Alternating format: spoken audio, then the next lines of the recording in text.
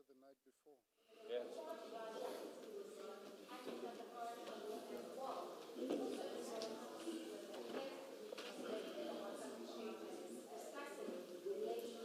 Yes. Good morning, all. We are ready to start the day's proceedings. It's 29 minutes past 9. Please make sure that your cell phones are off, unmute. Thank you.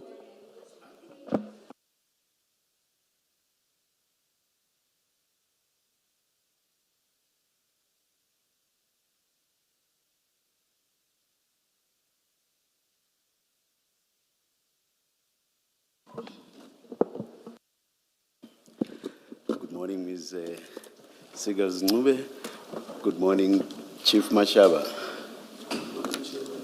Thank you. Good morning, Chair. Good morning, Commissioners. Good morning, Chief. Can you please switch on your microphones?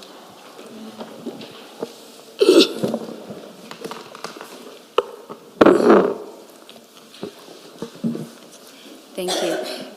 Chair, yesterday we dealt with starting on page 95 of CJC 274.3, the WhatsApp and screenshots bundle, where we dealt with the Chief's version regarding the reference to DD, and Chair, we had put certain propositions to the witness in response to his version, and Chair then asked that we provide the documentation, the announcement of Cabinet and that. We have now provided it. If I could beg leave for it to be handed up if it hasn't already. It is CJC 276, 1, 2, and 3, and I'll just take the witness through it, Chair. CJ. It will be handed to you. It's the loose papers there, CJC 276.1. Somebody will assist you.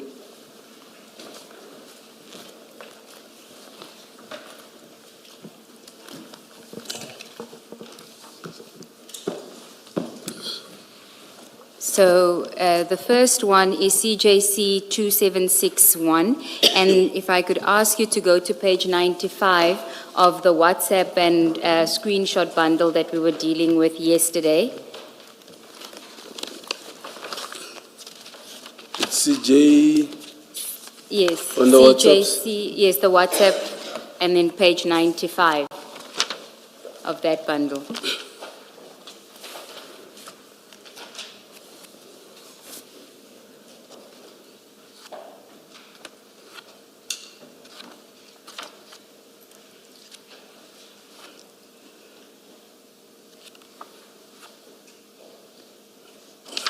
Do you have it? Yes, sir.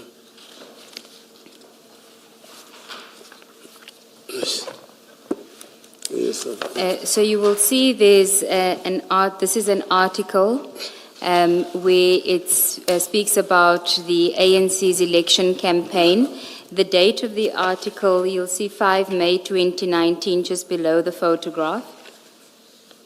Do you see that?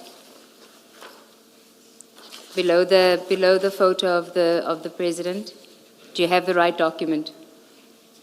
This one here? Yes. So there's a date below the image, 5 May 2019. Yes, I see it. Do you see that? And then if you go to the next page,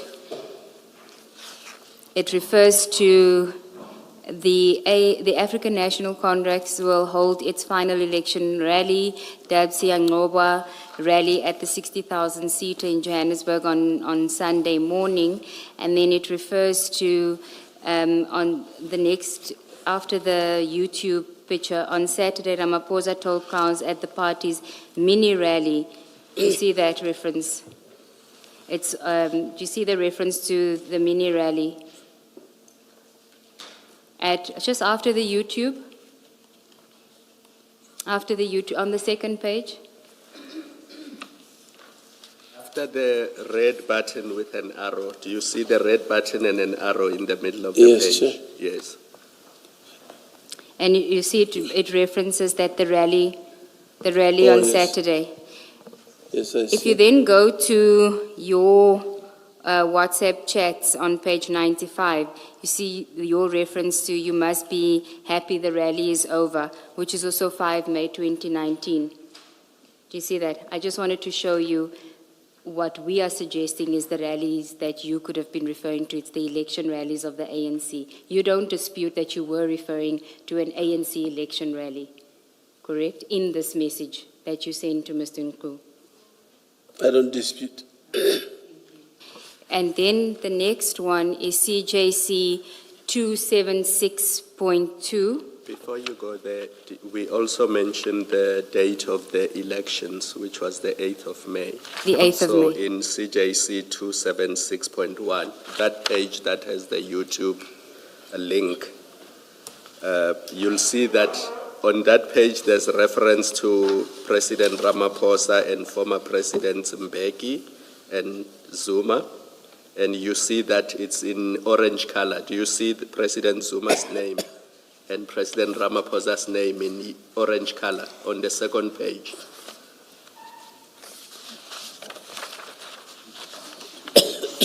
Just look for the colors. It will make it easy for you. Look for the orange colors that have President Ramaphosa's name and President Zuma's name. Do you see that? Third paragraph. On the same, Yes. But the next Second page, page, the next sorry. page.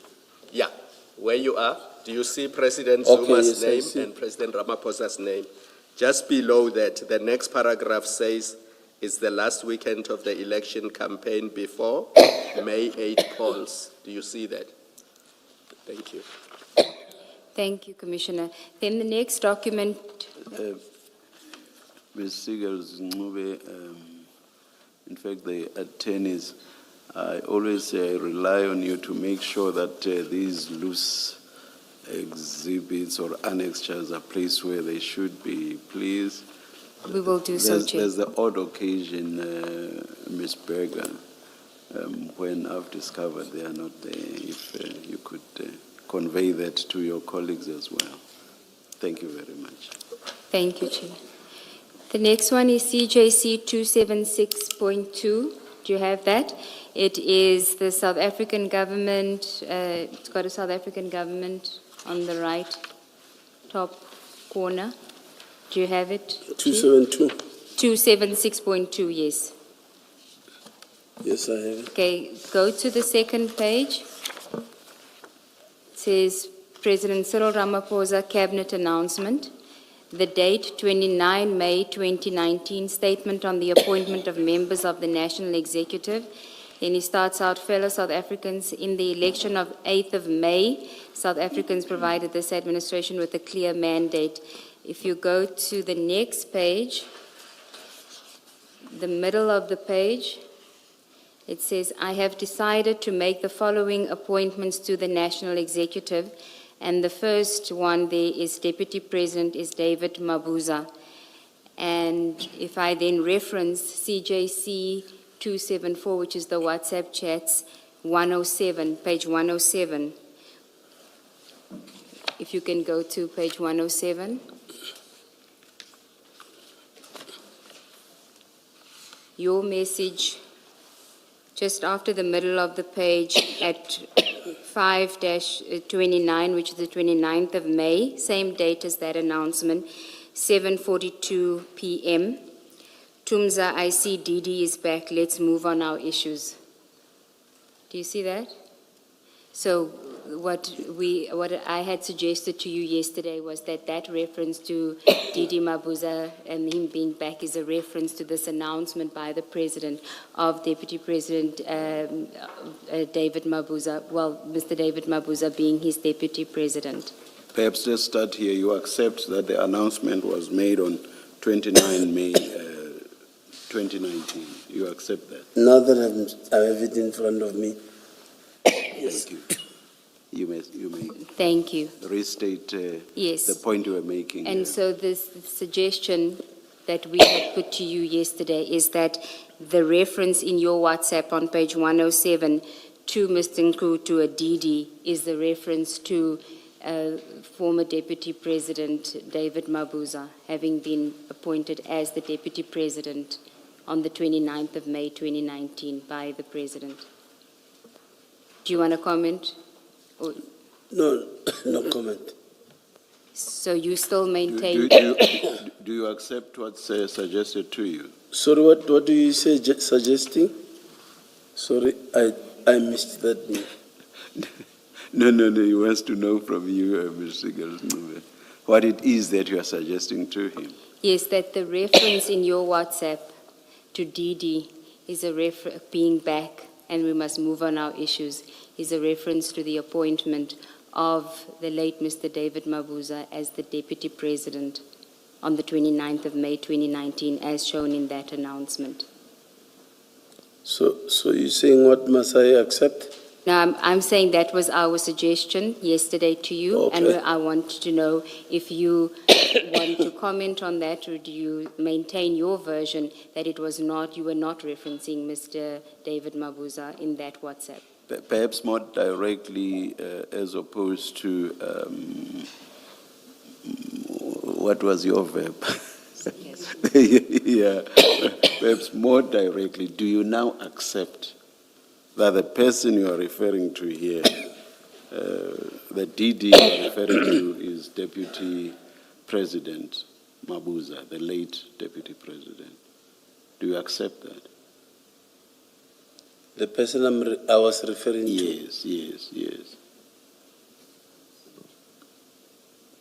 Well, I'll have to accept,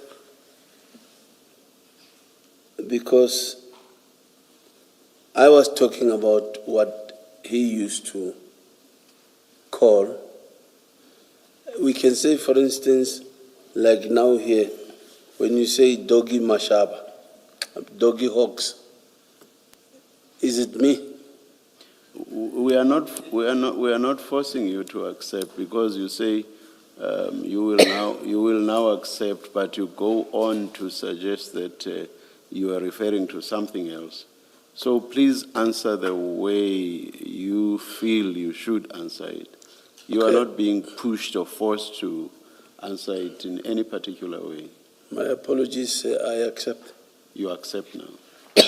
Thank you. And you also accept that the late Deputy President used to be referred to by some as DD. You accept that as well. Don't nod. Please speak. It must be captured. Oh, yes. Thank you. Maybe I'm having a difficult coughing, yes. You.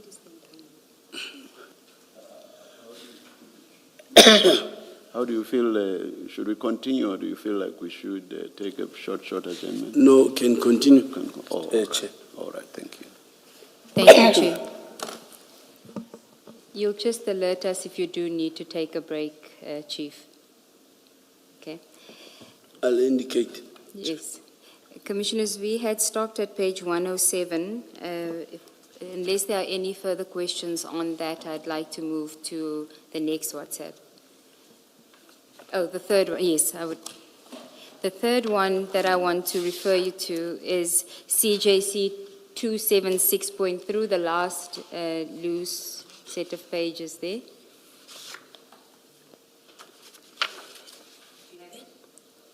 Yes. Okay, thank you.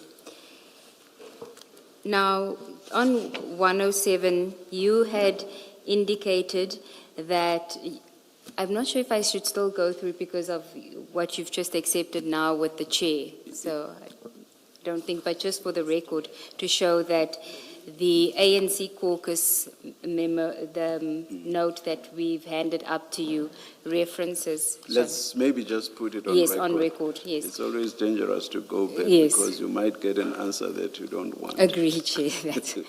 So the parliamentary caucus document, ANC caucus welcomes new members of parliament. And if you go to the second page of that document, you'll see the date, 15 June 2019.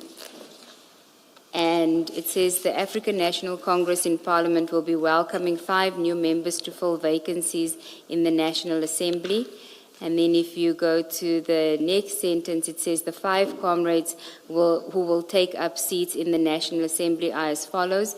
The second bullet point, Comrade Kebe Mapatswe will replace Comrade Jeff Khadebe, and that's on the 15th of June 2019. Now, in fairness to you, you did not suggest that your reference to Didi Mabuza being Kebi Mapatswe and him returning, being back, was a reference to him being a member of parliament, being appointed as a member of parliament. You said it was a reference to him being back in the country. Do you recall that? Yes. Okay, so, but we just want to place this on record. Thank you, Chair. And Thank- maybe, oh. sorry, maybe finally, Ms. Siggers, on this, to also note for the record that the swearing in Yes. would or was going to be on the 18th of June, 2019, just for Yes, completeness. thank you, Commissioner Baloy. Now, Chief, just to get back to the WhatsApps, I want to take you to page 264, which is the WhatsApp conversation between EB Boss and Mr. Nku. 264 of that same bundle.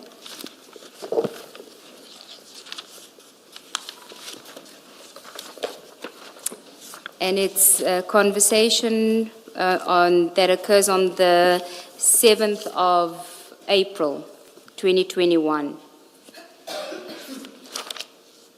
And perhaps if we can start on the previous page, 263. But before you go there, do you not want to do what you usually do and refer to page 125 or something similar? The page that identifies the phone numbers and other things.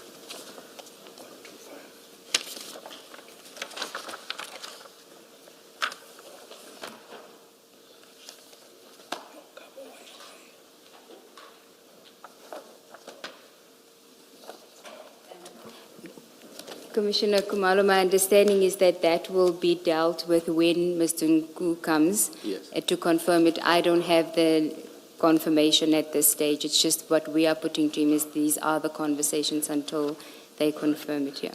Because he confirmed Nku's phone number and his phone number. Now he's being told that this is a conversation between Nku and Ibi Boss. Yes.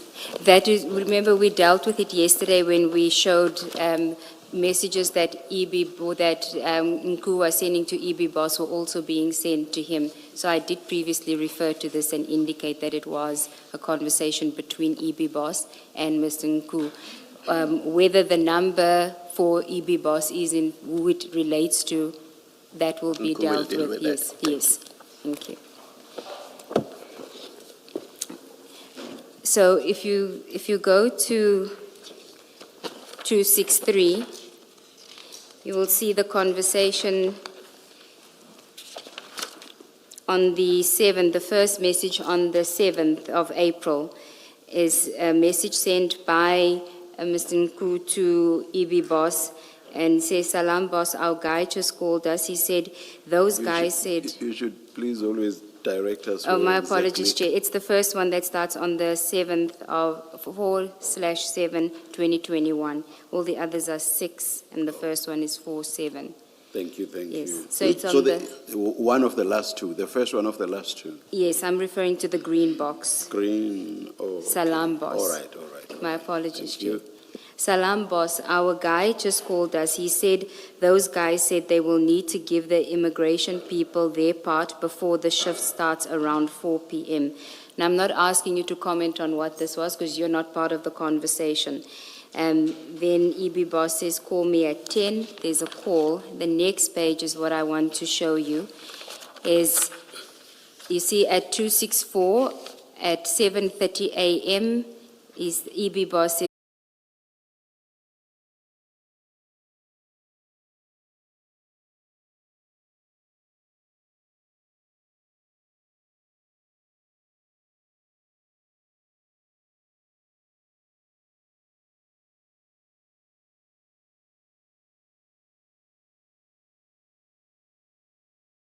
You are trying to extricate yourself from the inferences that we may have to draw because of this long existing relationship with all of the exchanges you had.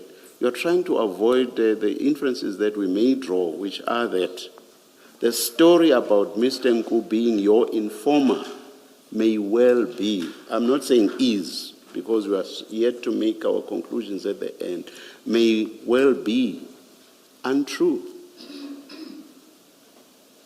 That's what you are trying to do right from the onset, before we get to a point where we say to you, Mr. Nku was obviously not just your informer. That is what is happening here, and we see right through it. Your comment? No comment, Chair. But you know as you sit there that what I'm saying is actually the true position. Yes, Ms. Sigals-Ncube. You may comment if you want to. No comment. Yes, Ms. Sigals. Thank you, Chair. Chief, there's one more exchange that I want to ask you about, and Ms. Siegels, are you moving off this? Oh, okay, maybe then let me ask my question. Chief, at that page 120, which is now your communication with Mr. Nku on this same subject, you have those green boxes that you've been referred to. Boss, they did not let him on the flight from Amsterdam. That's Mr. Nku to you, and then which seems to be just forwarding his conversation with Boss Ibi. And then the next one, tell everyone he's not coming. And then this is what seems to be what he directs to you. Hola, please postpone preps for today. Our guy is still busy with paperwork.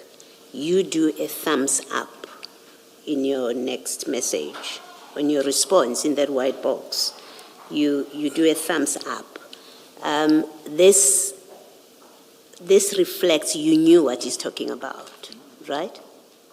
You don't ask him, what is he talking about? You do a thumbs up. So you know what he's talking about when he says in that trail, including postponed preps for today.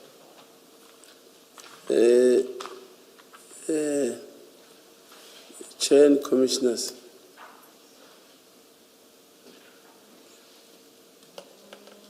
usually if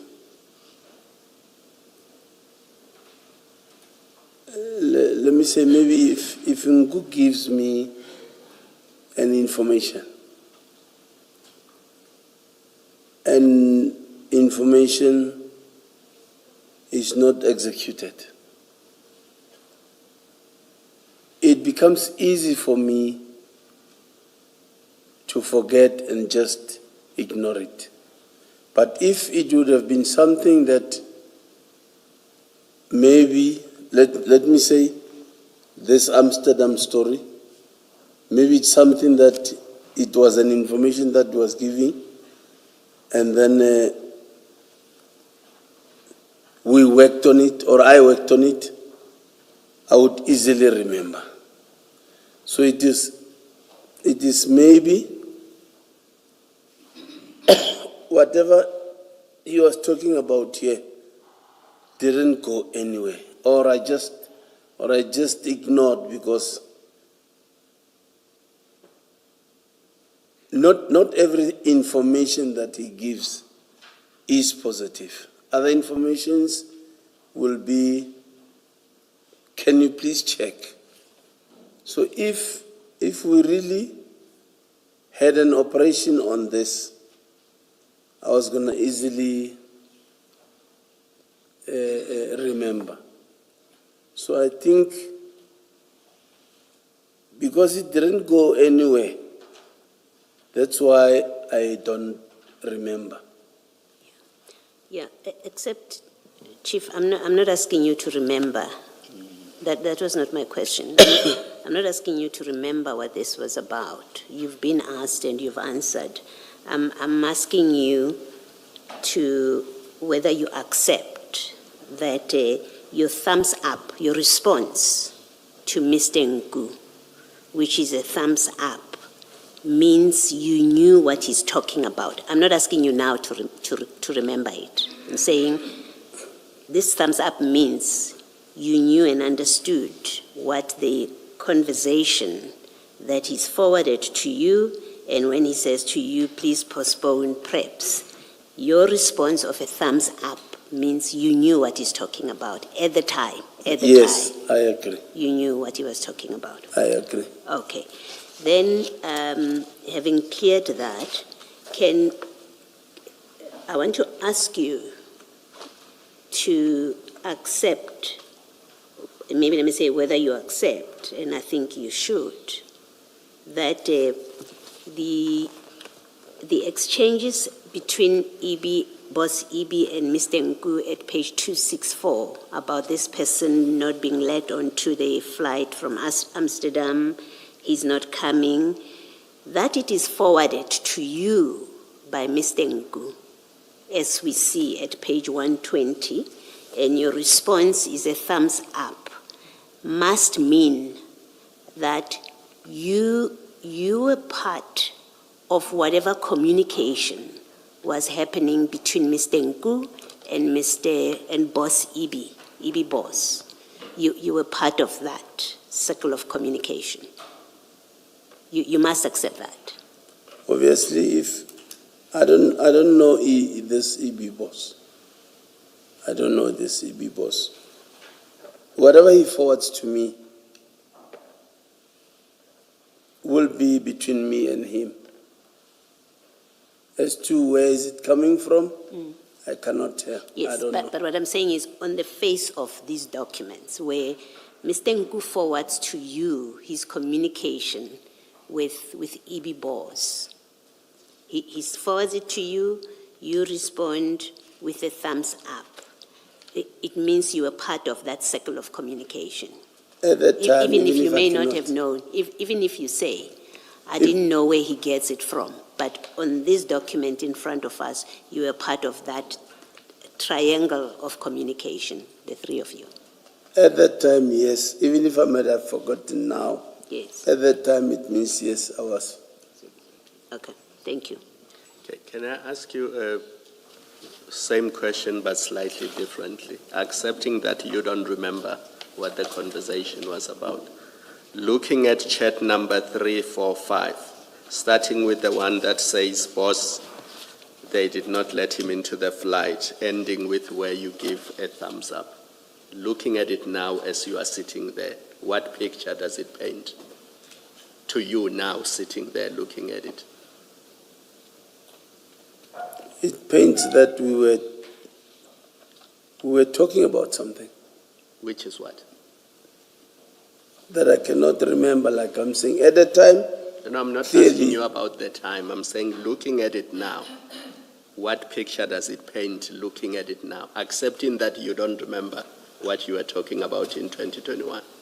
Read it as if you are reading it for the first time. What picture does it paint?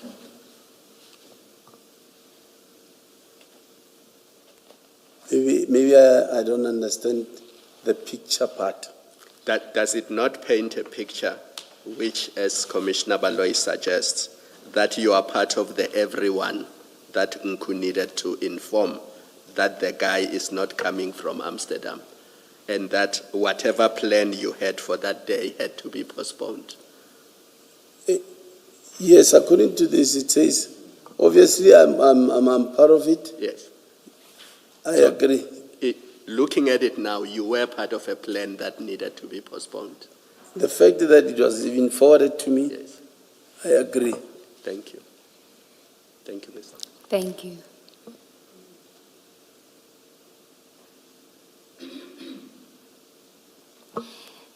Chief, could I ask you to go to page 47 of that same WhatsApp bundle?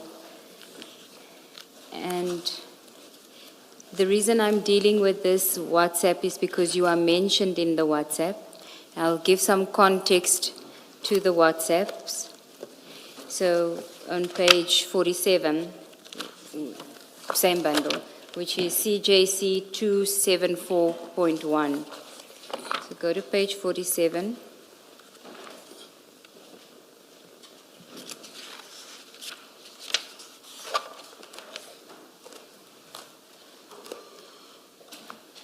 Do you have it? Yes. Okay. So let me just explain what this document is. So the document is a consolidation of the messages either between you and Mr. Nku or Mr. Nku and EB Boss. which the Commission's analysts have been collating. Page 47, you'll see, is a screenshot, in the yellow highlighted portion. It is a screenshot that was found on Mr. Nku's phone of a WhatsApp conversation. The screenshot is dated 29 June 2021, and you'll see next in the column, the third column, it says image. That's the screenshot. The bigger version of that, to make it clearer for you, on page 324 of the same bundle. 324. 4. Thank you. Page 324. Yes.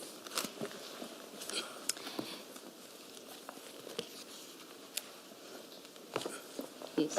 So it is 3 more conversations, my apologies, not WhatsApps. Now, they'll see the one on page 324 doesn't have a date.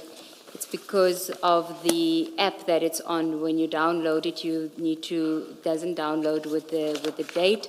But from the analysis that has been done, that's why I took you to page 47 first. What was found was that the screenshot was taken on the 29th of June 2021. And I want to read it to you, and it's between a conversation. Alpha is EB Boss, who we know as EB Boss from the WhatsApps. On Trima, it's Alpha. And this is Mr. Nku's phone, so his messages are the green blocks, and then Alpha would be in the white box. So I'm looking at the conversation from the top. It says, we don't know the exact date, but we see it says yesterday. Salam, boss, we will talk properly when we meet. Did VJ collect the keys? Yes, I will see you tomorrow. Hopefully I should be ready for you. VJ phoned today. His phone was off. We'll try tomorrow morning. Then Mr. Nku says, no problem, please to check with him. Then the messages that start at today. Mate, he won't give me the keys or the phone. He says legally he can't. He put up a big stink about General Mashaba. Also, he said it was a silver X5 with 2 white guys. They have footage, but it's not clear. They got in a white Merc. He also said someone called up about the keys, not Mashaba, said he works with him. Boss, this IO does not want to play game. Now, although it says General Mashaba, it is from the analysis that is being done by the Commission's analysts. The reference to General Mashaba is a reference to you. You don't have to comment on that because you don't know. I'm just putting it to you. I want to show you a conversation between you and Mr. Nku around the same time, and then ask you to comment it. And for that, if I can ask you to go to page 1, I think it starts on page 122.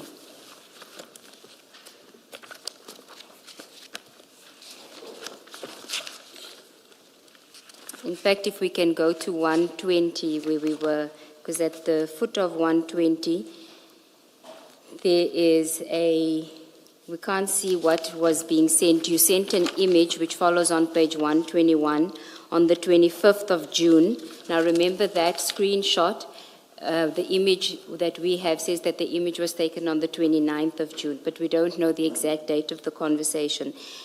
So you sent something to Mr. Nku, and then on page 122, the second block, you'll see there's a message that you sent on the 25th of June, 11:15 a.m. That's the only key I find.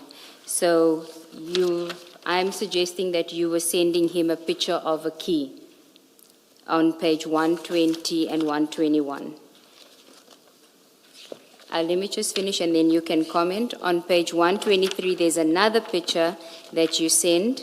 And then if we go to page 124, it says no message content to display. Then there's a message from Mr. Nku at 12:04 saying car key question mark. Do you see that? Page? Page 124. Yes, car key? Yes, he says car key question mark. Do you see that? I see that, yes. At 12:04 on the 25th of June.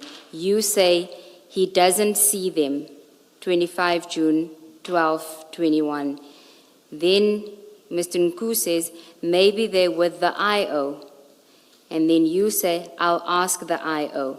And then you say, yes. You respond, yes. Now, I am suggesting that your conversation with Mr. Nku on the 25th of June has something to do with the conversation that we saw on page 324 between Mr. Nku and EB Boss, because you're referencing a key and there's also suggestion about a vehicle. You'll say, you see on page 324, he says it was a silver X5 with two white guys. They have footage, but it's not clear. They got in a white Merc. And then he also said someone called up about the keys, not Mashaba, said he works with him. And there's a reference to the IO doesn't want to play game. And in your conversation, there's also a reference to the IO. Do you recall what this was about?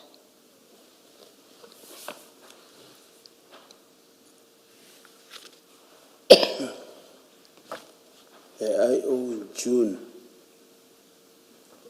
2021, yes.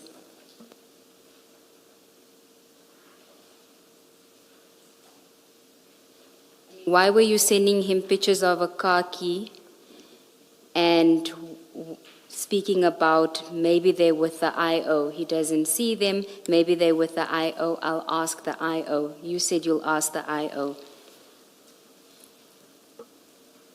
And again, it is a very specific thing. It's about a car keys that you took a picture of it. Why did you take a picture of this car key and send it to Mr. Nku?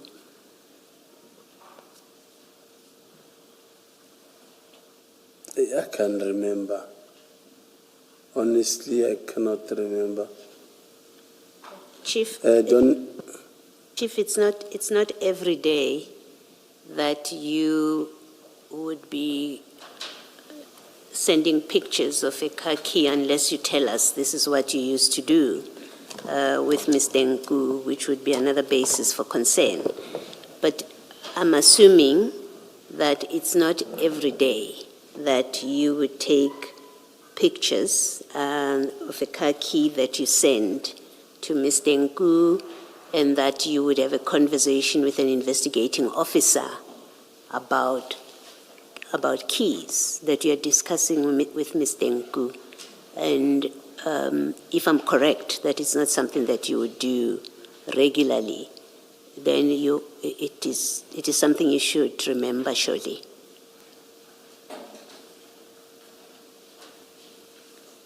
I'm trying to remember.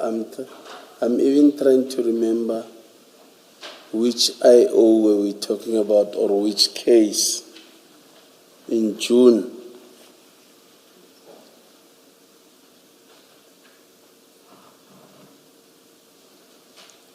If I may ask, is it the X5 car keys, or?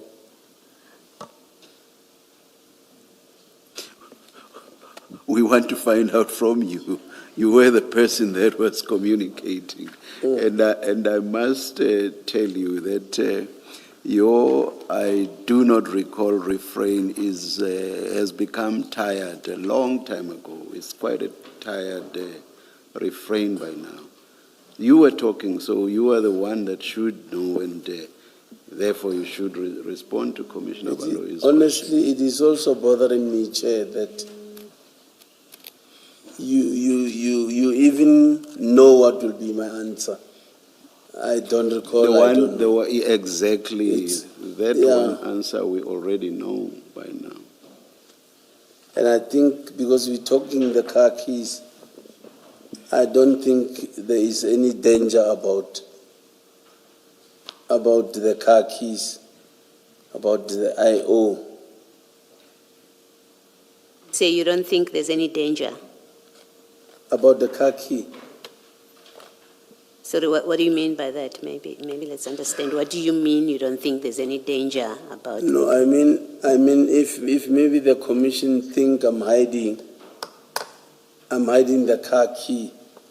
If I remember exactly, if we're talking the car key, it's not like we're talking a picture of maybe a bag of drugs or something. No, this is unlike a situation where you would be saying to your family, I can't find my keys, I can't find, that happens all the time. So if there was something relating to that and we were questioning you about that, we would understand you when you say, I do not recall. But as Commissioner Baloyi says, surely this certainly is a once-off. It is a once-off.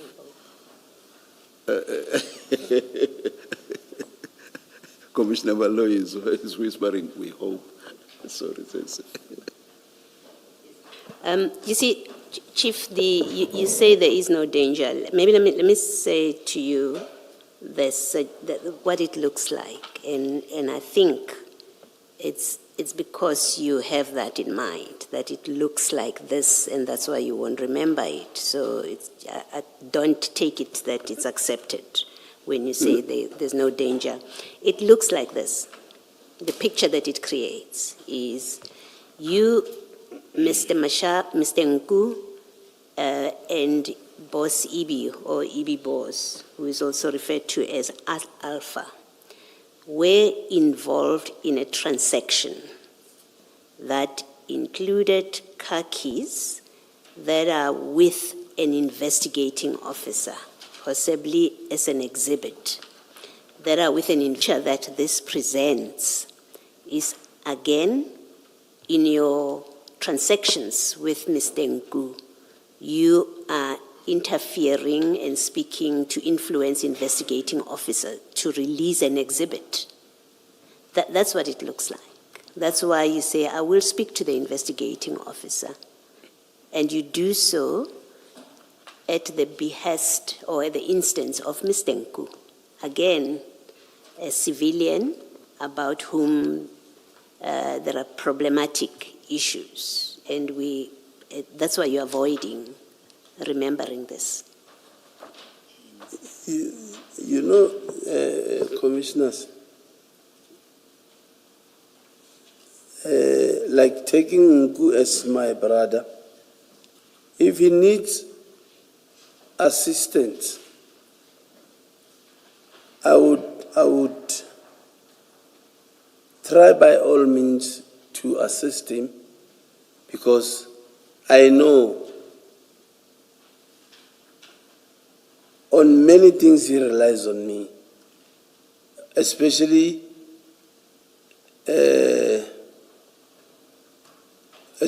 police issues, where he would say, maybe, can you maybe assist?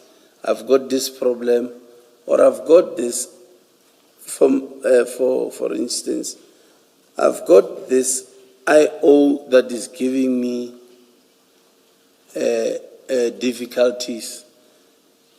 If it's possible, can you maybe try to talk to him? Because it's him, and with the relationship. And I want to suggest to you that that's exactly what was happening here.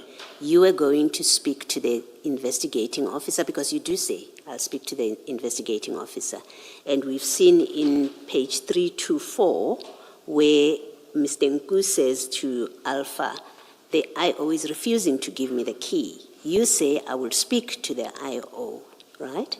And I want to suggest to you that you're speaking to the IO to help Nku get a key, because you're trying to help Nku to get a key. That's improper conduct. And that's what was happening here. That's what I'm suggesting to you, I'm putting to you. That's what was, you were seeking to get an exhibit from an investigating officer. That's what you were doing here when you say, I will speak to the IO. I'm suggesting that's what you were doing, and I'm further going on to say you were improperly, in fact, doing so. Do you want to comment?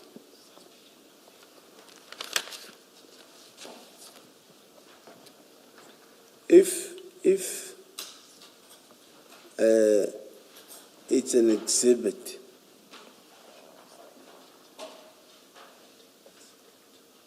that I know, let me say it's an exhibit of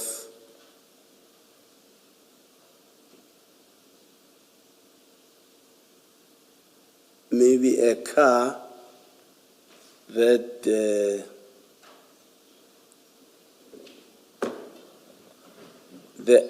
IO, other people can be difficult to say. Let's say the case is finished, but I hold on to the key because I want to punish this boy. But I wouldn't go out of my way knowing that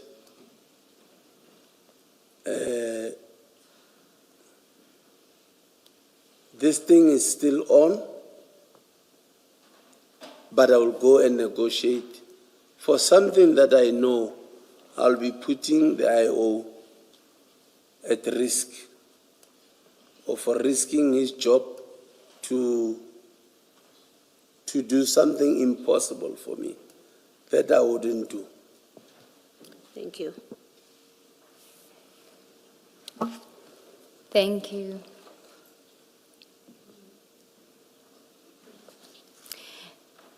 Chief, then can I take you to, just want to deal again with your version before I take you to the next message. You testified yesterday that on the 7th, the evening of the 7th, Mr. Nku called you and said to you that there is a truck with drugs coming from Durban to Johannesburg. On the 8th. On the 8th, sorry. And you told him that he must confirm it positively, and he did so the morning of the 5th, of the 9th, sorry, the 9th of July. He didn't quite give any information Yes. tending to show that this is positive, just that the truck is here. Correct, Chair, yes. You asked him to confirm positively that it is indeed, the information is correct. You say on the 9th, the morning of the 9th, he calls you, he says the truck is here in Joburg. Correct? Yes. Now, I had said to you that he didn't give you any information that would any new information other than the truck had arrived on the 9th of July, the morning of the 9th of July. You remember? He did not? Give you any new information on the morning of the 9th of July, other than to say the truck is now in Joburg. Correct? He didn't give. You, yes. Remember you asked him on the Thursday evening we must confirm the information positively, because you're not going to waste time on information that's not positive. Correct? That was your version.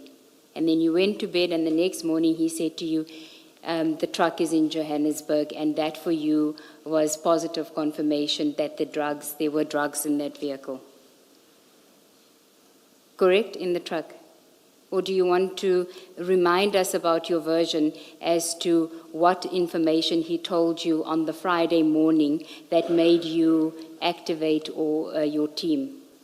Do you accept that the last thing Mr. Gersnube said is correct? That is, morning of the 9th, he said the truck is now in Johannesburg. Is that correct? Yeah, he said the truck is in Roykop. Yellow Yes.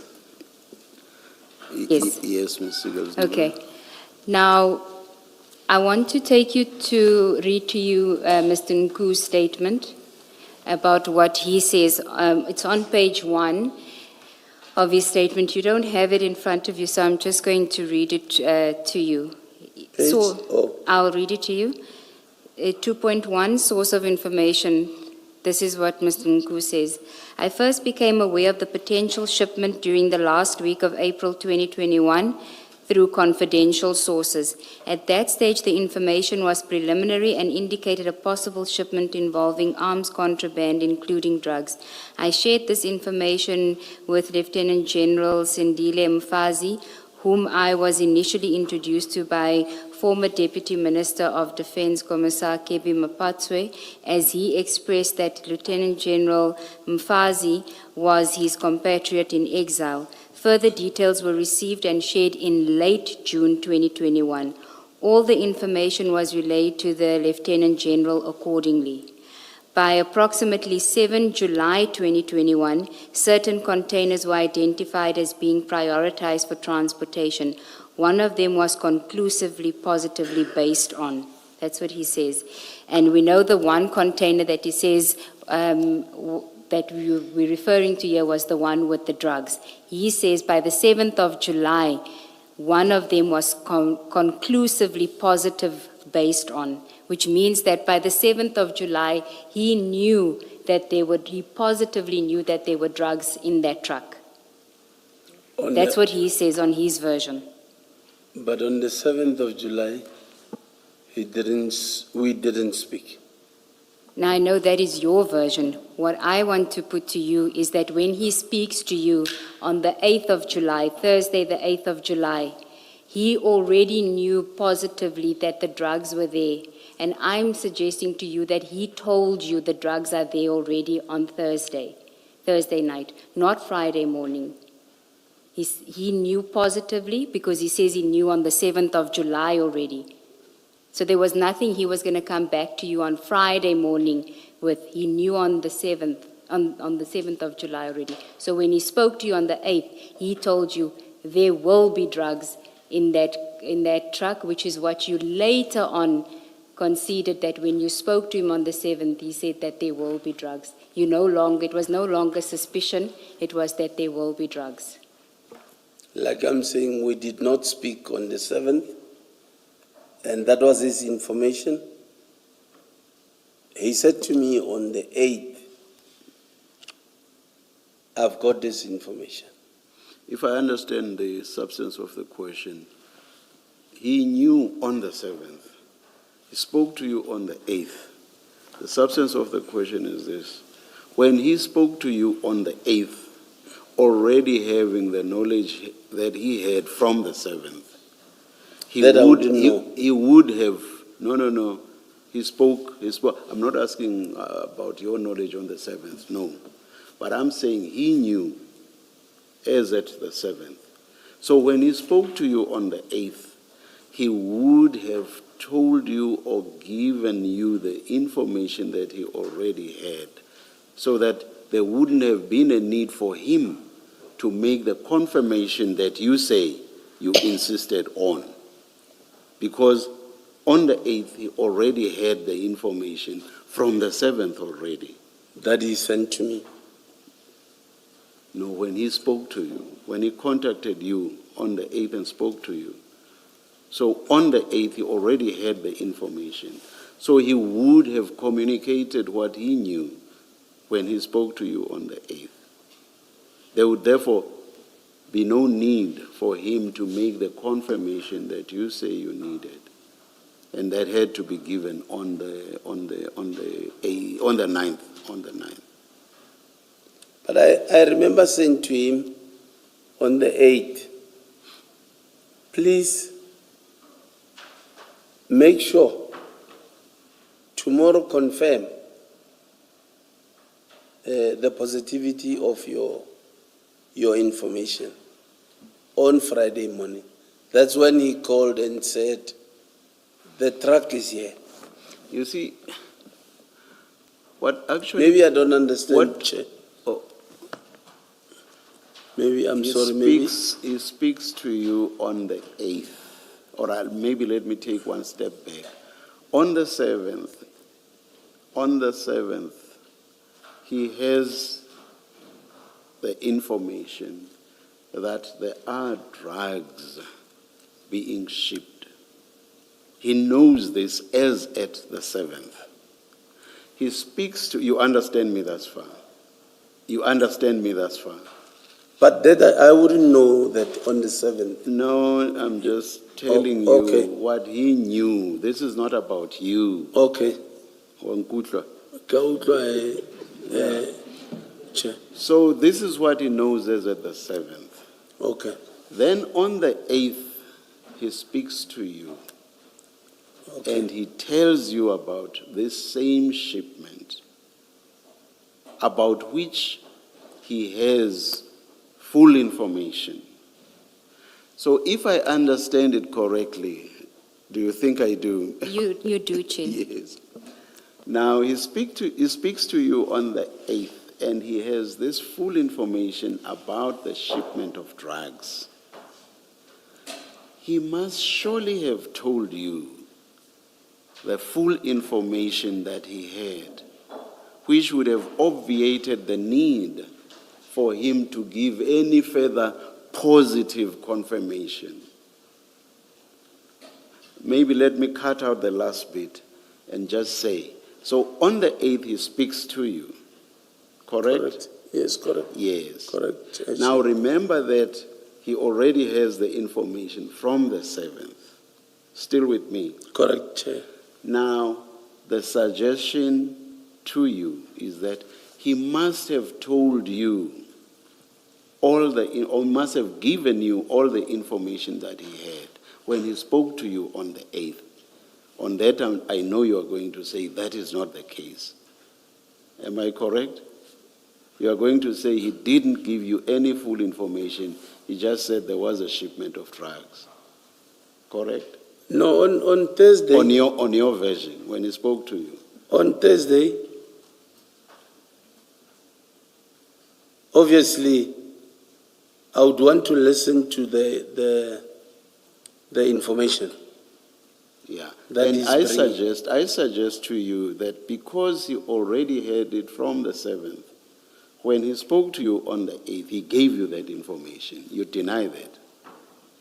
You deny that he gave you the full information with regard to the shipment. The information I got, Yes. it's from Thursday. The And confirmation what was the information? that the truck is from Devon Okay. with drugs. Yeah. All I needed on Friday was a confirmation. Now, I want to suggest to you that he gave you all the information and there was no need for any confirmation.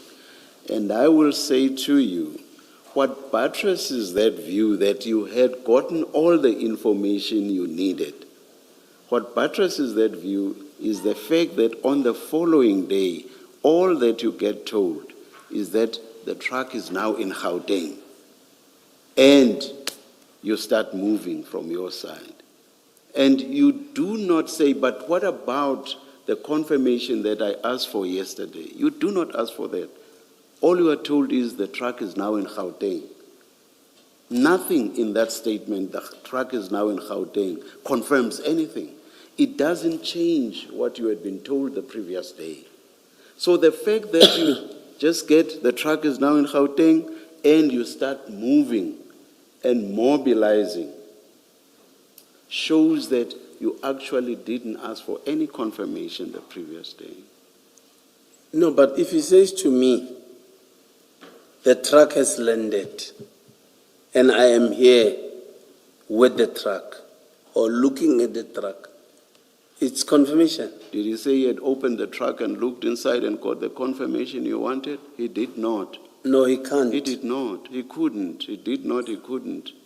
Yes. So where's the confirmation in merely saying the truck is now in Gauteng? Where's the confirmation of what you wanted the previous day? Him saying the truck is here, landed already, and I'm here. Please come. To me, it's confirmation. What confirmation did you want? When you said you wanted confirmation so that you don't leave things that you are doing, that's the language you used yesterday. What confirmation did you want?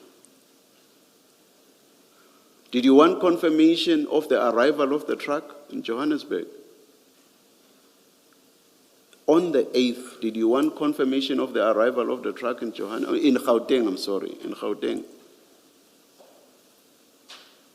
Maybe I'm missing it. You say on the 8th you asked him to give you confirmation so that you do not leave the things that you were doing for nothing. Did you not say so yesterday? Yes, You said so I yesterday. said so. Yes. Now what I'm asking you is, what confirmation did you want? I think him saying the truck is here. No, Was- no, that's the 9th. I'm asking you about the 8th. What confirmation did you want on the 8th? Remember on the 8th, Chair, he's saying, be on standby. This is what might happen tomorrow. This is the information. What confirmation did you want, Chief Mashaba?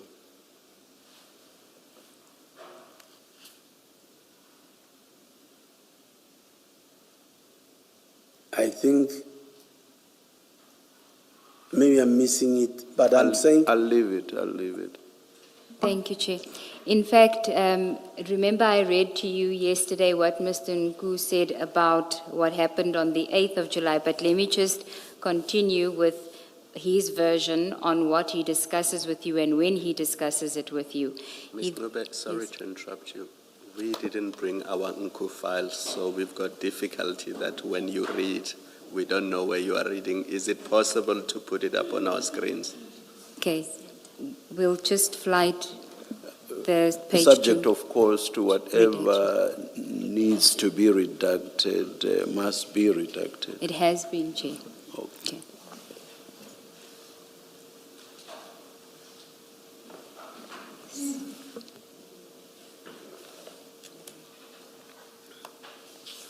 I'll read it into the record in the meantime. It is paragraph on page 2.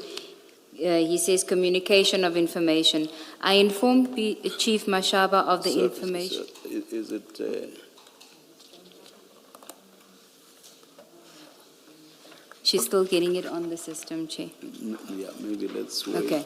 please. Yeah. Does Chief Mashaba have it? He also doesn't? Oh, all No, right, Chair. all right.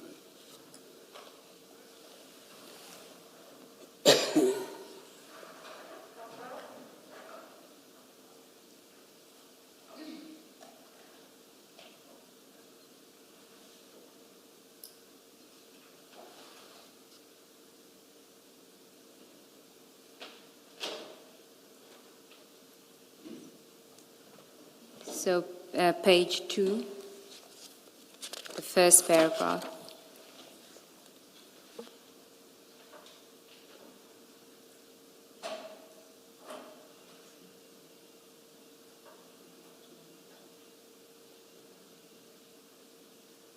So while they are busy with that, maybe, do we need our files for after tea? We do have them here. We just did not bring them to the venue. I'm only going to be dealing with this because of the inconsistency with the versions. So page 2, it's the heading on page 1 says communication of information, and on page 2 he says, I informed Chief Mashaba of the information on or about 8 July 2021 around 7:30 p.m. after I became satisfied that the information was sufficiently specific to warrant operational follow-up, as the yellow jersey truck which was carrying the container in question had been traveling in record time towards Johannesburg. In relation to Chief Mashaba, it was a last-minute request, as the high-ranking official who was supposed to have assembled a team to run the operation was not available at that point.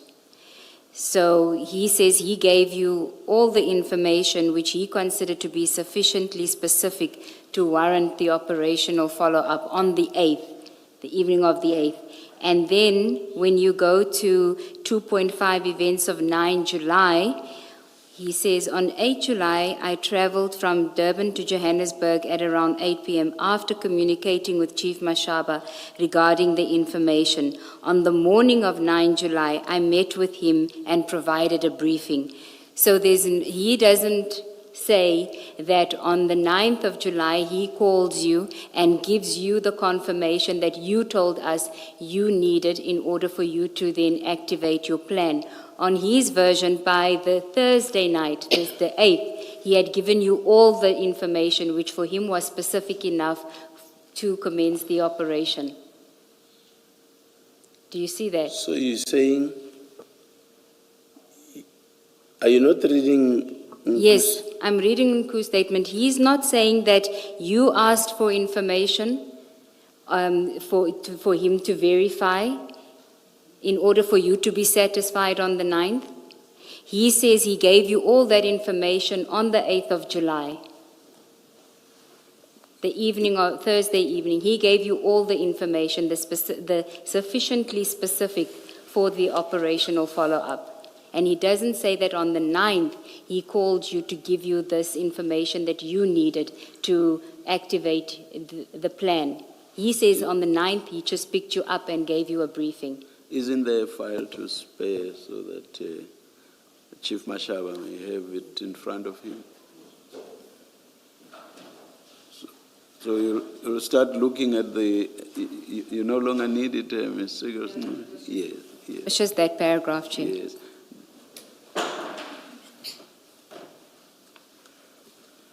You'll see there's a paragraph at the top, I informed. Yes. And then you skip to 2.4, and you don't read the whole of 2.5. Yes. Read up to which line? Yeah, and then you read the first and second sentences. Yeah, of 2.5. 2.5. On 8 July 2021, I traveled from Durban to Johannesburg around 8 p.m. after communicating with Chief Mashaba regarding the information. On the morning of 9 July 2021, I met with him and provided a briefing. He indicated that he was calling a warrant officer, Pukungwane, from Alberton Police Station, as the area where the yellow jersey depot was fell under their due restriction. I think he meant jurisdiction. Did you finish reading the paragraph at the top that starts with I informed? If you didn't, please continue. Must I read it too? No, for yourself. Okay. So you can read the first paragraph on page 2, I informed Chief Mashaba.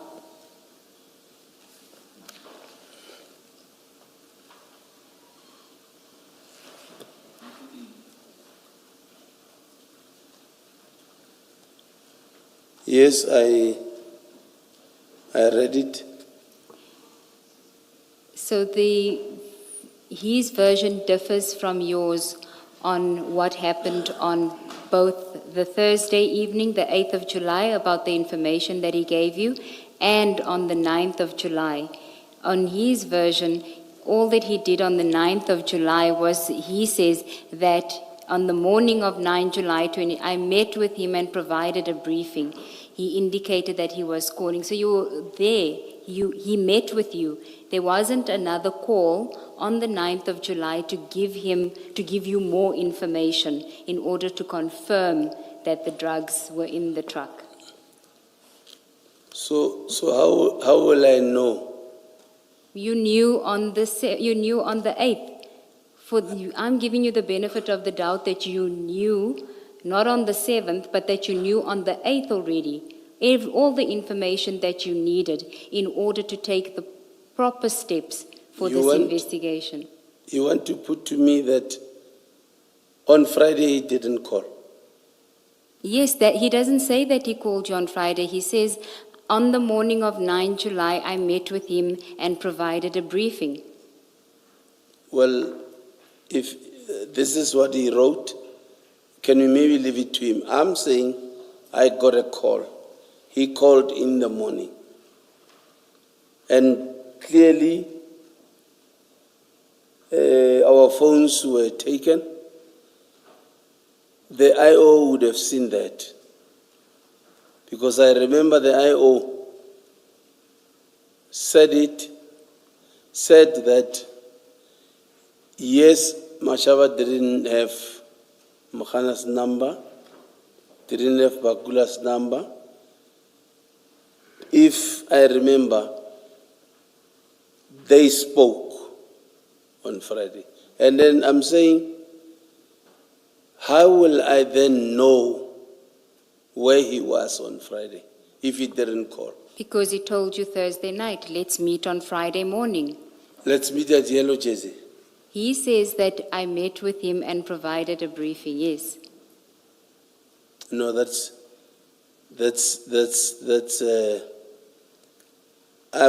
I'm saying to the commission, he called on Friday morning. Okay, so Everything didn't end on the 8th. On the 9th in the morning, he called Okay. and sent me location because he had to direct me. I didn't even know where Yellow Jersey. I know the area, but I didn't even know that's Yellow Jersey. Okay, He had to even send me location. okay. Then, still on this topic, if you go to page 50 of the WhatsApp and screenshots bundle, Page? 50.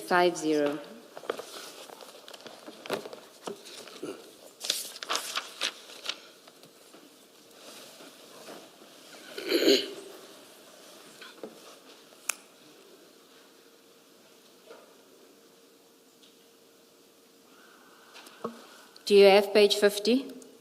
50, yes. Yes.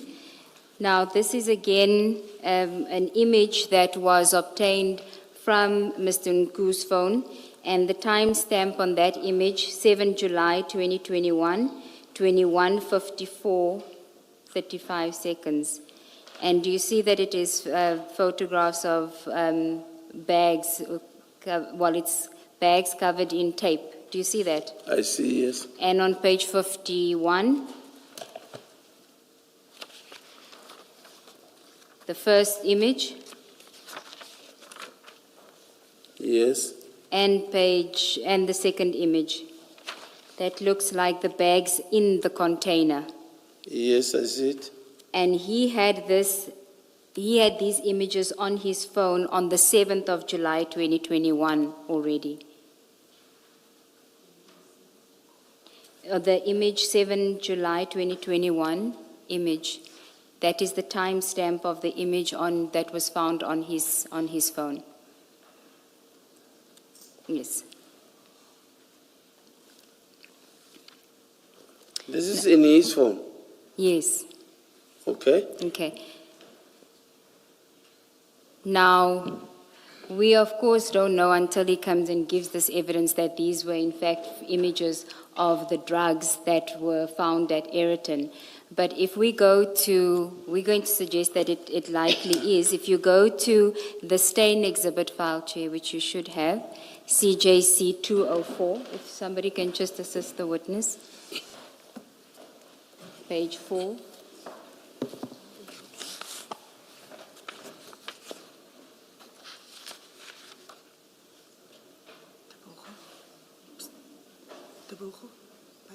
Four.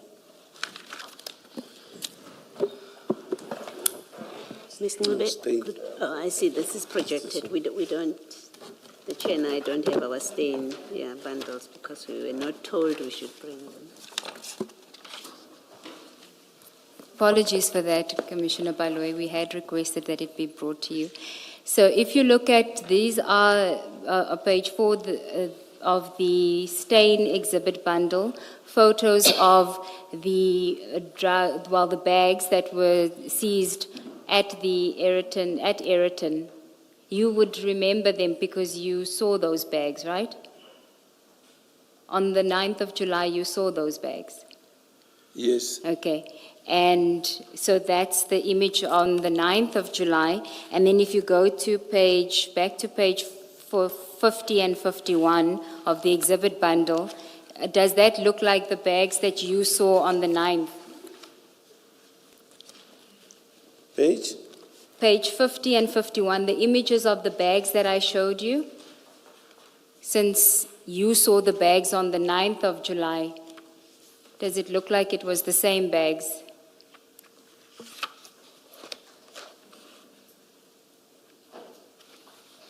We at least have the benefit of having you here, because you would have seen those bags. on the 9th of July because you Are you handled it. saying what? I'm asking the Yes. witness whether the bags that he handled on the Yes, 9th of yes. July looks the same like page 49 and page 50 and 51, the photographs, Same or similar? same or similar. Or maybe he'll say the same, they are the same. Not On Stains not similar, Exhibit 5. perhaps. I want to similar, put it perhaps. higher than that, Chair, because he's effectively an eyewitness. He saw the bags. He should be able to tell us whether they look the same. Maybe to ask you a question differently, if I may. Chief, your evidence and the Mahane as well, evidence is that when the container was open, the bags fell out. You remember that evidence. Now, the images that are on page 50 and 51, Is it on Stains file? The images? No, the images, as I understand it, the image that is now at page 50 and at page 51 were found, it is said they were found in Mr. Nku's phone, those images. Remember the WhatsApp file at page 50? So what Ms. Seagulls says the evidence will be in due course, and what she's putting to you is that according to the analyst, these pictures that you see, these images that you see at page 50 and 51 were taken from Mr. Nku's phone, and they look like they were taken from inside the container. But forget the last part about the container. The question I think that Ms. Seagulls is seeking to clarify with you is that the bags that you saw fall out of the container, they looked like what you see at page 50 and 51. That is what is being sought to you. I see the wrapping Yes. looks the same, but here on this one, I don't see clearly, because on the 9th, the one for the 9th, Yes. they got both handles not Yeah. wrapped. Which was my question, whether when they fell out of the container, when you first saw them, did they have this kind of wrapping that you see at page 51? Yes, they were. Yes, They were had wrapped. that wrapping. All right, thank you. Ms. Seagulls? Thank you. Thank you, Chief. So it seems to me that if Mr. Nku has photographs of the drugs in the container on the 7th of July, 2021, I mean, this would have been taken before the container left its destination where it was coming from. So he had these photographs. He had them on the 7th of July, 2021. He speaks to you on the 8th of July. So I am saying to you that it is implausible that knowing what he knew on the 7th of July, that he wouldn't have confirmed with you positively that the drugs will be there, and I am saying to you that by this, when he speaks to you on the 8th of July, you had all the information that you needed to contact the necessary and the relevant authorities to deal with this matter on the 8th of July already.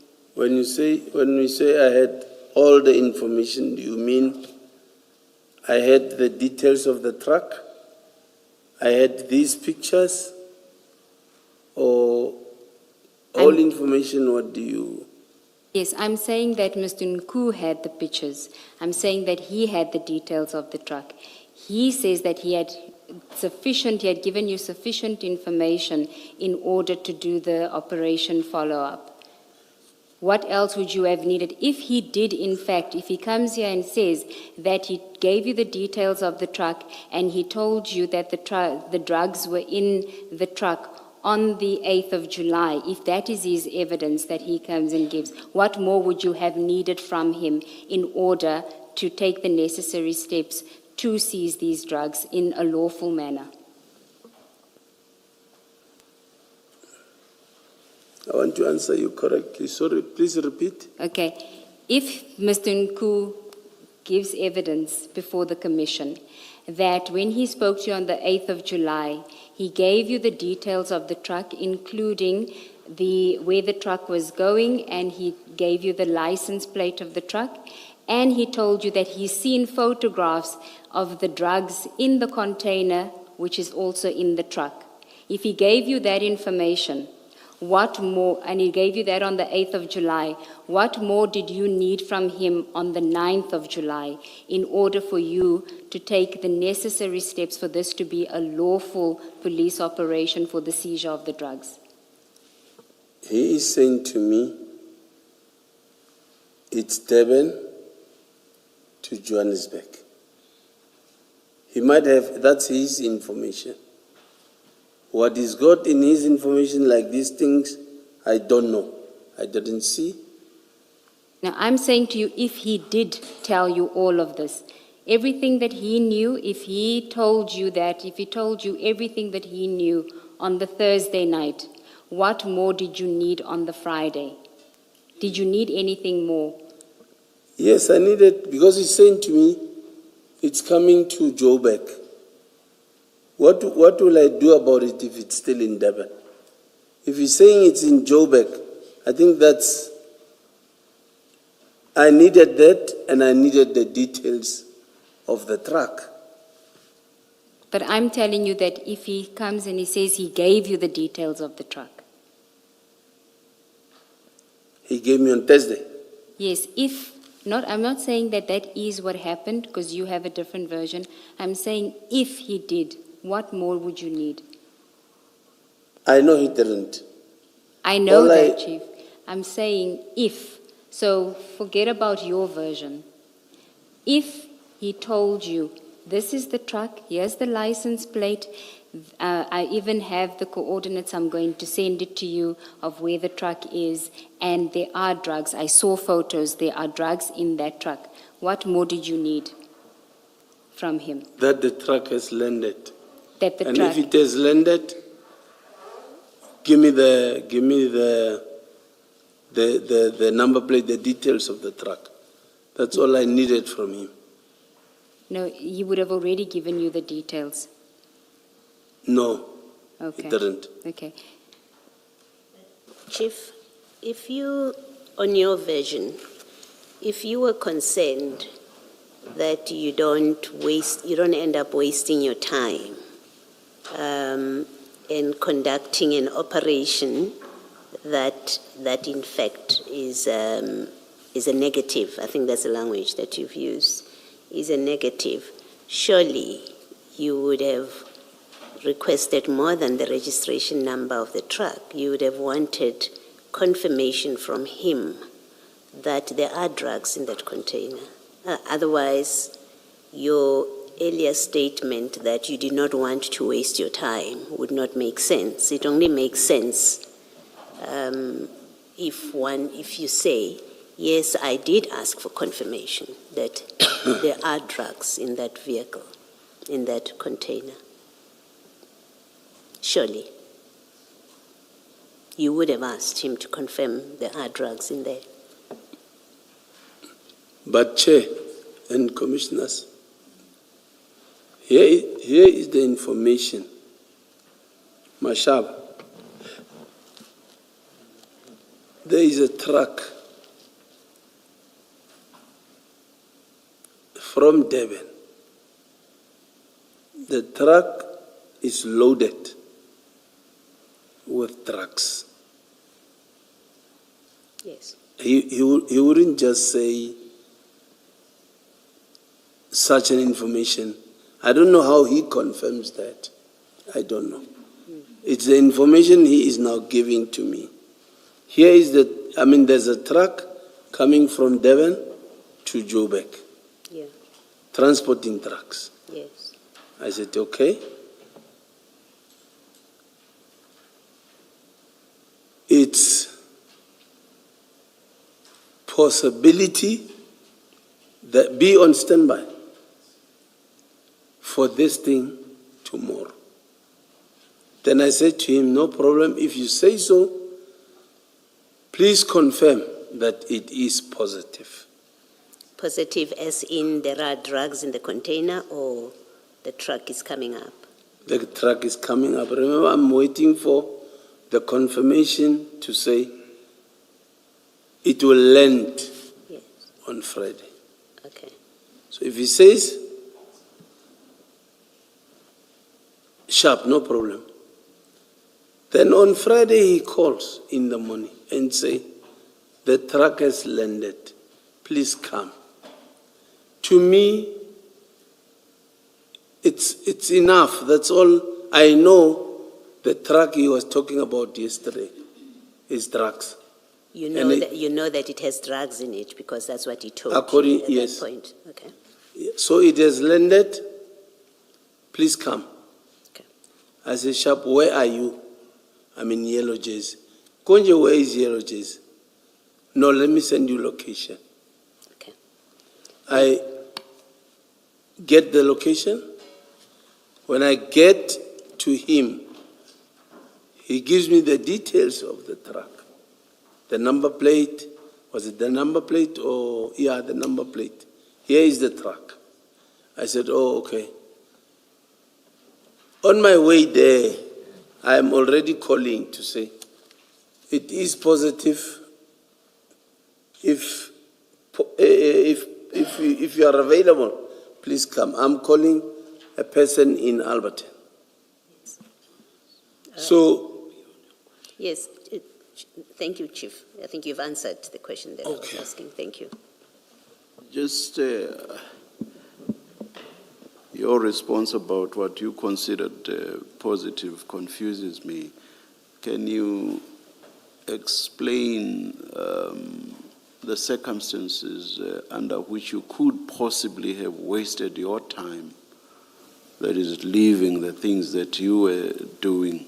Under what circumstances could that possibly have happened then, in the context of what you've just explained to Commissioner Baloyi? I'm basing this on the answers you gave yesterday.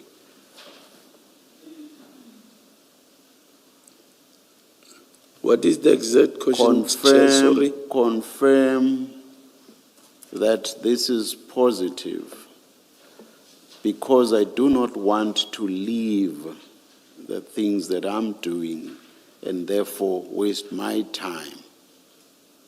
Now, I want to have an idea of the possible circumstances under which you could have wasted your time for you to insist on a positive confirmation.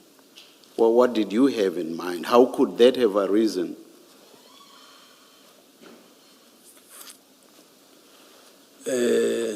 Chair. Number one, I'm going to mobilize resources. No. That's not about the resources or whatever else you would have had to do once there was positive confirmation. Because mobilizing is when you are satisfied that there's positive confirmation. That's not what I'm asking you. You are saying you wanted to be assured that this was positive, correct? Yes. Yes. And that was for a reason. You did not want to waste your time and leave the things that you were doing. You said so yesterday, correct? Yes. Yes, Chair. Now you say it was enough if you were just told that the truck is now in Gauteng. That was enough. Now, what I want to understand from you is what could possibly have given rise to a waste of your time? That I come there and there's nothing like that. You come where you go to where he said the truck was. On Friday. And how could you possibly go there without him having said, come, the truck is here? That's all I needed that's all I needed. But from how you. could you have gone there without him first having told you that the truck is here? Maybe I don't You would understand. never have had to go there without being told that the truck is here. I was not Because gonna- one, you didn't even know where exactly the truck would have to go. So you would have had to be told by him that the truck is now here. Yes. You get me? Yes. So what I'm Commissioner. saying is, your insistence that you should be told that the truck, or rather, this is all positive. Your insistence that you should be told that does not make sense because you would have had to be told anyway, because you would not have been able to just up and go without him first having told you that the truck is here. So the positive confirmation that you are telling us about would have had to happen as a matter of course anyway. So it doesn't make sense that you insisted on positive information or positive confirmation. The positive confirmation you are telling us about would have had to happen as a matter of course. Positive confirmation that would make sense is positive confirmation that this is indeed drugs. And that's what we say he must have told you the previous day on the 8th already. Otherwise, positive confirmation that the truck has arrived does not make sense. He would have had to tell you that as a matter of course. Because how else or why else would you just up and go? And where on earth would you go to? I can see from your face that you understand nothing of what I'm saying. Hi. Maybe you, Hi. Chair, Ke tla bua ka Sesotho he. at least I'm getting lost. No, I will leave it at that. Shall we take the tea adjournment, Chair? Let's move on to 25. Oh, what 11:40. Let's adjourn and come back at 11:40.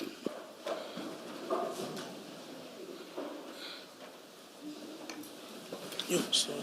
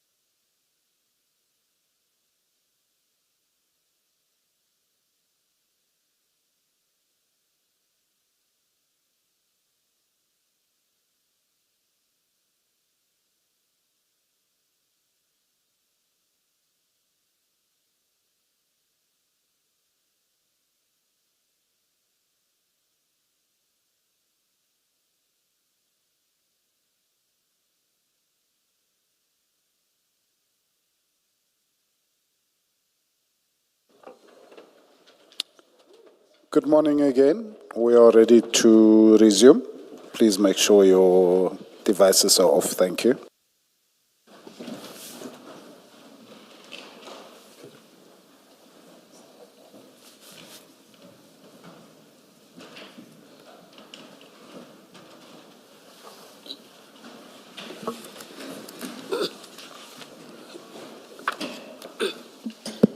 Yes, Mr. Gelzingube. Thank you, Chair.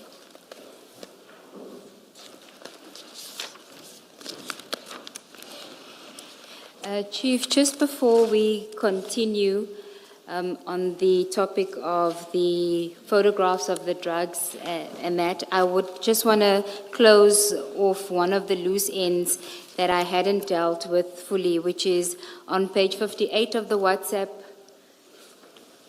bundle exhibit.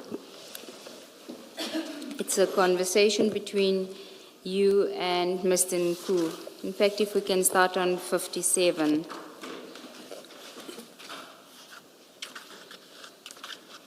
On the 21st of February, the last one on page 57. It's a message from Mr. Nku. Do you have it? Yes.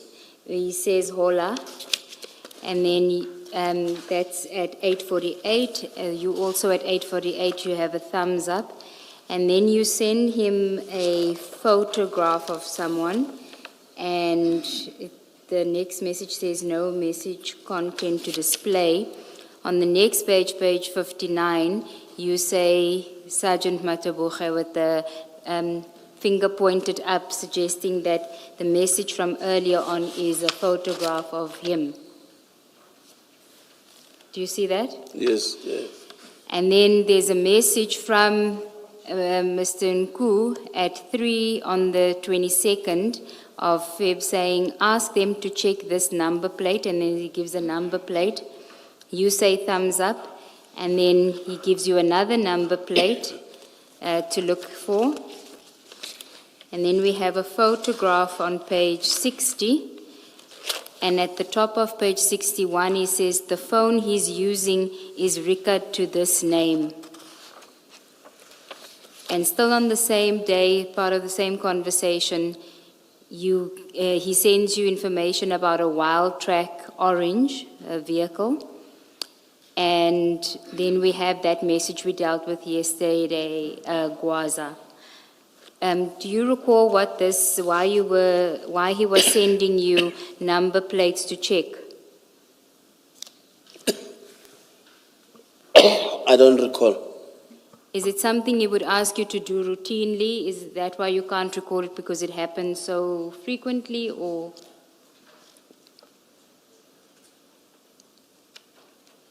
Sorry, what's the question? Is it the reason why you can't recall because you did it often for him, so you can't recall this specific instance where he gave you these number plates to check, you don't know why? Or is it that you've now taken your usual stance of not remembering for the sake of convenience? I know that I can check number plates. So this I don't recall. No, Why? what do you mean you know you can check number plates? What do you mean by that? I see here on ask them to check this number plate. Oh. If you say here they saying, or he is saying, here is the number plate that needs to not to be checked, but here's the number plate. Hey, I don't understand. I don't recall Sorry, what's Chief, happening. you were asked, what do you mean you can check number plates? Not reading from the chat what you said. No, I thought. Does it mean you have a gadget or a device as part of your duties that when I give you a number plate, you are able to check using that device who the car belongs to? I'm able to check. Yes. Okay. Now, this is something that you do in your official capacity, to check number plates. Yes. Okay, so there would have had to be a basis for you to do it in your official capacity and lawfully. You can't just randomly, for whatever reason, even or specifically for personal reasons, just check a number plate of any person. There Yes. must be a basis for it, surely. Yes. A lawful basis. There? A lawful basis. You must have formed the view that it's a lawful request that's being made by a citizen to you. You can't just decide that, you can't just offer to check people's number plates because a civilian requests that you check them. Can you? No, I can't just. Yes. Me, I can, let's say the car is parked next to my yard. Even if I'm off, I can take the number plate and check.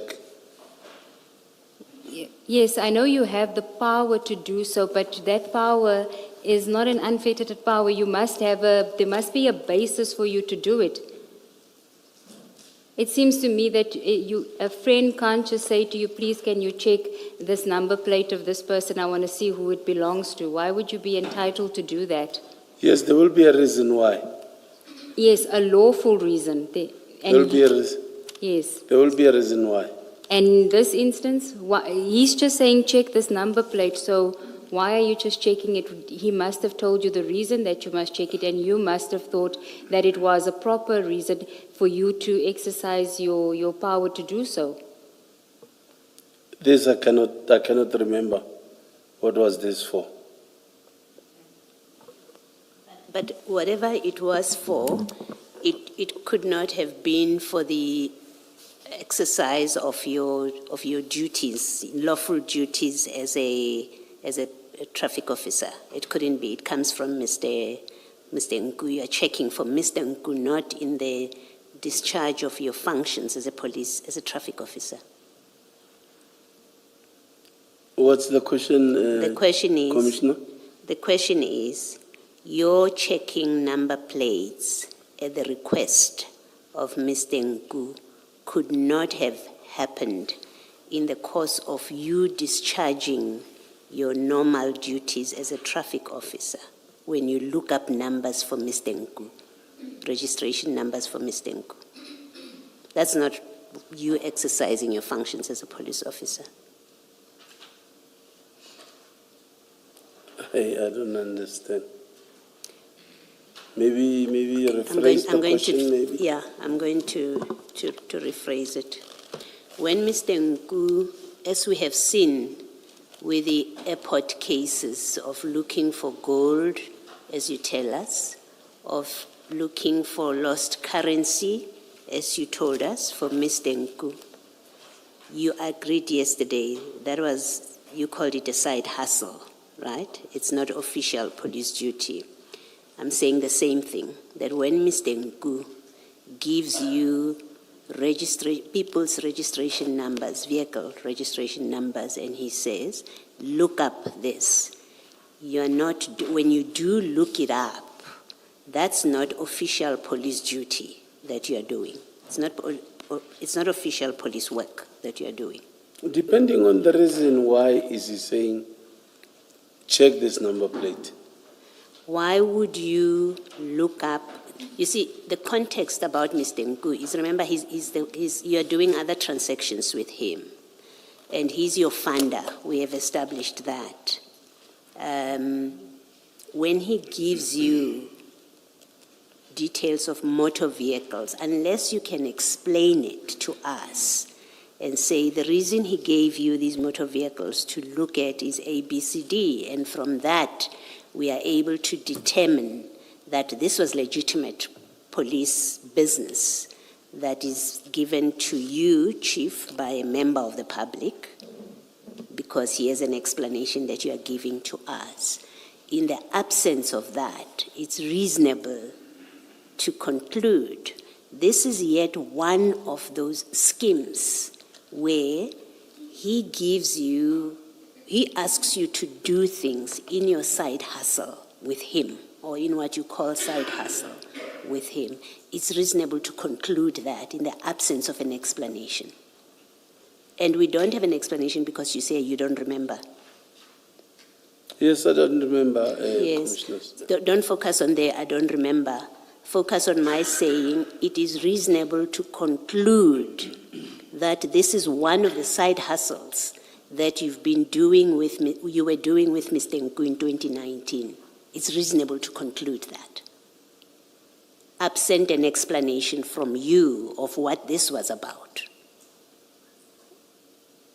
Well, I wouldn't agree because I'm saying I don't remember. I wouldn't agree it's one of my side hustles. I'm saying it's reasonable to conclude that it is one of the side hustles because we don't have any other explanation from you. Is it reasonable, Commissioner, to me? I'm saying, well, it's reasonable for me to conclude. Oh, okay. I'm happy to bring it to me. Well, It's reasonable for me to conclude. I'm suggesting to you, it's reasonable for me to conclude in the absence of an explanation why Mr. Nku is giving you registration numbers to check that this is yet another case of your side hustle with him. well, I don't have control over that, Commissioner. Over what? Over your conclusion. I'm asking you it's reasonable. I'm not asking you whether you have control over my conclusion. I'm asking you to apply your thought process that look at these facts. Fact, he sends you people's registration numbers, including in some case a car, a vehicle model. He gives you that information. We ask you, you get asked, why do you have this? Why is he sending you this stuff? You say, I don't remember. And I'm saying to you, it is a reasonable conclusion to draw in the absence of an explanation for that activity, that this is one of the things that you are doing as a side hustle with Mr. Nku. I'm saying to you, it's reasonable. You can say you don't have a comment, and I'll accept that, but you've heard what I say, that it is a reasonable conclusion. No comment. Okay. Commissioner. Why were you giving him, Mr. Mataboge here, Sergeant Mataboge, is he someone that you know personally and that you have a relationship with? I don't even remember. I don't know Mataboge. No, I don't accept or I don't believe you that you do not remember because you actually had a meeting with him. You tell Mr. Nku, let me find that page. Yes, at page 56 of that same bundle. So what you do is you send a picture on the 22nd of February, but before you send that picture, on the 18th at page 56, you say, good morning, S. We met very late yesterday with Captain Mataboge. He is talking to his colleagues today, and we expect a positive answer. This is you writing to Mr. Nku. So it's unbelievable. It's difficult to accept that you don't remember. You met with him. You sent a picture of him to Mr. Nku. It's simply not true that you don't remember who he is and what it was about. I don't remember, Commissioner. Thank you.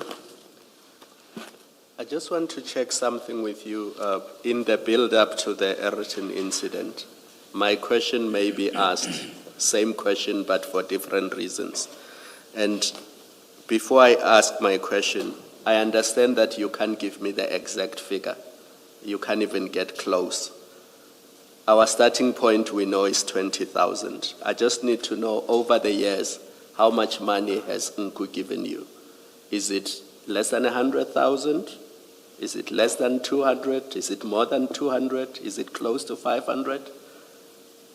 You can give me a round figure that is close to what you believe is. That's too much money. How much has he given you over the years? If you had to guess without giving me the exact number, if you had to estimate. It wouldn't be more than 50,000. But it will be more than 20, we know that. It wouldn't be more than 50,000. No, it will be more than 20, but it won't be more than 50,000. That's what you are saying. Yes. Yes, because we agreed yesterday that the starting point was 20,000. So he would have given you something between 20 and 50,000, and that's about it. Yes. Okay.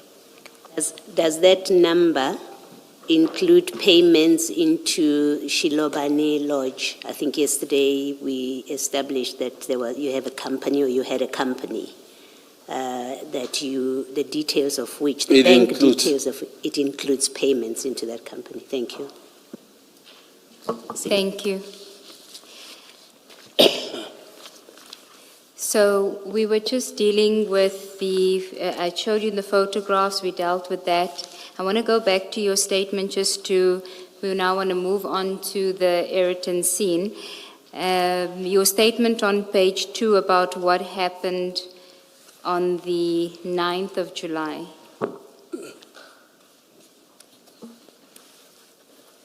Yes. Paragraph 5. Yes. You say, on the following morning, Friday, 9 July, at about 5 a.m., I received a call from Mr. Nku who confirmed that the information was positive and that I should come meet him at a certain place in Alberton. I left my house to the agreed location. And then you say I was driving a silver gray State VW Golf 7. What was the agreed location where you were going to meet him in Alberton? Yellow Jersey. Yellow Jersey. Did he give you the name of the place? Did he send you a location? Location. He sent you a location. He sent you a pin location. Yes, yes. Okay. Did he send you the pin location before or after you spoke to him at 5 a.m.? When I'm leaving the house after his call. Yes. So he calls you. Does he then send the location, or does he first send you the location and then call you? Then I can't remember, but I think I left, then he sent me location. That's what Okay. I can't remember, he sent location first or he called me first, but I think he called. On my way to him, he sent the pin. Okay. Then just at 6, I'm going to just read parts of it and then we can deal with it. 6, I met Mr. Nku and he gave me a briefing on his information and the truck in question. After the briefing, I decided to engage the process of intercepting the truck and to have it searched. So this would have happened after 5 o'clock, 5 a.m., because you meet him after 5 a.m. After 5 o'clock, yes. Yes. Do you recall more or less what time you met with him? Between 5 and 6. And do you recall what time you would have contacted Warrant Officer Pokungwane to assist? On my way to him. So after 5 as well? After 5 years. Okay. After his call. And did he send you the pin location on Telegram? The app Telegram? I can't remember. Was it WhatsApp or Telegram? Okay. So you were using Telegram at the time? At some stage, there was Telegram and WhatsApp. Okay. I just want to, Chair, there's a file that would have been given to you. It's called Boyson 98/07/2021. It has a presentation there. We've only provided the witness with the pages that are relevant for his purposes, for sensitivity reasons. We just want to disclose the relevant aspects for him.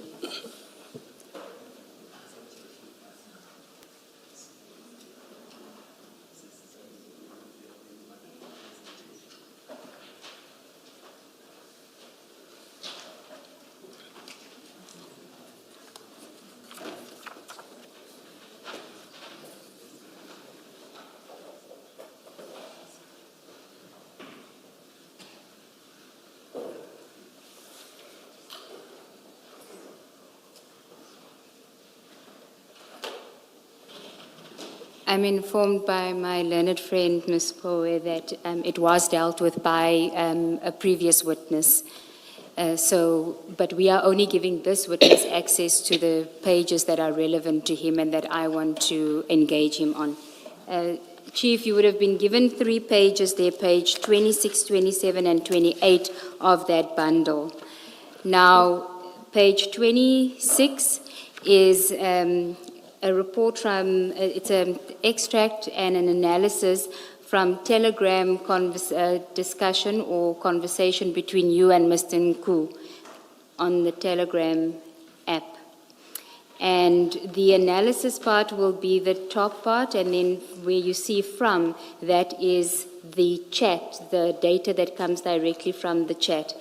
And I want to just clarify the time that is, or the date that's reflected. It says on 2021/07/09, that is 9 July 2021, Nku, and it says the illusion owner, it should be not sent, it's that you received from Mr. Nku. So that sentence is incorrect.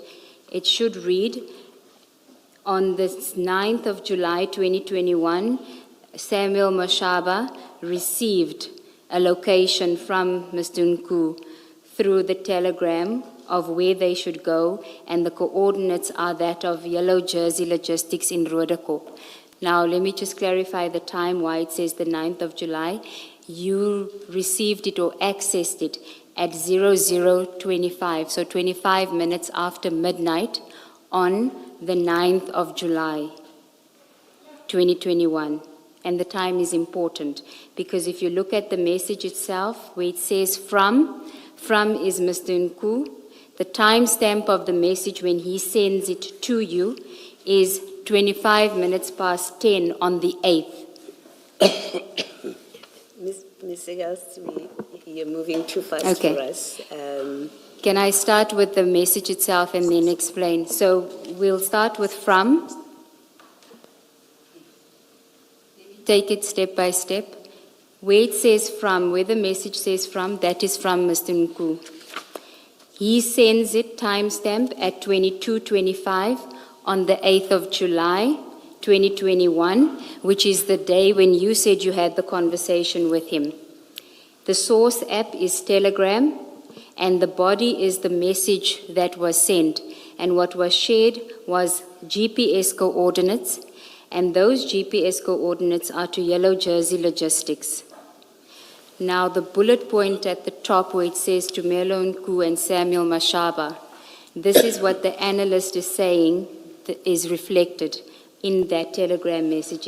It should read, Mr. Mashaba received or accessed this telegram message on the 9th of July 2021 at 00:25. So 25 minutes past midnight, you received the PIN location that Mr. Nku had sent at 10:30 the evening before. Do you see that at 22:25 he sent it? You only accessed it at 00:25. And where do we see the 00:25? It should be on the analyst report. I believe that it has been clarified and it will be updated to reflect the correct time when that evidence is laid further. So that is and I'm going to give you an opportunity to comment about whether you recall receiving the location after midnight or accessing the location coordinates after midnight on the 9th of July. Do you recall? Midnight. Yes, shortly after midnight. You said he sent you the coordinates? Remember, you said he sent you the PIN location. Yes. But your suggestion was that he sent it to you either just before the call at 5 o'clock in the morning, or it could have been when you were on your way already to meet him, which would have been after 5 o'clock in the morning. I don't see the time you're talking about. Yes, I'm telling you about the time that you said. Remember, you said that he would have sent you the PIN location either after 5 when you were on your way to meet him already, or before 5 when you called him. Not before 5. Okay, so after 5. After 5. So this report shows that he sent it at 22:25 the day before. Do you see the timestamp? Timestamp says 2021/07/08, 2022:2025, which means 25 minutes past 10 in the evening, on Thursday evening. That's when he sent it. That's what? No, You dispute that? he sent me in the morning, after 5. The simple point that is being made is that you and Nku were communicating via telegram, and according to this report, he sent you the location at 25 minutes past 10 on the 8th. And then just after midnight, before your conversation in the morning, just after midnight, you then opened the message. At 25 minutes past midnight, you opened the message, which was before this call that you say took place at 5 o'clock in the morning. That's the simple point that is being made. That before the call in the morning, you had already accessed the location just after midnight on the 9th. I don't remember that. I remember saying to him, please send location of that yellow jersey in the morning after waking up. Okay. And then the next message, you'll see the messages are divided by, there's a dotted line there. The next message is also from Mr. Nku. The timestamp is 22:25:37, so a few seconds after he sends the location, that same Thursday evening. And then it's also from Telegram. The body says, that's the message that was in the message, we need to go there. So that he sends to you 22:25 on the Thursday. We need to go there. Here, we need to go. So we need to go here, my apologies. We need to go here, meaning we need to go here where I've sent you that pin location, that's where we need to go. I'm not like him. Where is my response to this? Okay. If maybe you would say, I communicated or I saw. I'm just telling you what he said. Remember, I didn't say to you when you access this message, when you've read it. I'm just telling you when he sent you the information. So he told you already that he sent you the coordinates on the 8th already, the evening of the 8th, and he told you on the 8th, the evening of the 8th, we need to go here. And then the next message is at 22:28 from him to you again saying before 6:30, meaning we need to go here to Yellow Jersey Logistics before 6:30. Do you want to comment? I would have communicated, I would have responded to this if I saw it. Okay. I was sleeping on the 8th. Can I just find out why were you suddenly using Telegram with Mr. Nku? What was the reason for moving to the Telegram app?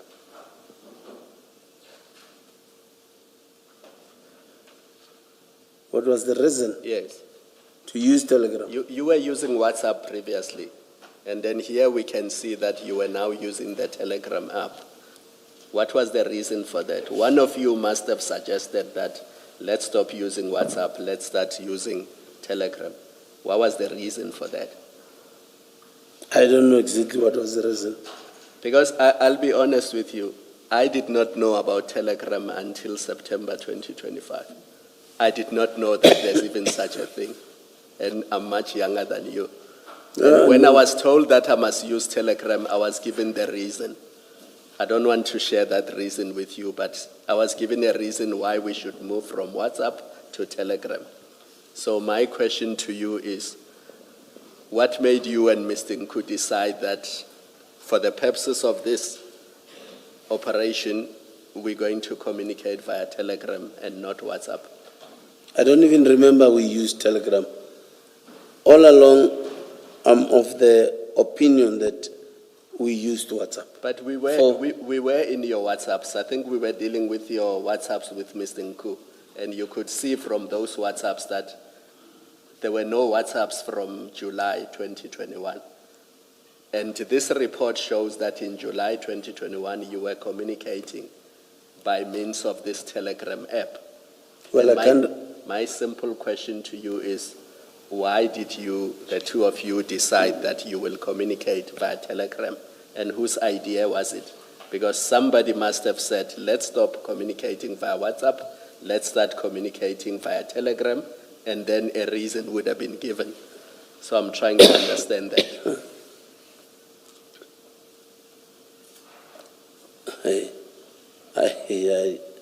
I don't know exactly. I think even Chair did not know about Telegram. So, because it's Speak for yourself. to move from one app that you are used to another app, there must be a reason. And it is relevant for us to understand what that reason was, because it may be relevant to what is going on the 9th of July.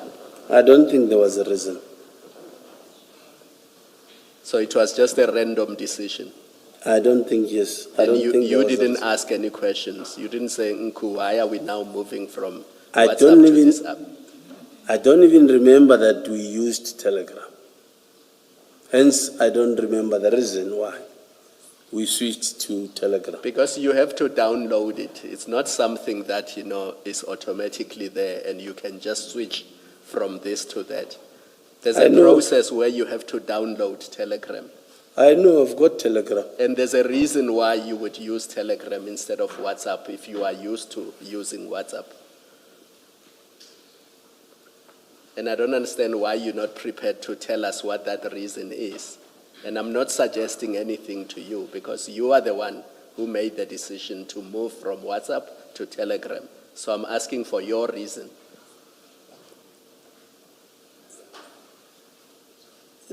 No specific reason per se.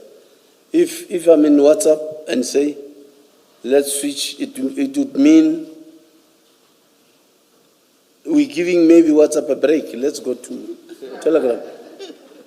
Or maybe because you know that it's not easy to access WhatsApp. If a third party wanted to access the communication in WhatsApp, it would not be easy to do so. It's not. It's more secure. Let me put it in technical language. Telegram is more secure, and a third party cannot easily access your communication with Nku if it is on Telegram. But here is it accessed. How will I? Do you accept that Telegram is more secure? I mean, Commissioner Kumalo is putting that to you as a fact. Do you accept that? I don't know how secured it is. I don't know. Yeah. Why would you, in particular, have downloaded the Telegram app? You have WhatsApp. You conduct official police business. I'm assuming on WhatsApp when you get information, law enforcement, you have no problem doing that on WhatsApp. I assume you have no problem, like most of us, to talk about your personal and family matters on WhatsApp. We've also seen you discussing your transactions with Mr. Nku on WhatsApp. Maybe The a preference. question is, why would you have chosen to go onto Telegram at all, to have that app at all as a basis for communication? No specific reason, Chair. Maybe preference. Okay. Thank you, Commissioners. Then if we go to page 27,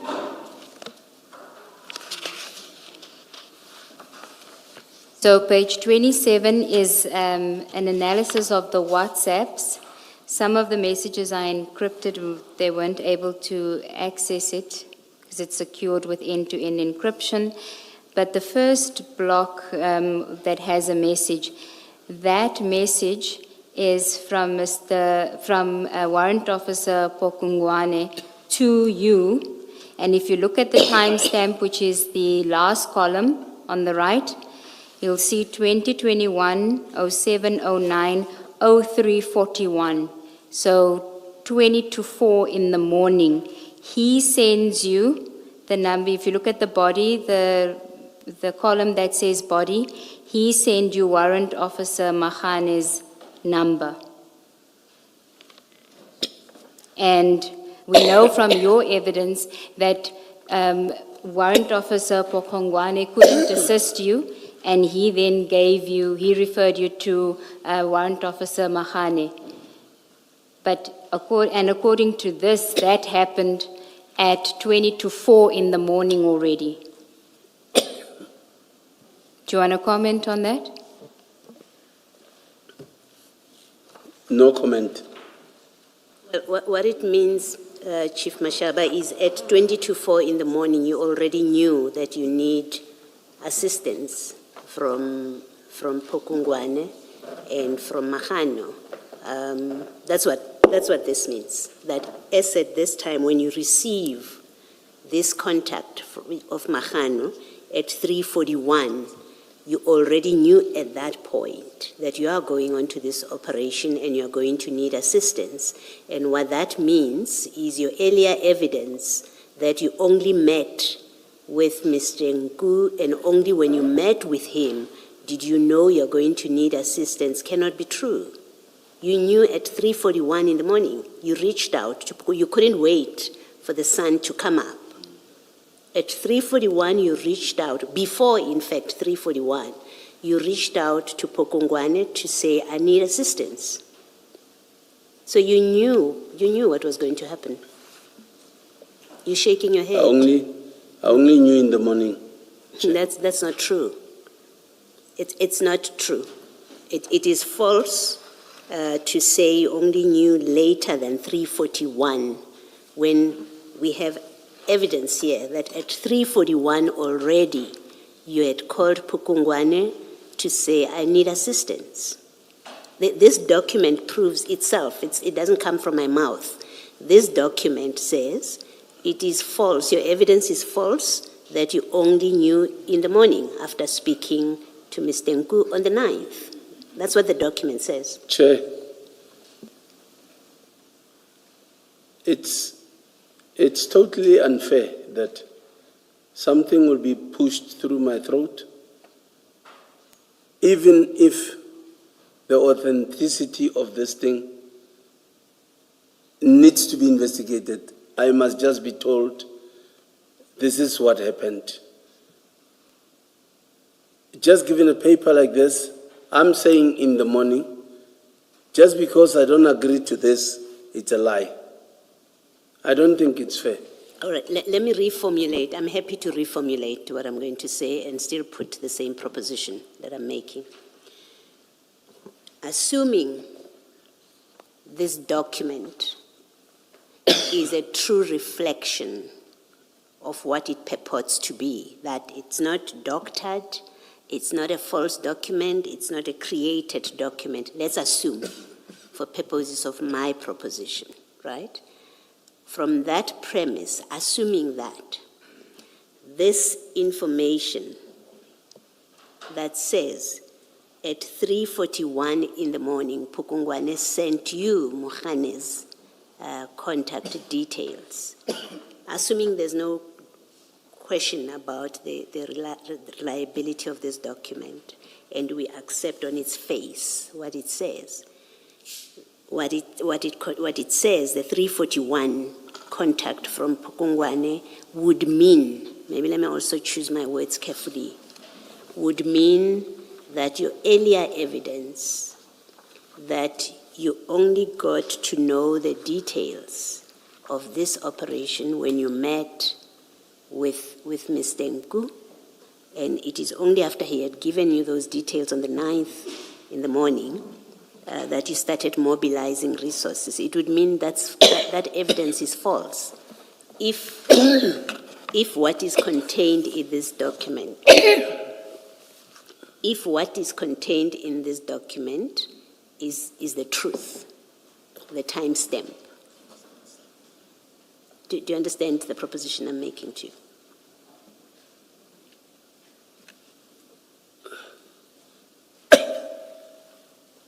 I don't even want to attempt to say it might be, because really, I really feel things are being pushed to me, and I must just be forced. I must just be forced to agree. Whereas I'm saying, and whatever I'm saying here, it's a true reflection of what happened. But now if I'm being proven wrong and I agree to it, I don't think it is fair. And I'm pushed again I'm forced actually to agree. And if I don't agree, I'm lying. Okay.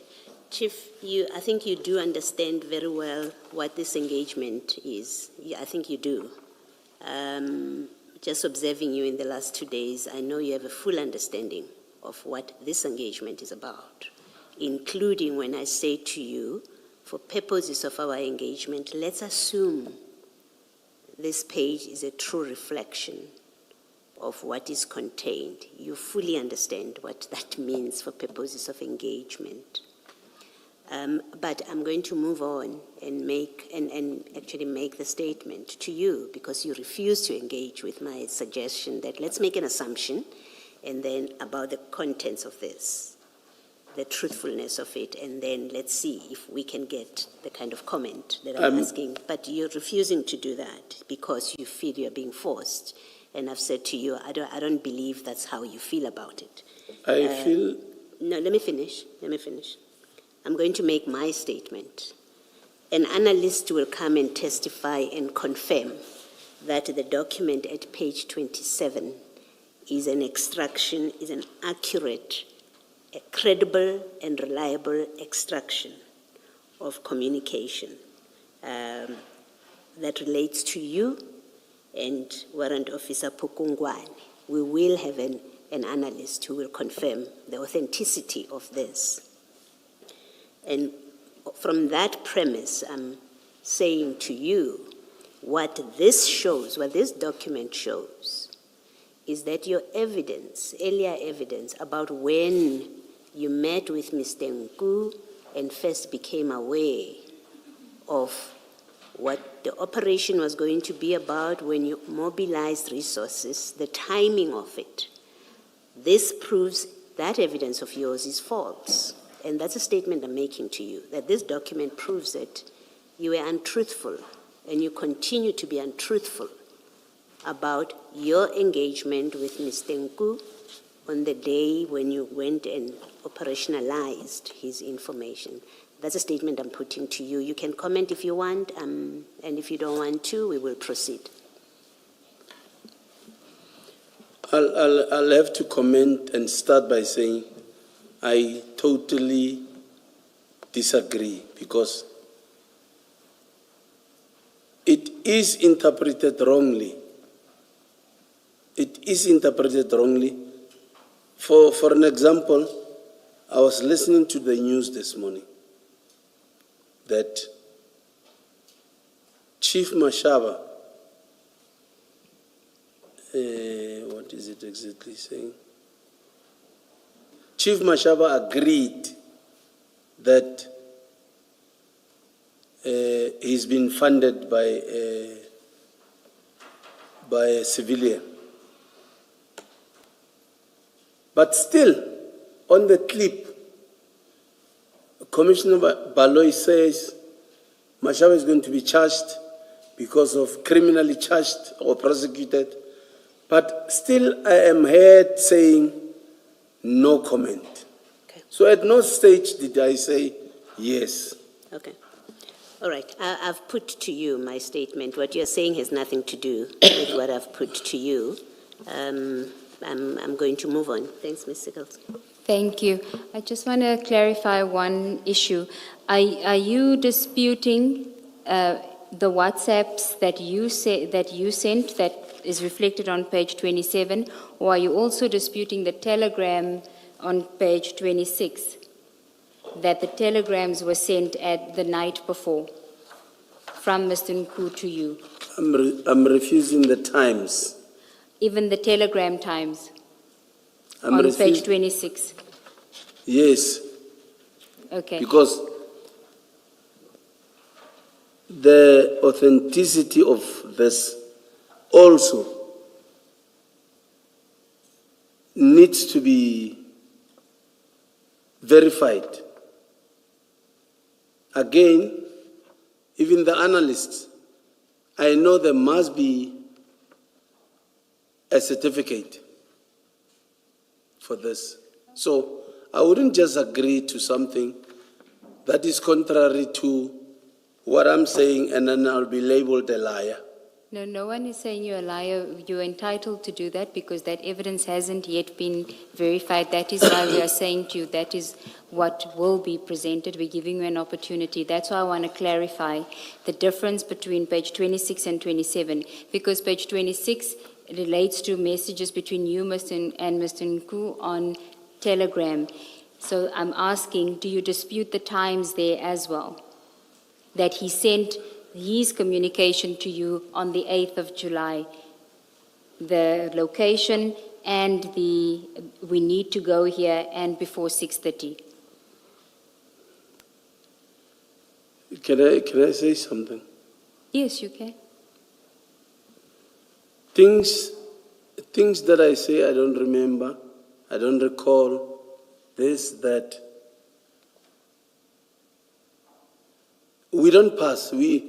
Yesterday, there's one question, I think we were on that question for almost an hour.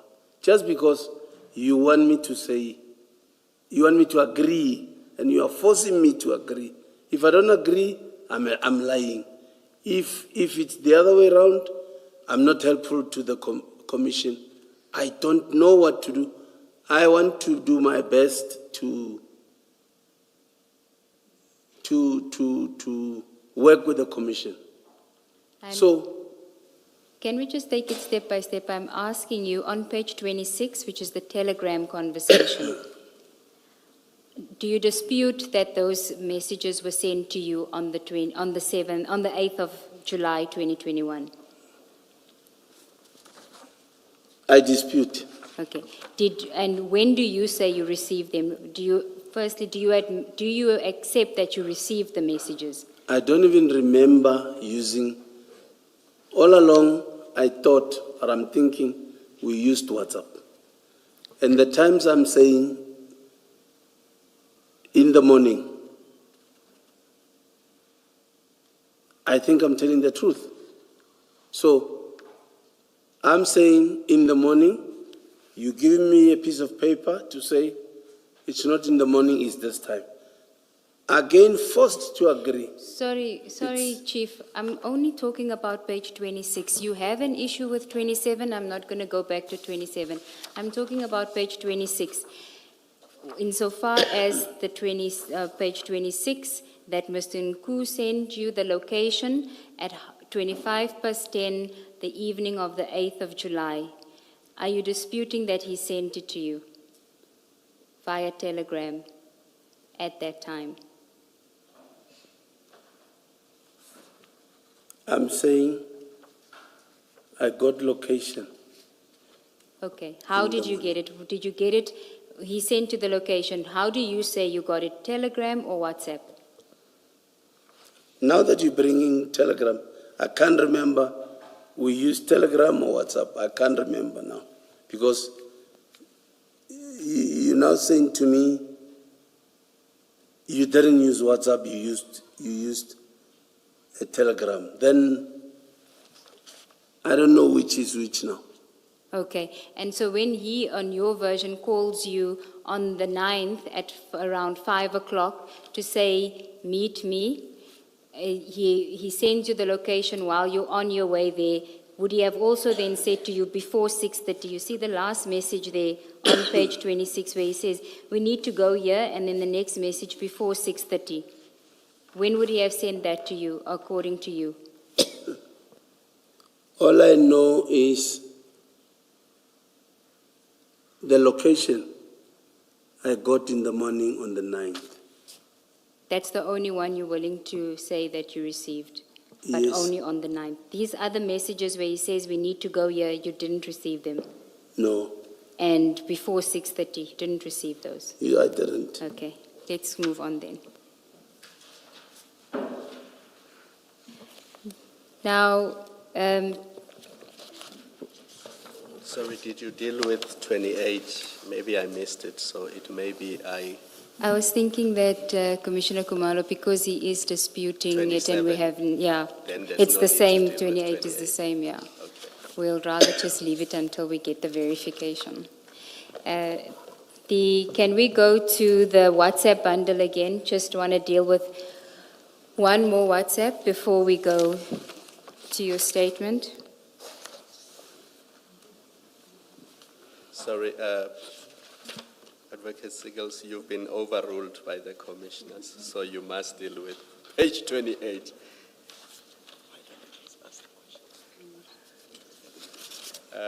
Chief, what page 28 shows, and I've taken note of your reservations about these documents, what page 28 shows is that you were communicating with Warrant Officer Makgano at around 4 a.m.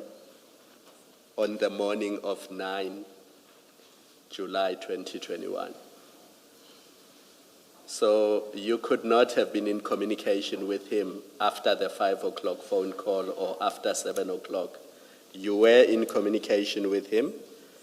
If you look at the timestamp on the extreme right of that table, just below the dark blue column, it says 9 July 2021, 4:40 a.m. And you sent him coordinates to Yellow Jersey Logistics around that time.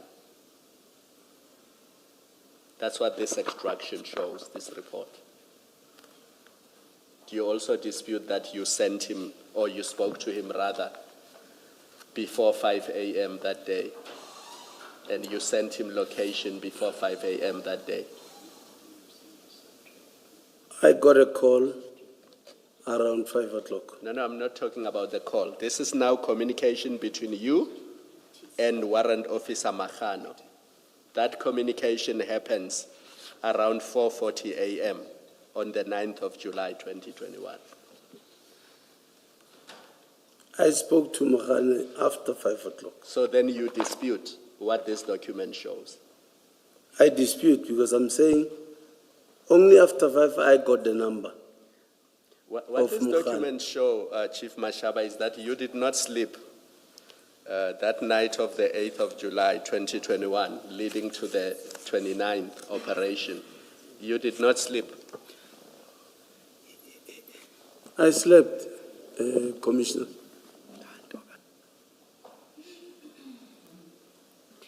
Ms. Ncube, what does the UTC mean there in terms of time? Yes. I know with the previous witness, and it was a different set of messages, we had to do the subtracting and the adding of Yes. 2 hours and so. Commissioner Baloy, that is why, insofar as the telegram is concerned, we need to verify whether, because telegram is correct, but we need to verify the WhatsApp. That's why I said until it's been verified, we won't deal with that page, page 28. So I will come back on that to the Commission on it. You'll see on page 26, Telegram also uses the UTC. And it's the same on WhatsApp, but we're not sure whether with the WhatsApp if there's a difference between the two times. So that's what we need to just clarify, in fairness to the witness. That's why I didn't want to deal with page 28 as well, until But the we've clarified. point applies to 27 as well. It may potentially still apply to 27, but there may be a difference because of what is sent, as opposed to a message versus a location, so that's what we need to clarify.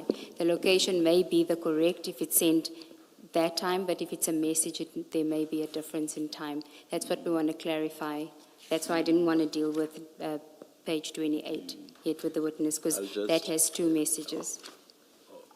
Chief Mashaba, just in case you did not understand the engagement between the evidence leaders and the commissioners, the question I asked you about page 28 and the times, for now it's fair to withdraw it, and your answer to it, to withdraw it in its entirety, because that time that you see on page 28 must still be verified. It may be that what you see as 4:40 a.m. is in fact 6:40 a.m. So that must still be verified. And to be fair to you, until the analyst confirms the actual time, I must withdraw the question so that you won't be held to the answer that you gave. Okay. You understand Okay, that? Commissioners. And in my view, that also applies to page 27 as well. And that's because of the different time zones. You are aware of that, eh? Yes, I'm Time aware. zones and all, yeah. So we won't hold you to your responses with regard to the times on these pages, nor will the commissioners and indeed the evidence leaders be insistent on the times appearing here, because in terms of South African time, there may be differences. So for now, we'll forget the times until the verification process that Ms. Sigels-Ncube is referring to has been undertaken. Thank you, Chair. Can I just check something? Chief, subject with that in mind, can I just check whether we are in fact that far apart? So the Commissioner Khumalo was talking to you about page 28, which records UTC 0440. So it says 25 to 5. If we add 2 hours, that will be 25 to 7. Does it sound like, when I say 25 to 7, does it sound familiar that that would be the time you would have spoken to Mahano? No. To 7. You still say it's much later. No, because I know we left Yellow Jersey around 6 o'clock to Araten. So you spoke to him before 25 to 7. Is that what you mean? Yes. Okay.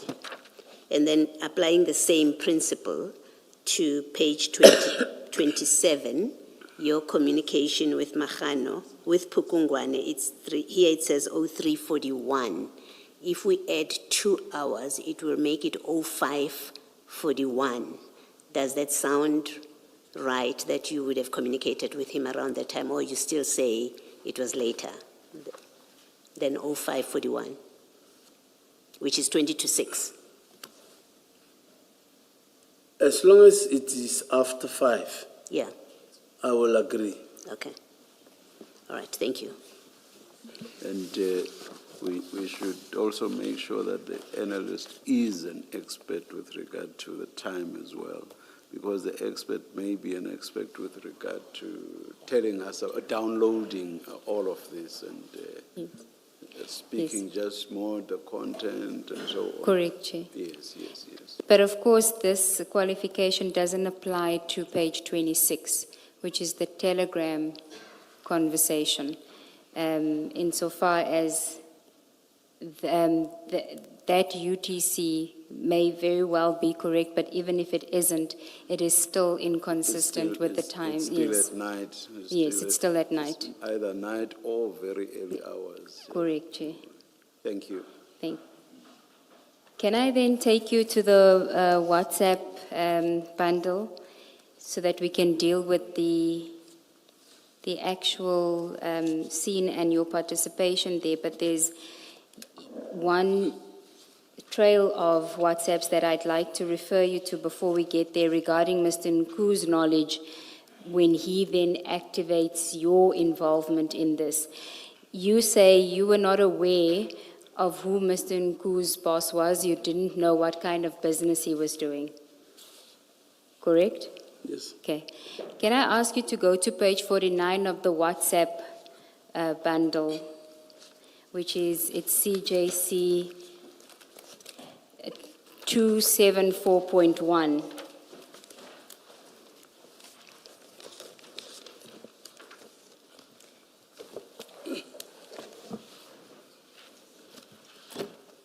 Oh,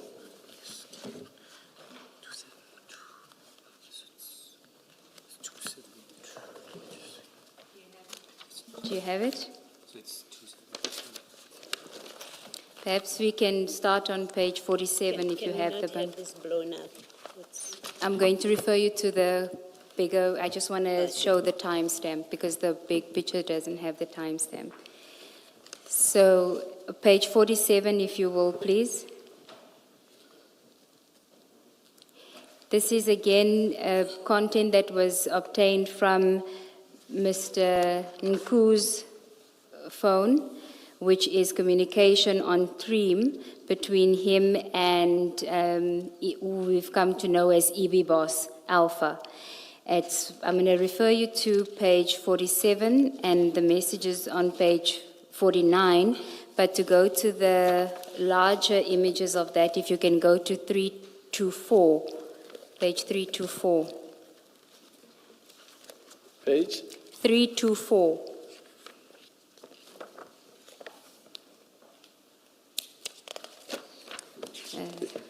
Sorry, it's page 326. My apologies. 326.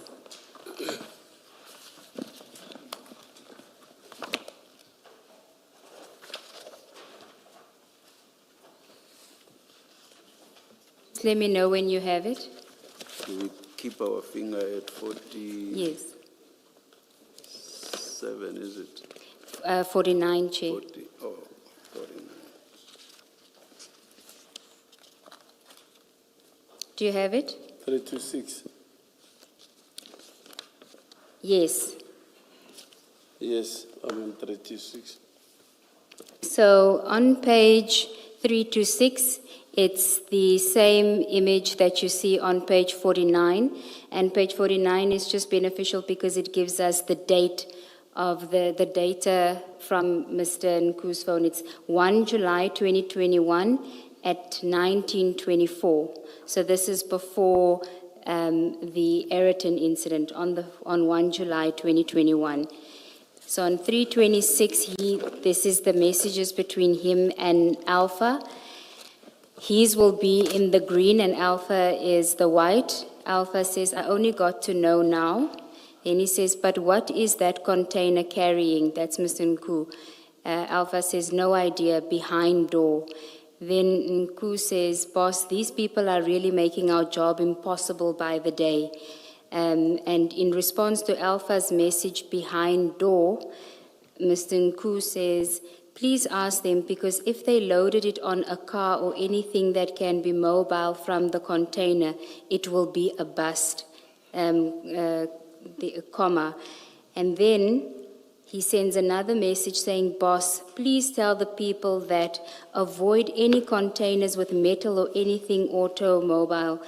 Only load goods or sugar. Anything that goes to Pier 1 or 2 is workable.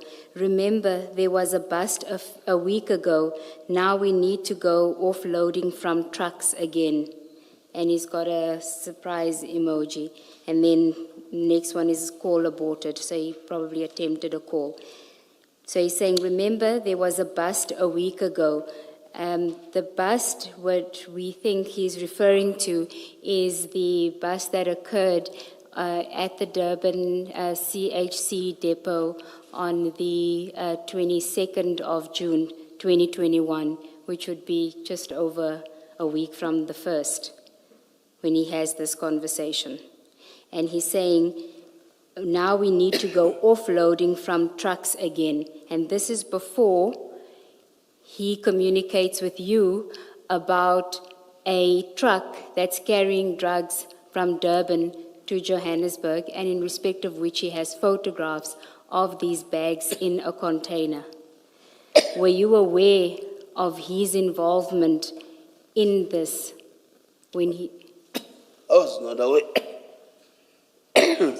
Do you, I was not aware. you were not aware? You were not aware of any of this? I was not aware. Okay. And so when he activates you, when he gives you that information, can I just ask you whether you knew that he had engaged with the, you said you didn't know, but I just wanted to know definitively whether he had spoken to Lieutenant General Mfazi. No. Do you know who that is? Lieutenant Fazi, Yeah. I knew after his death or after he passed on. That he was the did Mr. Nku tell you that he had engaged with him before? No. Okay, you didn't know about that. I didn't know. Okay. So you can see that the person that is giving you information about drugs in a truck that's coming from Durban to Johannesburg, in fact, is involved in this from the outset. He knows on 1 July 21 already that there's drugs that are going to come through. I wouldn't speak for him.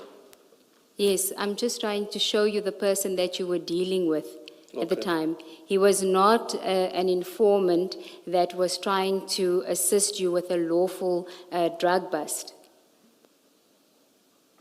Do you want to comment on that? To me, it was lawful. But here, hence I'm saying, I cannot speak for him. But what he gave me was lawful. And I didn't even know it started somewhere. Why would you think that this time it would be lawful when every other time that he engaged you, it was for unlawful side hustle activities?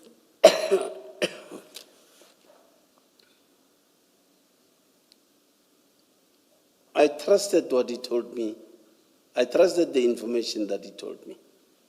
So you trusted that this was not going to be a bust. You trusted that this was just another attempt by him to involve you in an unlawful side hustle. Because you've never done anything lawful for him. Why now this time?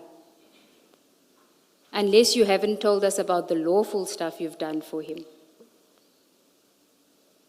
So what's your question? Sorry. Why would you think that this time he's engaging you or he's asking you to assist him with a lawful drug bust? You are not correct when you say I have not done anything lawful. Please remind us what you have done that's lawful for him. Yesterday, was it yesterday? I even forgot today, it's Friday.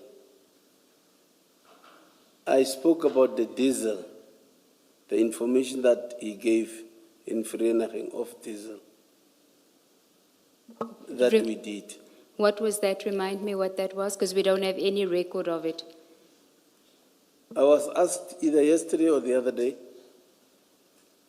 Yes, you told us, but we also know that there's no evidence of that in the communication between the two of you. It's your say-so. So just remind us what happened in that. All I know is that you said it was within your jurisdiction. I didn't understand you to be saying that it was something that was lawful that you were doing, just that it was within Vereniging. But I may have misunderstood you. I was asked, yes. I was asked, did Nku give you information before?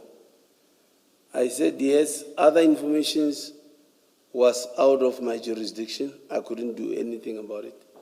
He gave me the other one of diesel in Vereniging. Okay, give us the details of that so we can follow up on that. What was it? Diesel and fake diesel or something. When was this?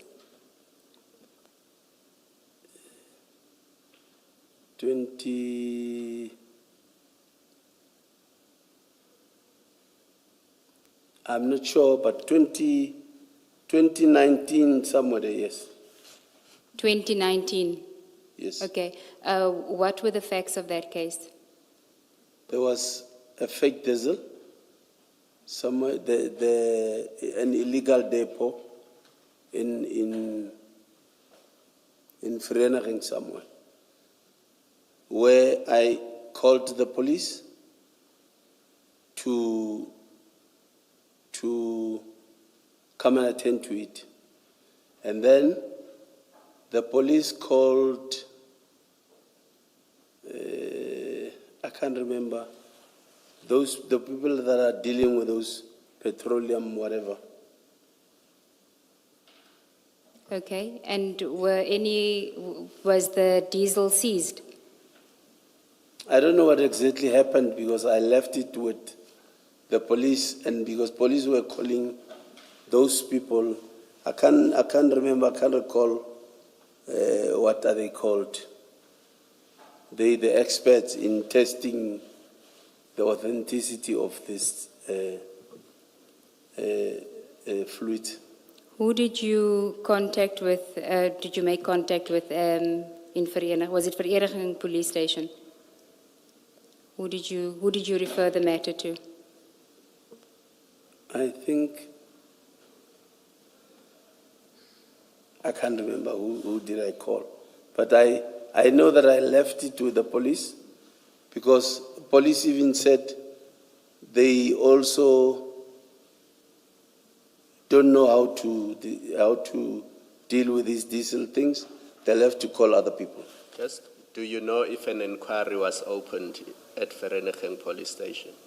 Honestly, I don't know what happened to their case. I don't know. So it will be a waste of our time to go to Vereniging Police Station and try to make inquiries. I think so, because I, even myself, didn't even follow up. Okay, so this was not one of those instances where you decide to go and do the seizure yourself, outside of your powers to do so. This was? This was the diesel incident. This wasn't one of those incidents where you decided to act outside of your powers to go and do this bust. Here, you knew to refer to the police and not to have any further involvement. I've always called the police if something is out of my scope or my area of responsibility. I will refer it to the relevant people. That is the police. Unless it's a side hustle. We know from the evidence, and I ask this just to clarify, from yesterday's evidence, which involved Gauza and them at the airport, that's a side hustle. You don't call the police for something like that. I'm just clarifying. That's all. Can I please not comment on that? Why can't you comment? You say you always call the police. That's what you say, remember? Yeah, just a second ago, you said I always call the police when it is out of my jurisdiction. That's what you said. And I'm saying, but that's not always the case. You have operations such as the airport operation, which you did, which we discussed yesterday, which is outside of your jurisdiction. You did not call the police. So your answer saying I always call the police must be qualified. That's really the point I'm saying. You still don't want to comment? Can I please not comment? Okay, thank you. And it is surprising that you do remember the diesel incident with such clarity, except when we ask you for specifics as to who you referred it to. But when we ask you about the airport stuff, where there's actual contemporaneous recordals of what you're discussing, it doesn't jog your memory. So can you see how implausible it is that this diesel incident could have actually happened, the fake diesel incident? There's no record of it in the WhatsApp conversations between you and Mr. Nku. You can't tell us who you referred it to. And when we ask you about stuff where there is contemporaneous recording, you have amnesia. Do you want to comment on that, Chief? No comment. Okay.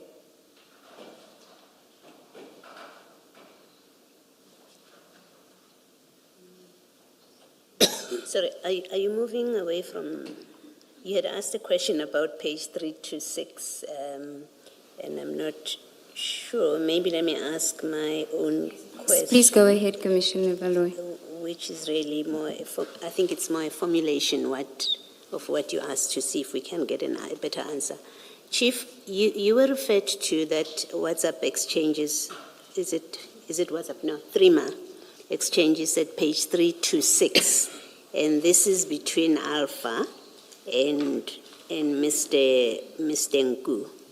where they are quite obviously, just from the text, when you read the text, they are talking about how drugs should be transported, with Mr. Nku suggesting, please ask your people if they loaded it on a car or anything that can be mobile from the container, it will be a bust. And then he says, avoid any containers with metal or anything automobile. Only load goods or sugar. Anything that goes to Pier 1 or 2 is workable. That text, and I think Ms. Segal has indicated that this is supposed to have been on the 1st of July, 2021. What I'm wanting to check with you, and I think this is what she was trying to get you to comment on, that according to this page 326, it conveys, you may not have known it, and for purposes of my question, I'm not saying you knew this, which I'm going to ask, that according to this page 326, it is clear, or it conveys, that Mr. Nku was engaging or arranging in the trafficking or the movement of drugs from wherever, and they land at the port, and they are going to come out of the port. Pier 1, Pier 2 is preferable.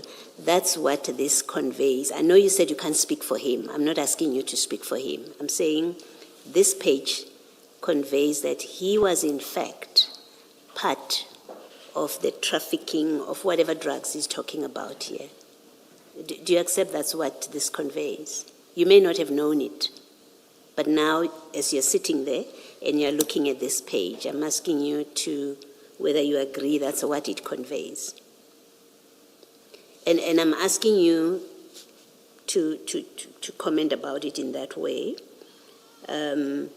because I want to suggest that you may well, subject to what Mr. Nku says, he may well have been using you to participate in his drug trafficking without your knowledge, even with that operation on the 9th of July. That's what I want to conclude with. When I say, when you look at this, it seems to be clear that he was part of a scheme of trafficking drugs into the country. And it's very benevolent of Commissioner Baloyi to say this was without your knowledge. But please respond. even with the may have been, please respond to the question.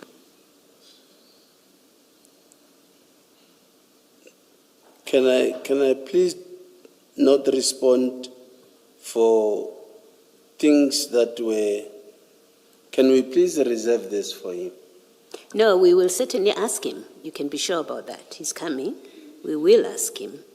All I'm doing is saying to you, and if you choose not to respond and that's your final answer, it is what it is. But I will then put to you what I say this conveys. And he will come, maybe he'll say, I'm wrong in my understanding of what this. But what I'm putting to you is, or what I'm proposing to you is page 326 clearly records and shows that Mr. Nku was involved in a process of arranging for the importation and transporting of drugs into the country.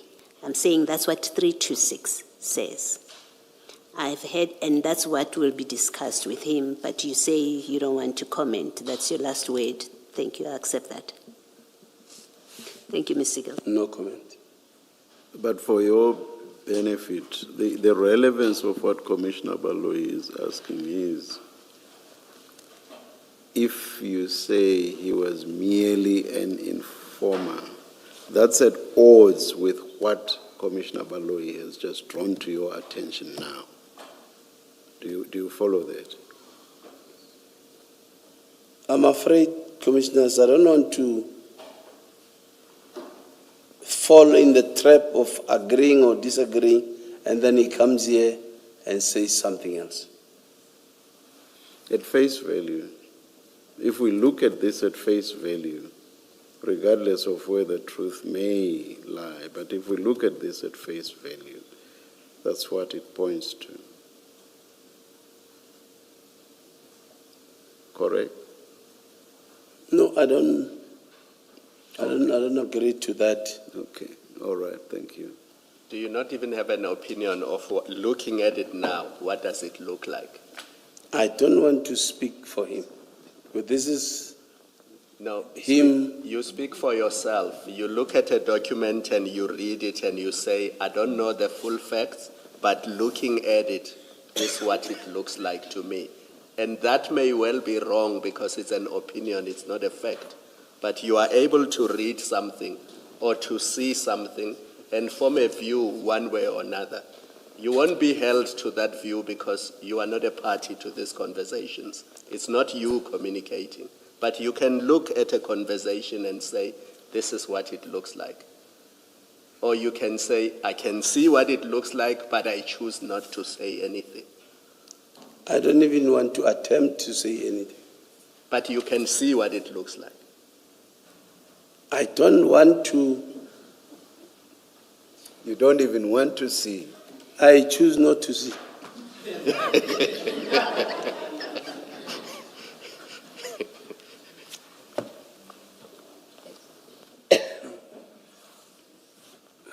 Let's adjourn and resume at 2 p.m.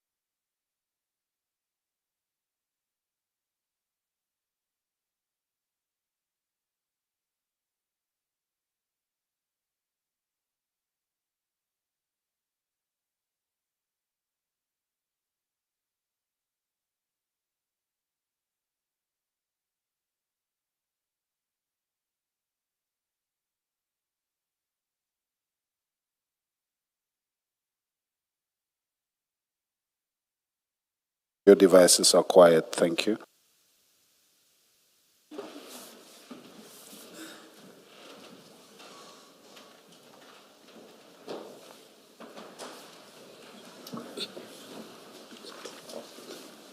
Yes, Ms. Sigal Thank you, Zimube. Chair. Chief, can we go to your statement and deal with your involvement at the scene on the day of the bus? We've dealt with when you received the information, and now I want to deal with after you've been informed about involving Warrant Officer Mahade, and you go to the scene. I just wanted to find out from you, when Warrant Officer Mahane was suggested to you as a replacement for the person you actually wanted, did you get any details about his experience, his speciality, and his ability to assist with this kind of operation? When he, Yes. When Warrant Officer Pokongwane was not available and he recommended Warrant Officer Mahane, right? That's what happened. Correct? Yes. He recommended him. Did you tell him what kind of person you needed for this operation? So speciality, somebody that's involved with drug busts. What information did you give him No, I about the didn't kind tell of him. person? You didn't tell him? I didn't tell him. I expected that he would give me somebody who works with him or who works like him. And what is... He is a detective, so I was expecting he will give me like a person relevant to him. Well, did you ask him for somebody like him? No, I didn't. I only asked for assistance. Okay, and when the person that he recommended, you had never worked with that person before? No, I've never worked with him. And why did you consider that person to then be somebody that you could trust to assist in this operation? Like I'm saying, because Pokungwane recommended, I maybe jumped into that conclusion to say he is equal to the task. It's not about him being equal to the task. I'm talking about the trust factor, because you say that that Nku said to you, you must be cautious because high-profile officials or high-ranking officials could be involved, right? So that is why you don't involve your boss or anybody senior to you. I want to know, on what basis do you then go with somebody that you've never worked with before and think that this is somebody who may very well actually inform a high-ranking official about this bust, which is something you were told not to do? I trusted what Pokungwane would recommend to me. Purely on that basis? Yes. Okay. So you... Can I just ask? I mean, if Pokungwane doesn't know that this is a drug bust, surely he could have recommended just anybody, and you could never fault him for giving you the wrong person who then ends up taking the information to the seniors that Ngu was concerned about, that you and Ngu were concerned about. So the question being asked really is, you say in your testimony this is a sensitive operation that had to be kept away from others because because people should not be trusted, and yet you are prepared to bring onto the operation someone that you have no way of knowing where they sit in terms of they could alert the seniors. And it is a risk you take because you don't tell Pukungwane, this is what this operation is about. I need someone that you trust, that they will not be compromised, or they will not compromise the mission. You just say, I need assistance. I think what Ms. Sigals is asking really is, how do you reconcile that you ask without telling Pukungwane what it is about? you accept whoever he gives you. He doesn't know what you're looking for, according to you. How do you reconcile that with your explanation why your superiors, why you didn't inform your superiors? Because you do give us an explanation. That's really the thrust of it. How do you reconcile that kind of conduct? In our line of work, let's say somebody is looking for assistance from Mashaba. If you don't get Mashaba, you know what Mashaba is capable of. If you don't get Mashaba, I would also refer you to somebody that I know I can also work with. So I wouldn't recommend somebody that I know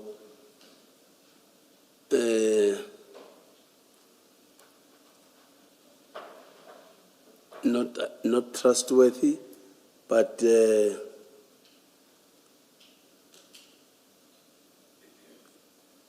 let me say competent.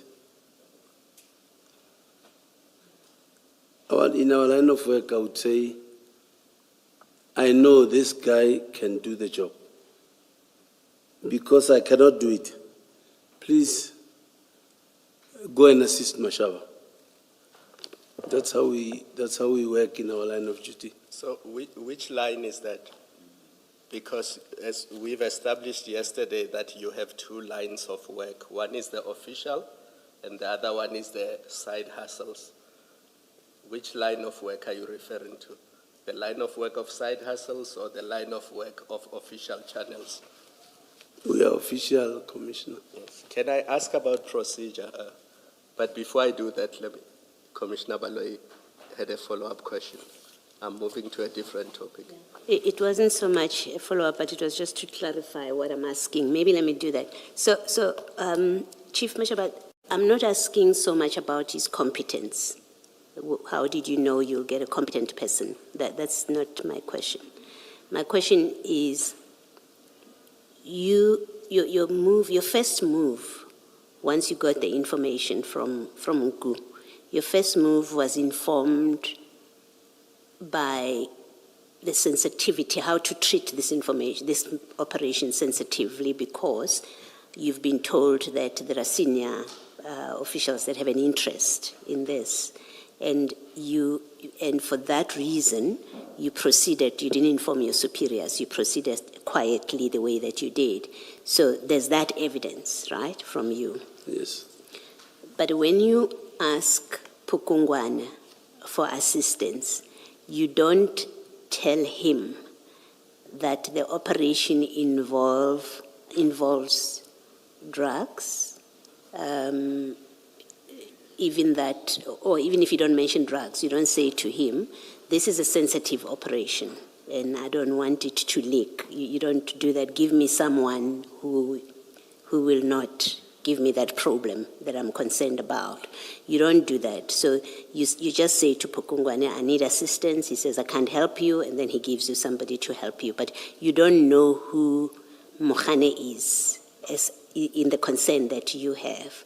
So the question is, but how do you reconcile that you started off quite sensitive about who gets to know about this mission, and then when you now ask for assistance, you don't alert the person you're asking for assistance from that this is sensitive because of ABCD, so if you give me anyone to help me, it has to be somebody that you know is not compromised, will not compromise the sensitivity of this mission. So they look like irreconcilable positions. So I'm asking, how do you reconcile what looks like completely opposite ways of conducting the sensitivity yourself about the sensitivities in this operation? No, the sensitivity part I mentioned to Pukungwane. Okay. Please treat this very discreet. It's sensitive. Come and assist. No, I can't come because I've got this problem. Okay. Obviously, when I tell him that, I'm expecting that whoever that he will send, he will also relay the message. The same message I said to him, I relate to him. And did he know that you need someone that is up to the task of a drug bust? From how you discussed with Pukungwane, did he know that's what you're looking for? Because my understanding so far is that from the evidence of others is not everybody is familiar with different kinds of work that you do. So, for example, within the SAPS itself, not everybody is familiar with drug busts. So how would Pukungwane have known that he has to give you somebody who is familiar with that kind of operation? What did you say to him that would have familiarized him with the nature of the mission and therefore the kind of recommendation that he makes to you? Number one, I wanted somebody in the area. Number two, I know, even if Pokungwani knows he can't do, I know he will know somebody that can do. So he would come, look at the situation, like I did. Come and look at the situation and say, no, this one, maybe, I need so and so. That's how we operate. Thank you, Commissioner. Just a sequence and procedure. When Advocate Ngube asked you, why did you not alert other authorities? You said the information was verified in the morning. So let's focus on the period after the information is verified. Don't tell us where you live, but am I correct that the suburb where you live is in the Alberton area, so not far from the Alberton police station? It's not far, yes. Yes. And when you say in your statement that you decided to engage in a process of intercepting the truck and to have it searched, you say that in paragraph 5 of your statement. So intercepting a truck and searching it, that's a normal police operation, correct? Yes. Yes. And what was your reason for not going to the Alberton police station and to say to them, look, I will be conducting a search operation in your area of jurisdiction. I cannot give you the details because it's sensitive. I don't want people who may compromise the operation to compromise it. Just so that it's recorded in the books of the police. And at the very least, there's an entry or an inquiry dealing with the operation that you were about to carry out that day. Maybe looking at the time, Commissioner, it wouldn't allow me to go to the police station and come back. I might go there and it leaves. So. No, but Nku is there. He's telling you that I'm here, the truck is there. So if it leaves, he will tell you that the truck is leaving. You told us that Nku was already there, and he told you that this is the location, the truck is here. You are in Alberton, your suburb. From your suburb to the Alberton police station, I don't think it's even 2 kilometers. Again, I'm being careful also as to who do I involve. So you did not want Alberton police station to know that you were engaging in this operation? Not necessarily that I didn't want to know. You know, if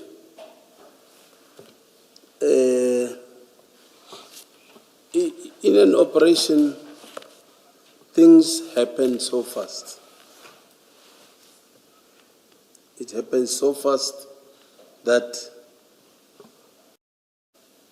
you think of the operation, you think of the safety, you think of the agency, you think of a lot of things. Chief, the operation has not started. You are at your house in the Albertine area.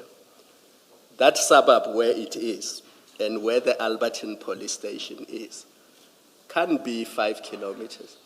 It's a short distance. Nothing stops you in 5 minutes to go to the Albertine police station and to say, I'm a traffic officer, I'm not a policeman, I'm a traffic officer. I will be conducting a search and seizure in your area of jurisdiction. The details are sensitive because my source says I must not disclose it to people who may compromise the operation. Just so that the station commander is aware that there's a traffic officer who is in his jurisdiction conducting what is essentially police work. The police, the station commander is also senior. So he might be one of the people that I might not make away. So even if you don't give him the details and you just say, I'm conducting an operation due to its sensitive nature, I cannot disclose the detail. But so that you know there's a traffic officer in your area of jurisdiction who's conducting a search and seizure operation. Are you saying you couldn't even do that? How commanders work, even myself, I know I would want to know. It is sensitive? What is it? Remember, you are expecting my station's assistance. As you should. Yes. Because this is So- not a traffic police operation. Let me ask you one last question. Are you familiar with the Roads and Road Traffic Provincial Act of Gauteng, Act 10 of 1997? Are you familiar with it? Which act? Gauteng Provincial Road Traffic Act 10 of 1997. Chair, it's here. Sorry. Is it?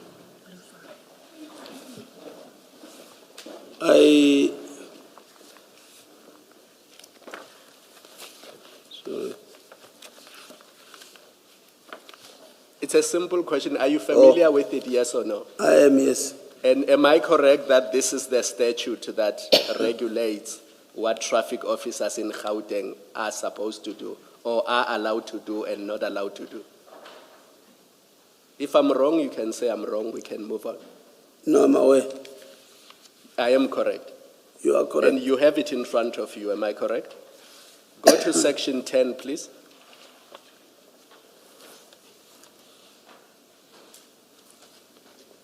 Yes. Do you see that the heading to section 10 says powers and duties of a traffic officer?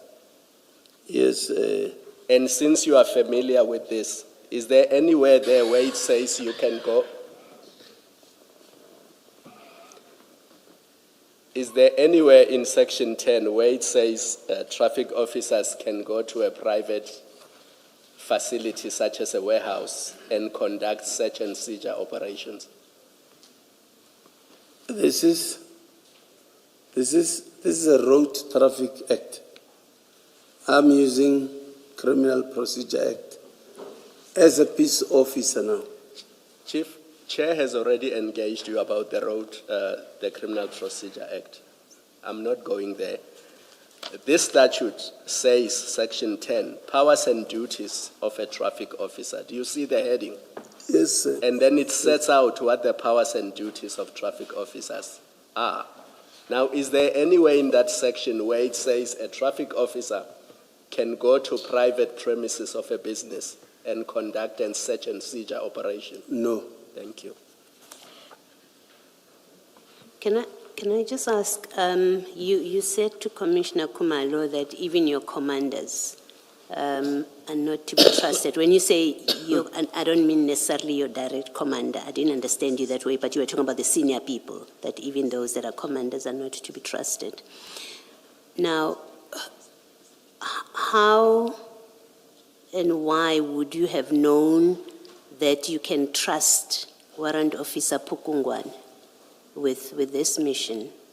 Because now your evidence is you did tell him it's a sensitive operation, so he understood that it's something that he must keep to himself. How did you know that you could trust him with that? Well, Pokungani, I can say he also stays in my neighborhood. Yes. We also form part of neighborhood watch or neighborhood patrol. So I know him more than others. And I have worked with him officially also. You've done other operations with him? Yes. Okay.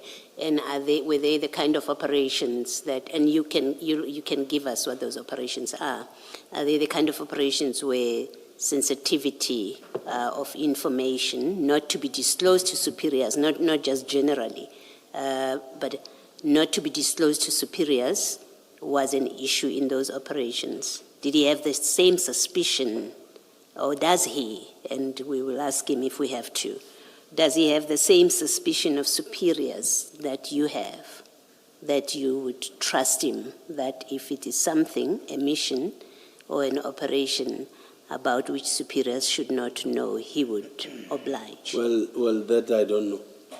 Yeah, then that begs my question. If you have not had past dealings with him in these kind of circumstances, comparable circumstances, if you have not had past dealings with him, how would you have known that you can trust him not to alert superiors that Chief Mashaba is involved in a secret operation that superiors shouldn't know about? How do you know he was trustworthy? A person that you, when I say in my neighborhood, it would mean I would know him more than others that are not staying around with us. I will, as a colleague, as somebody that we always work together or visit, we get to know one another, you get to be comfortable with one another. Okay. That's how you build even a trust. Okay, so from what you're saying, Pakungwana is not an arm's length relationship that you have with him. It's someone that you know fairly closely and you've dealt with him. Yes. Okay. Commissioners. Now, how would have Pakungwana known that he has to give you a police officer who can keep things secret? Did you ask him? Did you say, I need you to give me someone who will keep this mission quiet? Like I'm saying, when I say to him, it is sensitive. I know he would treat it as such, and he would also prefer somebody that would do the same. Okay, that will keep it quiet. That would do the same, yes. Okay, thank you. I just want to make sure that you are not going back on what you said yesterday, because when Commissioner Kumalo is engaging you on the act that stipulates your powers and functions, you say, I use the Criminal Procedure Act. Maybe I should ask you this. What exactly in the Criminal Procedure Act do you use? Well, it gives us a power and authority to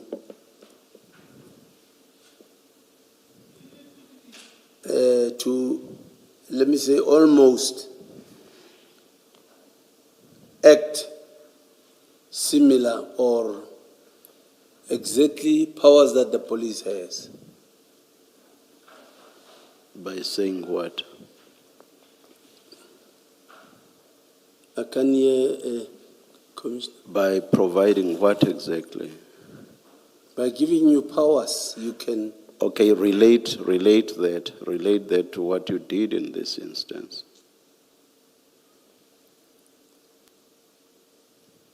You can Stop. Okay, you can search, you can seizure, you can arrest, you can. But is that not within the powers that you have? You have specified powers which Commissioner Kumalo referred you to, and you agreed that those are indeed the powers that you have in terms of that act. So I would imagine that in certain instances, but in relation to those powers, you may have to arrest, you may have to search and seize, but in relation to those powers. Because if you can now search and seize in respect of matters you have no powers over, it makes nonsense. That would make nonsense of the powers that are stipulated as being the powers that you have. It would basically mean that you have any powers that you believe you have.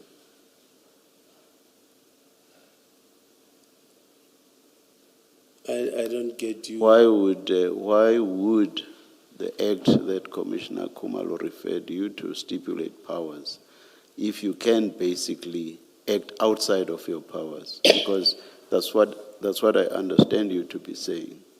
You are basically saying just because the Criminal Procedure Act provides for searches and seizures, you can then search and seize even in respect of matters you have no powers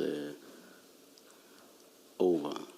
Okay, let me talk about giving you powers now. Or let me ask the question this way.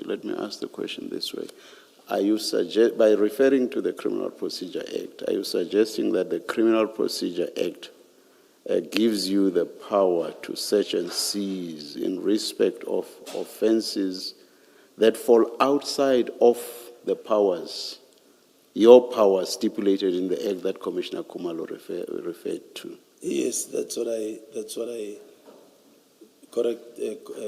So you are saying the Criminal Procedure Act adds to the powers that are stipulated in the act. Because these ones limit me as a law enforcement official. I will suggest to you that all that the Criminal Procedure Act does is to say, this is how you arrest. It is under ABCD circumstances that you are able to search and seize. But that must be read within the powers that you otherwise have. You cannot go outside of those powers. But if you must arrest, then you may arrest according to the Criminal Procedure Act. But arresting in respect of offenses that you have powers over, in accordance with the Act, you then use the Criminal Procedure Act. Also, you search and seize, but in respect of the offenses specified in the Act. That is how you should read the Criminal Procedure Act. You cannot suddenly, just because there's a Criminal Procedure Act, move outside of the powers that you have. It cannot be, because it would then make nonsense of the powers that have specifically been provided for. I hope you won't again say you don't understand me. Well, when we're talking law, I take the cue from you. Do you accept what I'm Chairperson. saying? Do you accept what I'm saying? You know it better. You are an expert compared to. Do you accept what I'm saying? I accept. Thank you. Thank you, Chair. Chief, can I just understand what was your concern about being cautious about involving high-ranking officials in this operation? What was the concern if you involved them? The concern most of the time from seniors is most of the time. Okay, but here you were given a specific, a specific request was made by Mr. Nkru to you when he told you about this, when he gave you the tip-off. you said he said that you must be cautious about high-ranking officials. Was the concern that the high-ranking officials would interfere in the seizure, or was the concern that they would take over? What was the issue? The issue was like if you involve somebody that's got an interest in whatever operation you want to engage yourself in, obviously you will get a sabotage or you'll get discouraged as to, no, leave that one. Okay, you mean if they have an unlawful interest in it, so if they want to compromise the seizure, the operation. Yes. Okay. So once you then get to, once you open we'll get to the procedure that you followed. Once you open the truck and you find the drugs, you've now secured the drugs. Why don't you involve DPCI then? Why don't you call them then? Because if it's a legitimate operation that you're undertaking, then that fear or that risk is gone. They can't now do anything about it because the drugs have been secured. Why don't you involve them then? DPCI most specifically are the ones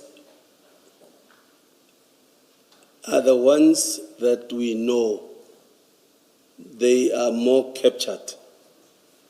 They are worse than a normal police because we know they are captured. Okay, even if you have that knowledge, they're not all captured, but even if you have that knowledge, once you find the drugs, you are there, you are witness.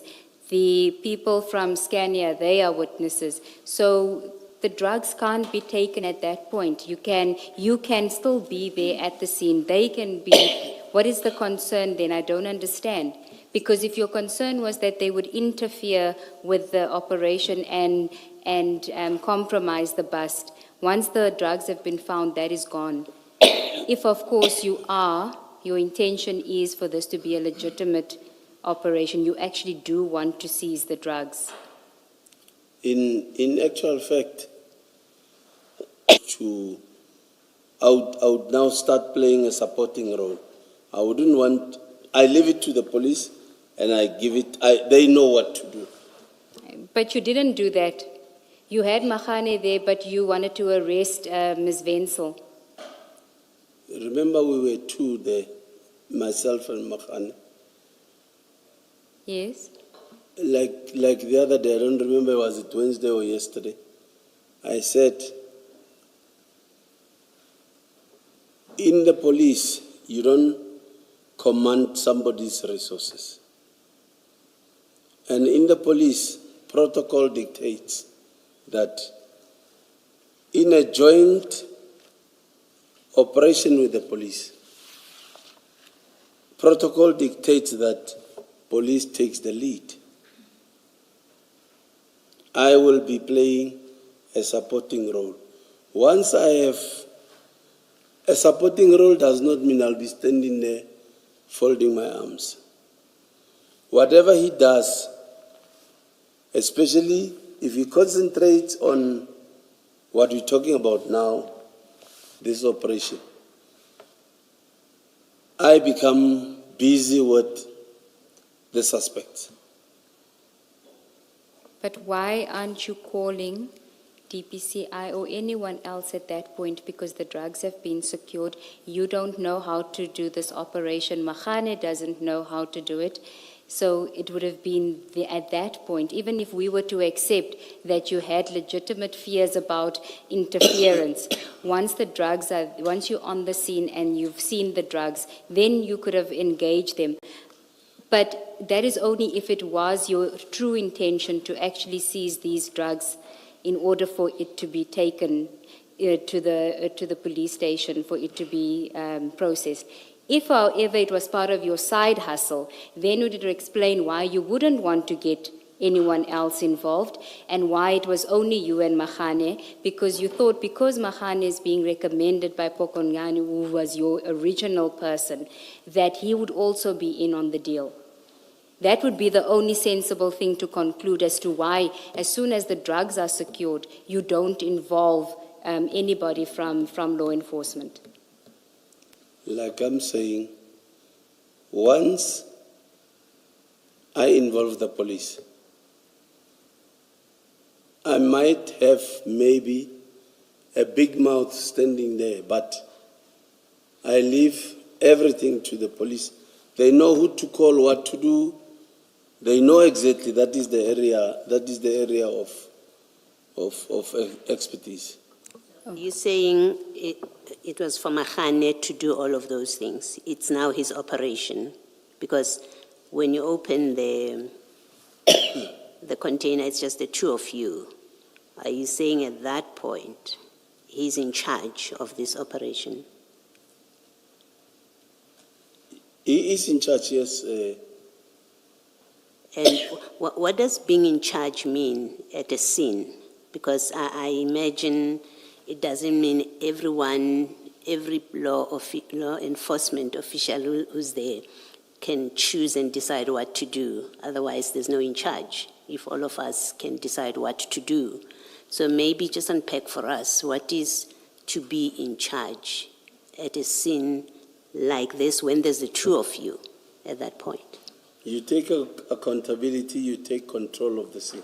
How does it take accountability of your decision to arrest a person if that person should not have been arrested, is what I'm trying to understand, that he doesn't seem to direct you. You say, I'm at the scene, I also get to do stuff. So if you do something wrong, how does he take accountability for it if he's not in charge? You are both in charge, it seems, on your account. No, I cannot be. Like I'm saying, in the police, you don't command somebody's resources. Yes. And when we are jointly working in an operation, they take the lead. Yes. I'm being guided by them. But he didn't guide you in the decision who to arrest. At least I've not understood that to be your evidence that you caused the arrest of somebody because Mahano said that. And hence my question, that it seems you, and you keep using the word joint operation, which seems to be consistent with saying, well, he does his bit, I do mine. We both do what we think is right on the scene. And if that's your evidence, that is your evidence. I'm just trying to understand that was Mahane, in fact, in charge of this scene? You say he was in charge. And then I say, well, then, how do you explain your independent actions on the scene, including the decision to place somebody under arrest? If Mahane was in charge, yes. Myself? Yes. If he is in charge, it's not like I am divorcing him for him to do everything while I'm there. Mm. Arresting, I don't need his permission, I can still do. If there's that reasonable suspicion. Even though you're not acting under his direction, you say a traffic officer like you has the authority on that scene to effect an arrest. That I can do. Acting independently without it being directed by the SAPS. Yes. Okay. Thank you. Can I just, your response to Advocate Ngube that because the PCI is captured, you made the decision that you don't want to involve them. It's not up to you to decide that, because I'm reading Brigadier Shibiri's affidavit. He says, when you called him that day, he told you that the investigation of level 3 drug trafficking matters resort under the DPCI. So this is the function of the DPCI, because this matter involves drug trafficking. It's not up to you to say DPCI won't be involved because they are captured. DPCI, okay, me knowing, not all obviously, It cannot be a blanket statement to all. Most of them, we know it's a no-no. But if it's a matter that resorts under the DPCI, it means you have a responsibility to inform the DPCI. You cannot say it resorts under them, but I choose not to do it. You simply cannot do that, and I will leave that there. I want to ask you these questions. Do you have any training, or have you ever conducted a bust that involves opening containers? No, I don't have Commissioner. Do you know what process has to be followed before you open a container? I don't know, Do you know what you must do with the seal when you open the container?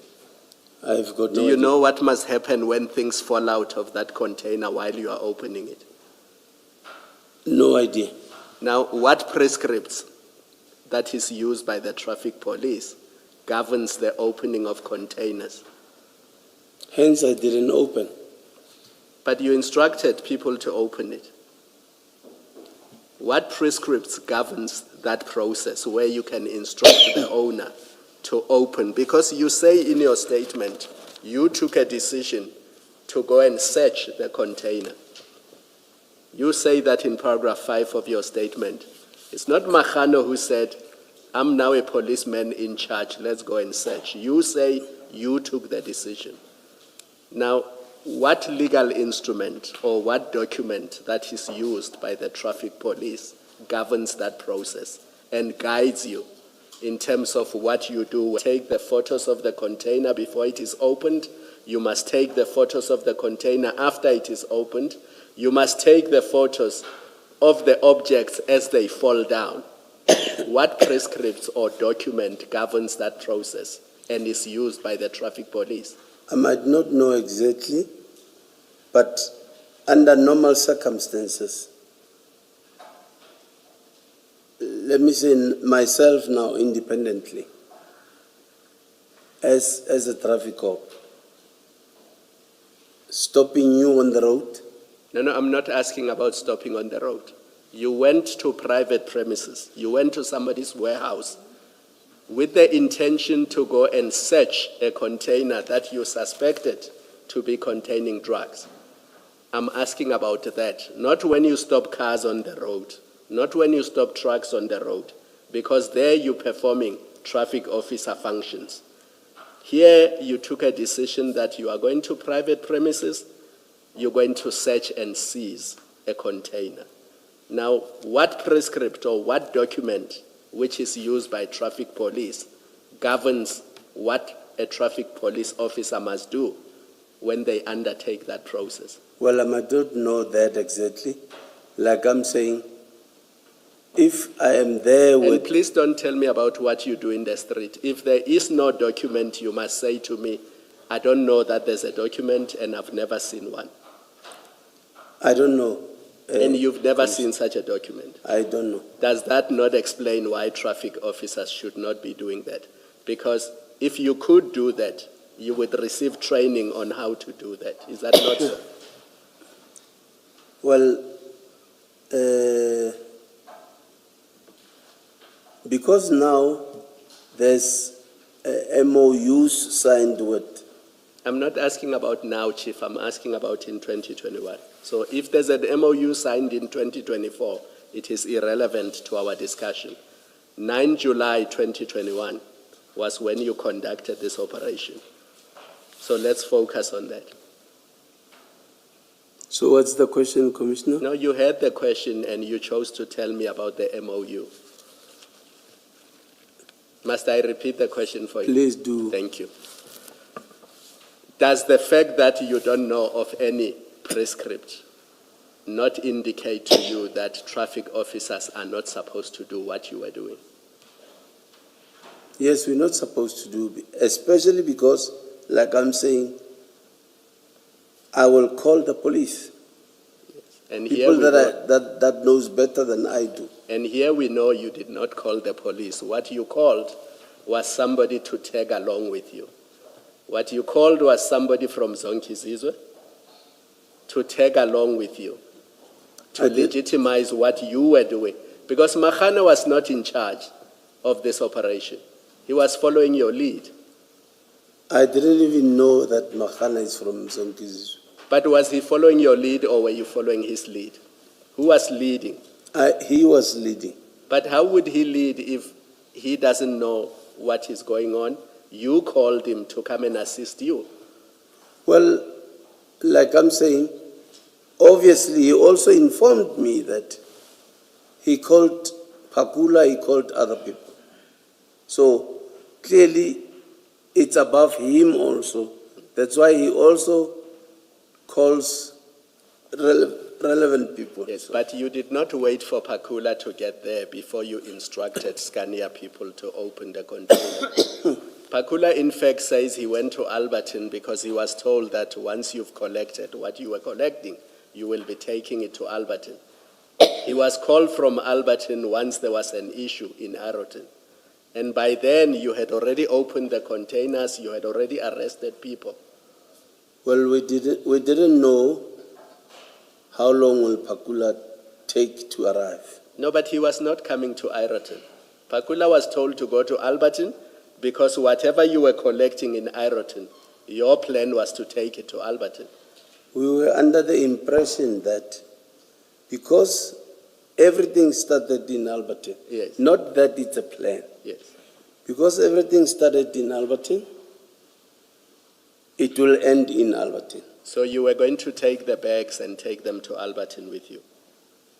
We were going to end everything in Alberton. You were going to take the bags and take them to Alberton with you. We were going to detain, if need be, and take the cargo to 13 in Alberton. You were going to take the bags, the 27 bags, to the impound in Alberton. To 13 in Alberton, yes. Okay. Can I just check this? Well, maybe let me first preface myself by saying what is clear from your description of your relationship with Pukungwane, what comes out of that is you actually called a friend. You didn't call a SAPS officer because you know this is I happen to know this police officer who's in Alberton. You called a friend. You say you socialize with him. So it was quite a deliberate decision or choice of who you call. That's the first observation from how you've described your relationship with him. But my question is not about that. It's about you, when now things were bad on the scene, and in particular you were being placed under arrest, you called, I think you say the first person you called was General Mawela, right? Yes. That's at least one of the people that you called. Yes. Why did you call him at that point? Why did you choose to call him and not another police officer? Why did you not call Pompi or Superior? Any other name? Choose any other name. Could have been any other name, but I'm asking specifically, why did you call General Mawela in particular? Because of the harassment and the bullying of Khan, General Khan. But remember, you don't trust all these senior officers. You say they have an interest in this. So I'm interested in your choice of General Mawela because you don't trust all the seniors. Why did you think he won't have an interest in this?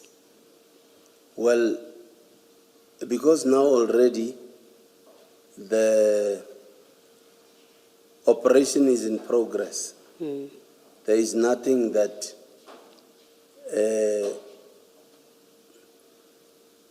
there is now there's a need because now there will be no that disturbances or a sabotage for this to be a success. Okay, but that's exactly the point, that when you open the container and the drugs come out and others are watching, the employees of that place, there will not be sabotage. Whoever you call to the scene, there would not be sabotage at that point. So you have to explain again why at that point, once you've opened the container and the drugs fall out, why did you not now mobilize, including General Mawela, that clearly you do have access to him at that time, why you did not mobilize other SAPs, appropriate units of SAPs, DPCI, SANEB, LCRC, as soon as those things dropped, and then you wait there. Because, as you say, at that point, the opportunity for sabotage is lost because the drugs are now in the open. No one can intercept them at this point because it's in full public view. Explain why at that point you do not then mobilize the appropriate SAPS people. I'm under the impression that people that are involved, that I involved, will do the necessary, will know who to call. Yes, they'll know who to call and know who to mobilize. No, but you see, you're the one that called Pukungwane, you're the one that calls Mawela, and so we know you do have access to people that you can mobilize to come to the scene. So my question to you is, and it really flows from an earlier question that you were asked, that you are now at the operation. You're no longer concerned about the drugs being intercepted before they land somewhere. They are in full public view. You don't call others and you say, well, you're under the impression Mr. Mahane, Warrant Officer Mahane will know what to do. But you actually together make a decision to load them onto a van, clearly intending to take them somewhere. You say you were taking them to Alberton. And my question is, well, at that point, why do you not say, Mahane, I see we are making the decision to put them on the van, but in fact we should be calling the SEPS people to come here. Let's do that, because you're making decisions with him. So please don't pretend when it suits that Mahane was in charge and he's the one that does things. We see you arresting people. You know, you tell us, place somebody under arrest. We see you fighting for the scene with General Khan. So you really are an active player at that point, together with Mahane. So answer my question against that context of the facts as they were unfolding, that why do you not, at that point, you and your friend Mahane say to him, we have to call. Now that we are here and it's all down here, it's open, it won't be sabotaged, let's call the right people to come and deal with this. Why do you not do that? Sometimes, Commissioner, you take long, I end up forgetting. My question is The question is. Let me summarize it for you. And I don't understand that you don't understand my question, but I'll accept. And I'm not going to give you a background. The drugs fall out. They are in full public view. There are spectators. There's zero risk of sabotage. Why do you not? You say to Mahane, let's call the appropriate SAPS units to come and deal with this, instead of putting this thing on the bakkie, instead of putting them on the bakkie, let's call the SAPS people to come and deal with this, the appropriate people. Why don't you do that? No, like I'm saying, I left everything to Mahane, and for him to say, I called Pakula, for Pakula on his arrival to say, I called K9, then I know we are safe now because they calling the relevant people. So why do you fight with Khan when he comes there and takes charge? Because there's now SAPS proper. The scene is being managed. Other people are now there. Why are you fighting them? You're saying Mahane has called, the version is not as clean and as clear as you're making it to be about what Mahane did. But you say Mahane has called, Pakula has called. Well, somebody has called Khan. Somebody has called Sebola. Someone has called Kadwa. All of them sub-officials. Why are you fighting them? You're a traffic officer and that doesn't change. Why are you fighting them about them now taking charge of this scene? Because it's a scene. It's being taken charge of by appropriately qualified people. In fact, you and Mahane are completely inappropriate for this operation. You're not qualified for this operation. Forget their motives, which maybe they do have other motives, but on the scene descends people who are appropriately qualified, which you and Mahane have zero of. Why do you fight when sub-officials, appropriately qualified, come and take control of the scene? I was not fighting. Khan was fighting us. So you just handed it over to Khan. Is that what you're saying? That you were happy to hand over to Khan, Sibula, Kadwa, and every other person who is not you and Mahane? Are you saying you happily were handing it over to them? No, we're not happy because, okay,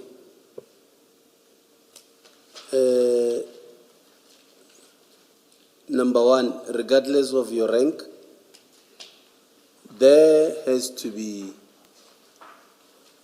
we respect one another.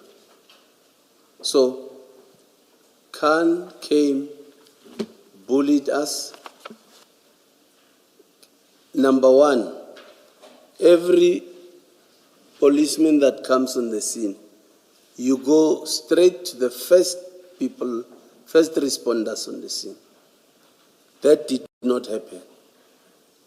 Instead, he went to, I can say, Scania people. And we all are looking at that.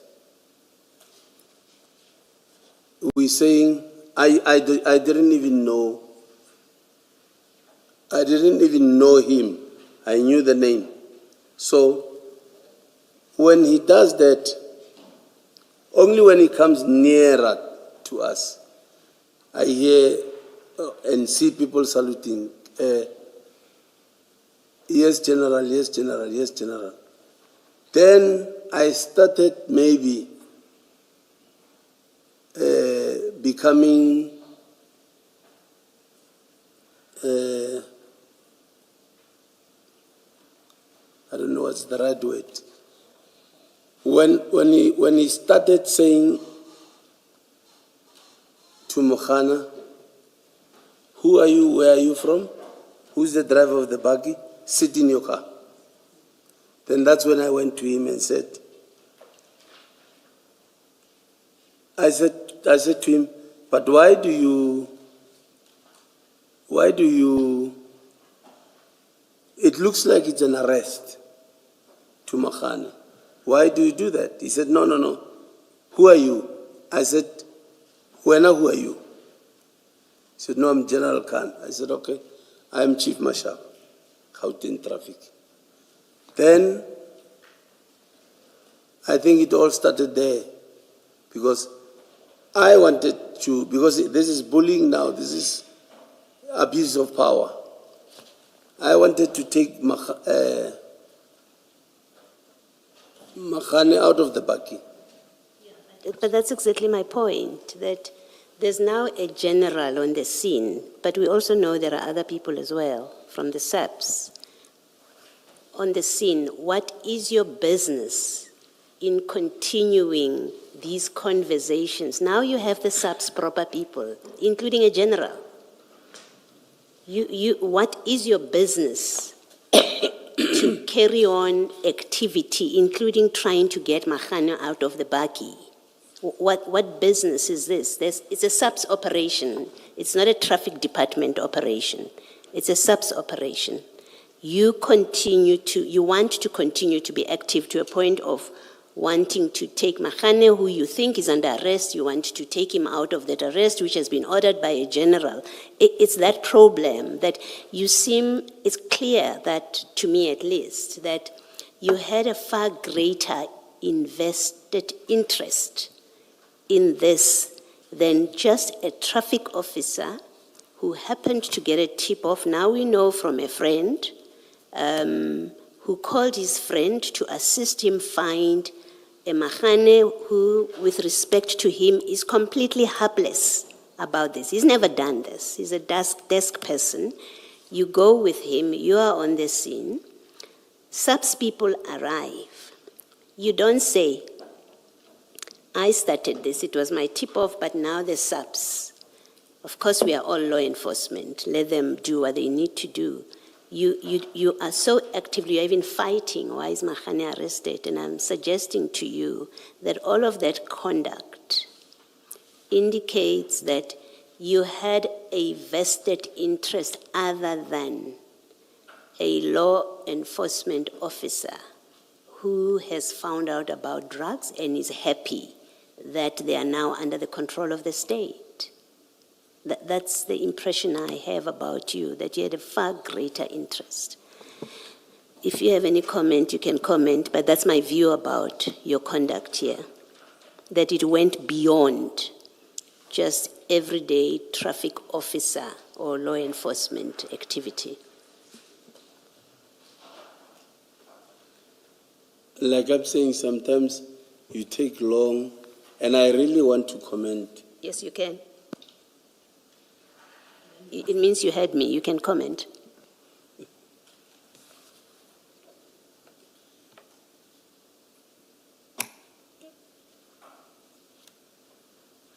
Number one, like I said, regardless of your rank, we respect one another. Can I please stop you? And I don't mean to be disrespectful.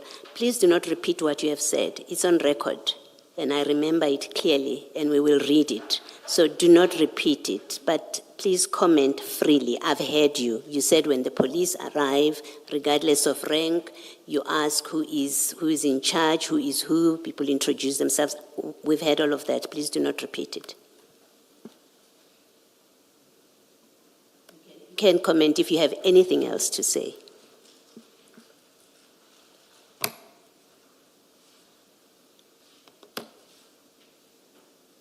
No comment. Thank you. Ms. Siggles? Thank you, Commissioner. Chief, why was Mr. Nku at the scene?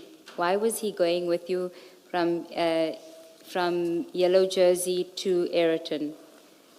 Well, Mr. Nku asked me that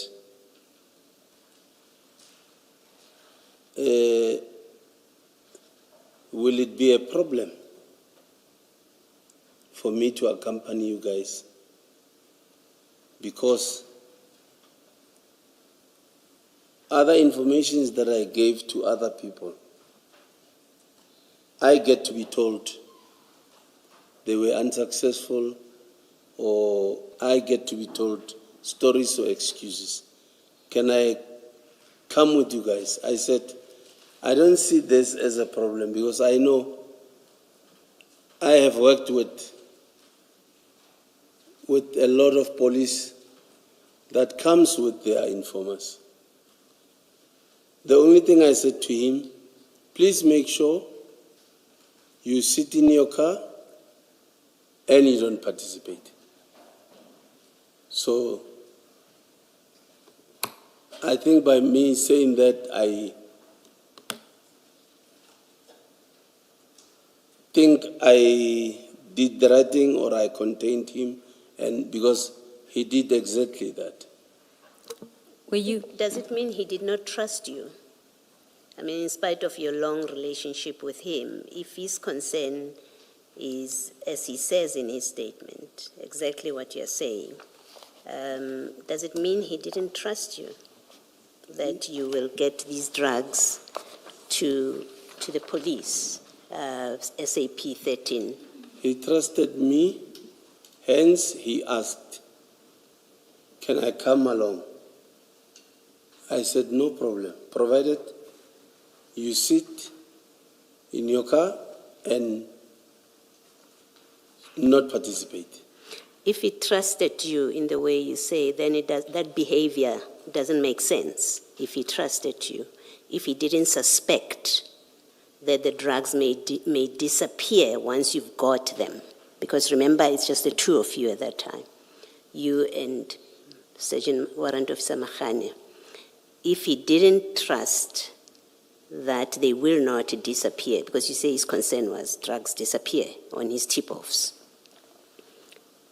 then it doesn't make sense if he trusted you that he would want to be present in your bust. Doesn't make sense. In fact, it indicates one of two things. He didn't trust you, which would be a surprise because you have this long history of transactions that you are doing together. Or the alternative is he was there not for the reason that you are telling us, but for a different reason, which you are not disclosing.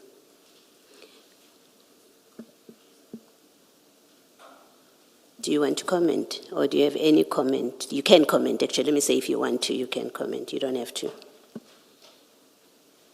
No comment. And were you aware that he had taken photos of the scene while he was there at the scene? I'm not aware. Okay, can I ask you to go to the WhatsApp bundles just to show you the WhatsApp exhibit bundle, page 51.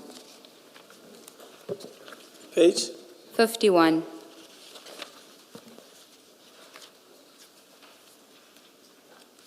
You may just have to zoom in on the last photo. You can't really see it. Do you see the third photo, the last one on page 51? Do you have it, page 51? Yes. And do you see do you recall that that was the truck? Yes. Yes, that was the truck, right? The yellow one. Yes. Okay. And if you look at the date, 9 July 2021, and it's at 8:43. Yes. He was taking photos of the scene. And then if you go to page 52, if you zoom in on the first image, it's taken at 9 o'clock on the same day, and you can actually see a police van next to the yellow truck. You see Yes. that? Yes, I see it, Commissioners. And the second photograph as well, the next one. And you can see he's sitting in a vehicle because you can see the mirror where he's taking that photograph. Oh. Yes, I can see. Okay. When you arrive at Yellow Jersey Logistics, they won't allow you access to the container, to the truck, because you don't have the necessary paper. By who?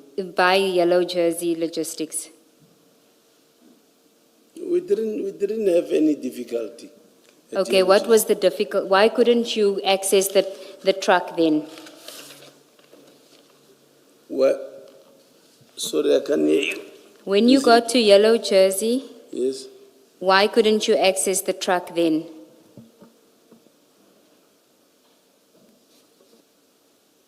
What was the reason given to you by the people in Roykop for you not to open the container? No, they said what if you open here and then we get in trouble with the client? Rather, preferably, go and open it at the client. Yes, but the reason why they wouldn't is because you didn't have the paperwork, so they couldn't open it then. It wasn't about necessarily the client. You needed to have a search and seizure warrant at the very least, right? It says that you didn't have the necessary paperwork in the statements. Well, they didn't tell us that. Oh, they didn't tell you that? No. So they told you we are refusing police officers, because Mahane was a police officer, we're refusing a police officer from searching a truck where they suspect drugs in there, because we're going to get in trouble with the owner. That's what they tell you. They didn't refuse. So why didn't you just access it then? Because according to you, time is of the essence, this is a drug bust, you don't want any interference. Why not seize it at the first opportunity? They advised. We also advised because we could see in their eyes that we don't look genuine in their eyes. We also advised that give us escort. We will go to the client with your escort. So you say you didn't look genuine in their eyes. What do you mean by that? Well, you know. No, I don't know. You know. No. I have not said you know what you are. Continue. There's a lot of bogus cops operating.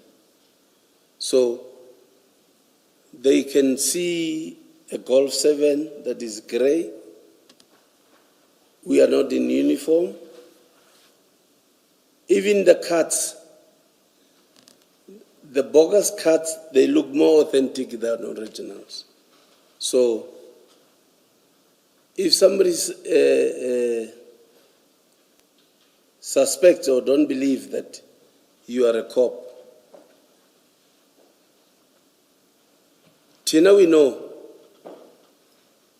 a cop and a criminal, how do they look? We know. The criminal will always be in a hurry. But in this context, weren't you bogus cops? Because didn't you tell them that you were crime intelligence officers? Told who? Jolene Wenzel at Scania. No, people that want to defend themselves would say anything. So, how do I say to a person, I'm crime intelligence? I know for more than 2 decades at work, I know you cannot identify yourself wrongly. I know. Well, you would do it if what you were busy with was not official police business and you didn't want to be identified, which seems to be a consistent theme from all the other witnesses who did statements that there was either a reluctance to properly identify yourself, or when you did identify yourself, you said that it was crime intelligence. If you go to the docket exhibit bundle, I just want to show you the statement of Jolene Wenzel, because her statement is prepared on the day at 1 o'clock in the afternoon. So if you can go to the docket exhibit bundle, page, I think it's 267. Somebody can just assist him. The docket exhibit bundle, is that Page? Page 267. It's the one that says can disciplinary.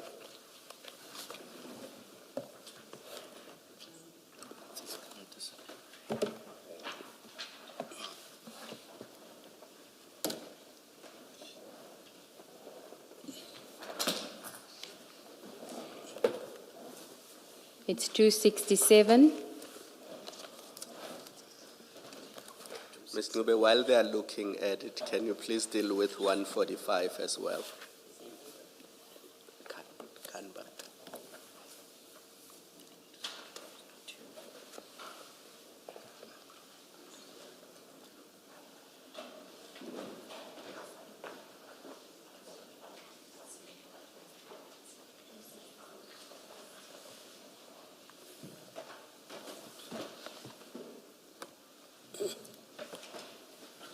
Okay. 395. No, it's page 267.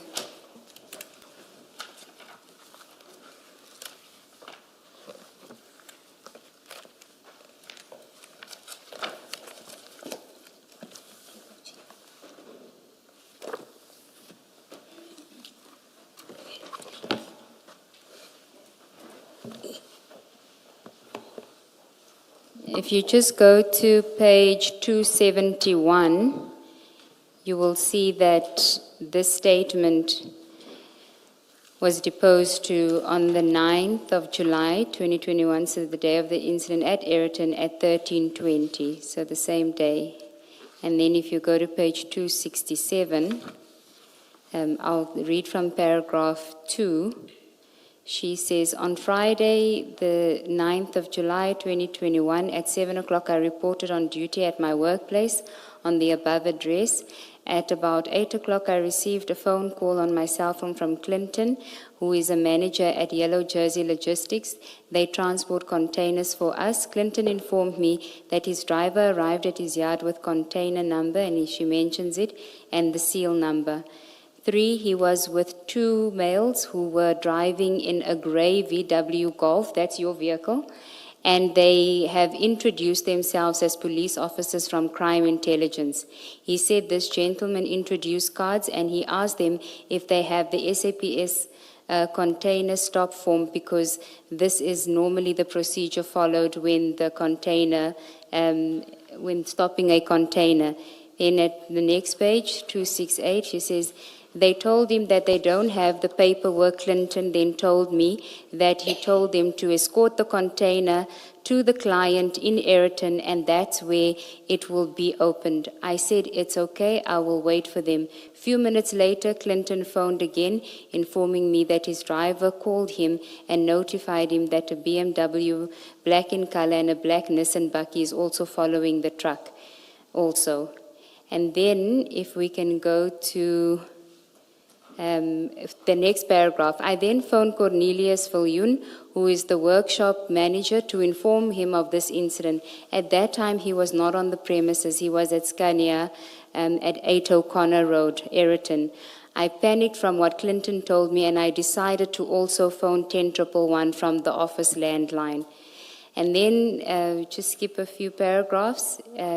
At paragraph 9 on page 270, the tall police officer further said that myself and Cornelius, including the driver, that we were under arrest.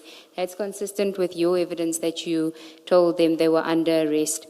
One bag was still stuck in the container between the container wall and cab windscreen. He then instructed for the container to be offloaded with a forklift, which was then did. At this point, the Boysons Police and Scania HSE manager arrived on scene. The tall police officer asked very aggressively, who called the police, because now they are here to interfere with his investigations. Do you see that? Yes, I see. So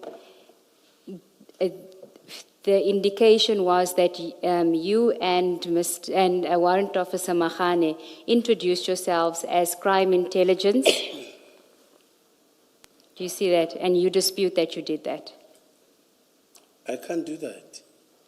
Why would she say that? And remember, this is a contemporaneous statement. It's made that day at 1:20 in the morning and in the afternoon. Why would she say that if it's not in fact what you had said to her? I don't know why she said that.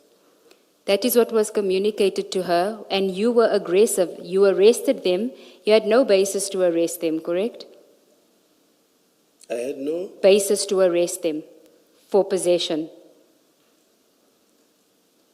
Remember, I place you under arrest until we confirm the cargo. Hence, K9 was on its way. Okay, so then you shouldn't have taken issue with General Khan placing you under arrest, because you were also then in possession of the drugs when he arrived on the scene. I was in possession? Yes. You had given instructions for the drugs to be taken and put onto the bakkie. It's securing exhibit. Yes, but how does he know that you don't have the paperwork when you arrive on the scene? You're not authorized to even conduct this operation. So you are, at that point, there is suspicion.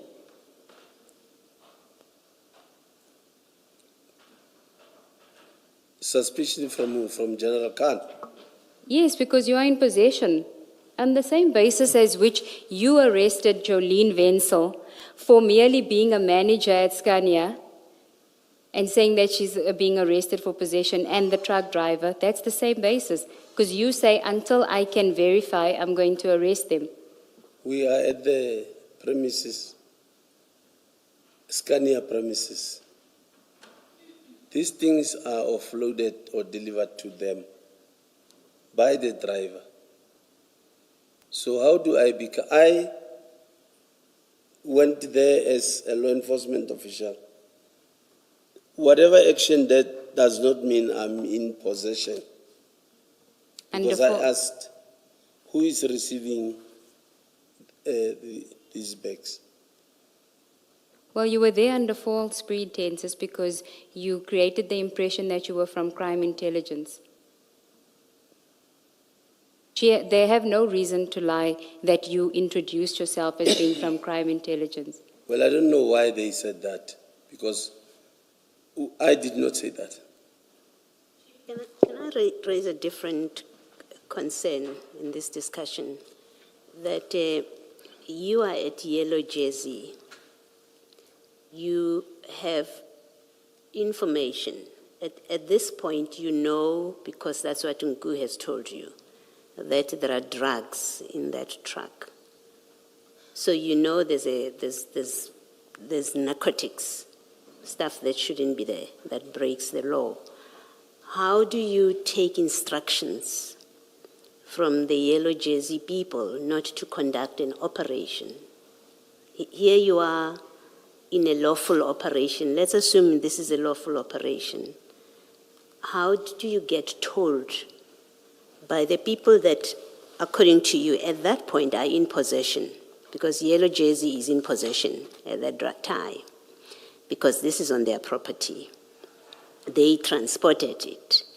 Their driver that you later say is in possession, you arrest him for possession. He's in possession. You're at Yellow Jersey.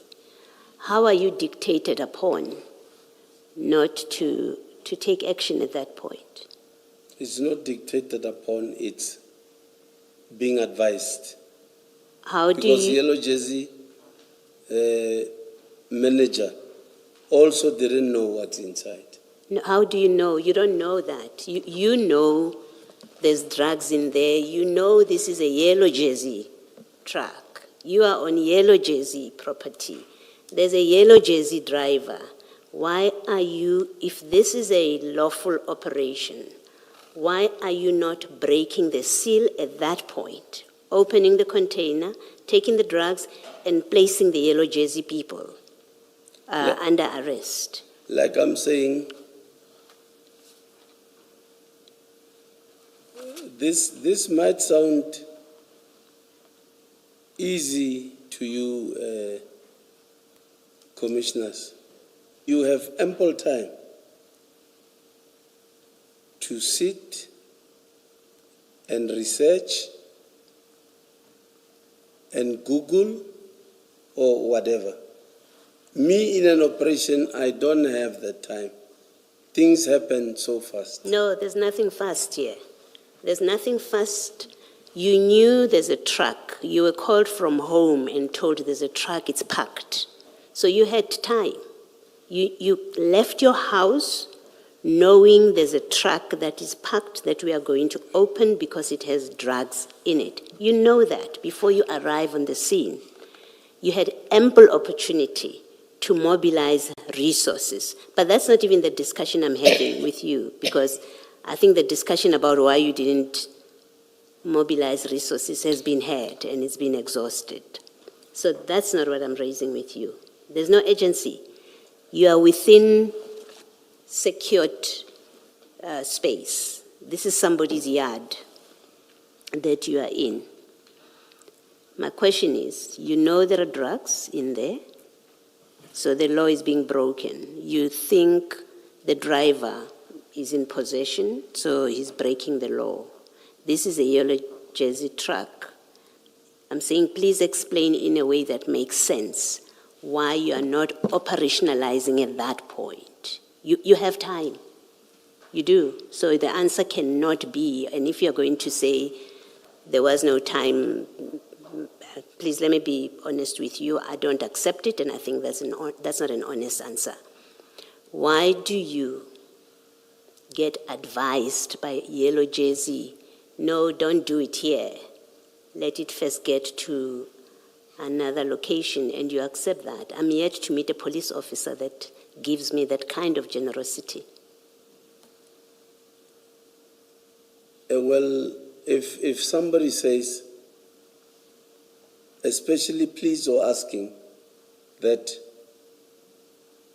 I'm advising that please do not open it here, because if you don't get what you want, the relationship, my relationship with my client will turn sour. I'm advising that please, I'm not saying do not open, but I'm advising, please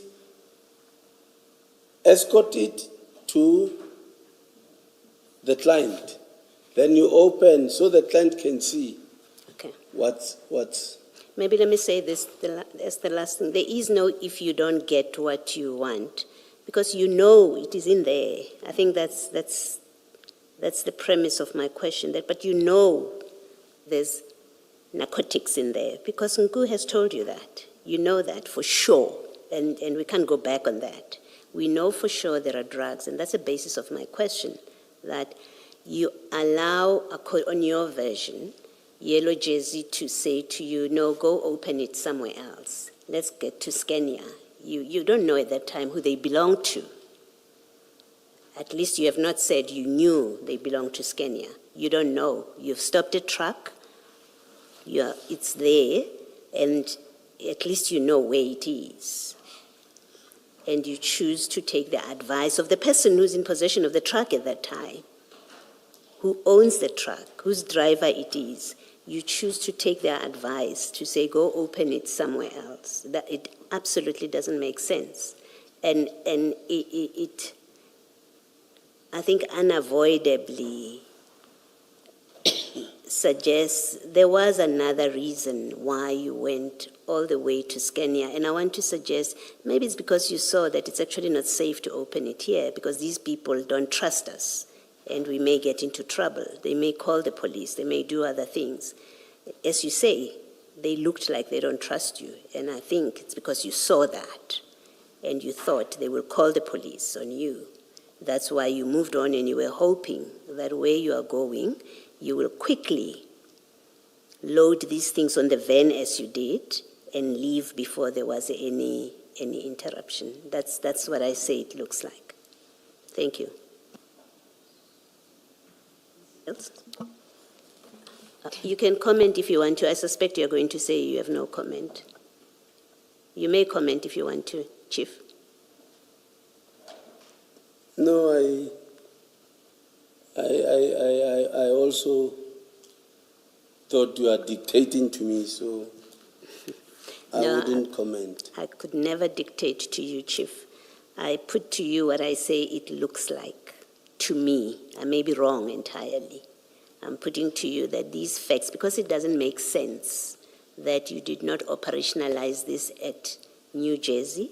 You tell us you acted on advice of people who are suspects themselves. You acted on their advice, doesn't make sense. And then I say, this is what it looks like. It looks like you aborted Yellow Jersey because you saw these people don't trust you, you thought they'll call the police on you, and you were hoping at the second location you will be able to take the drugs and do a quick getaway, which I suggest you were doing with the black van. You didn't anticipate it will go down as badly as it did. That's why things happened the way that they did. So you can comment. You can say I'm wrong if in what I'm saying, and then we can move on. I wouldn't even attempt saying you are wrong. I've learned to accept that I don't think I'll ever make sense to you, Commissioner. because. Thank you. Yes. All right, I've heard you. Thank you. Ms. Siegels? Thank you, Commissioners. Can I just confer with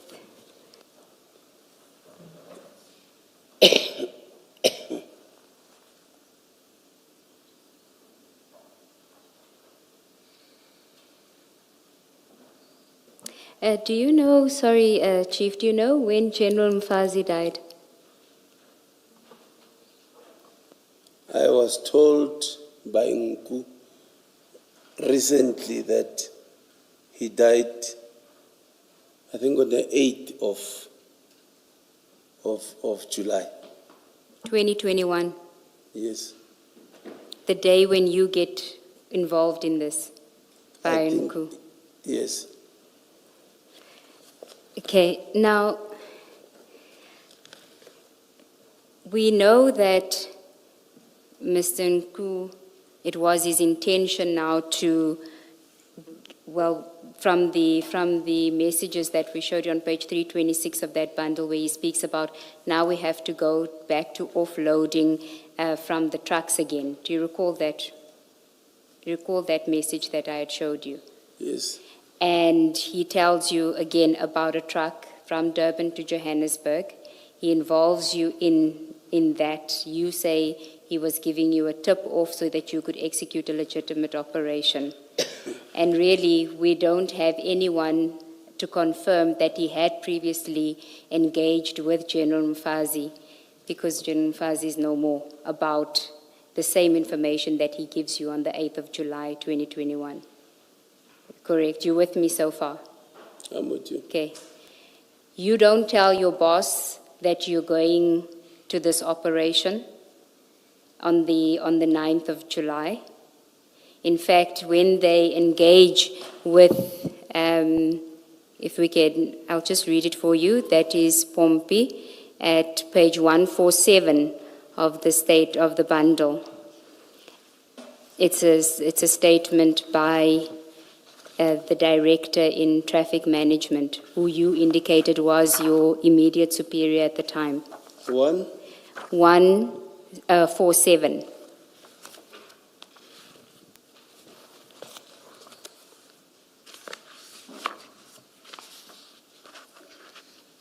Do you see that? Just let me know when you're there. It's Yes. the statement by Director Pompey. Yes, I see that.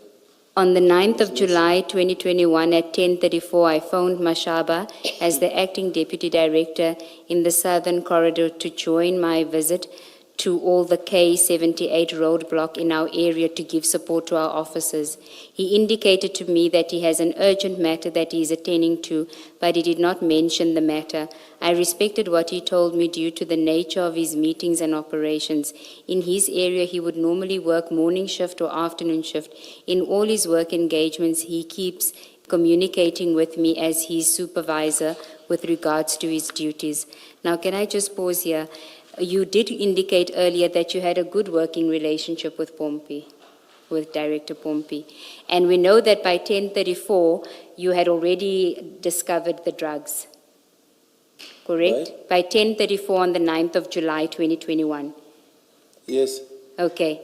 Was this not an opportunity to say, yo, you're calling me and I've just made this massive drug bust at that stage?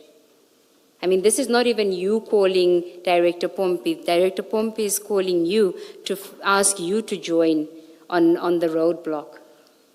There's no danger now about interception or anything. Why don't you mention it then? He called me in the morning. Yes, Because I had to 10:34. join him for visits. So you're saying, what's the question?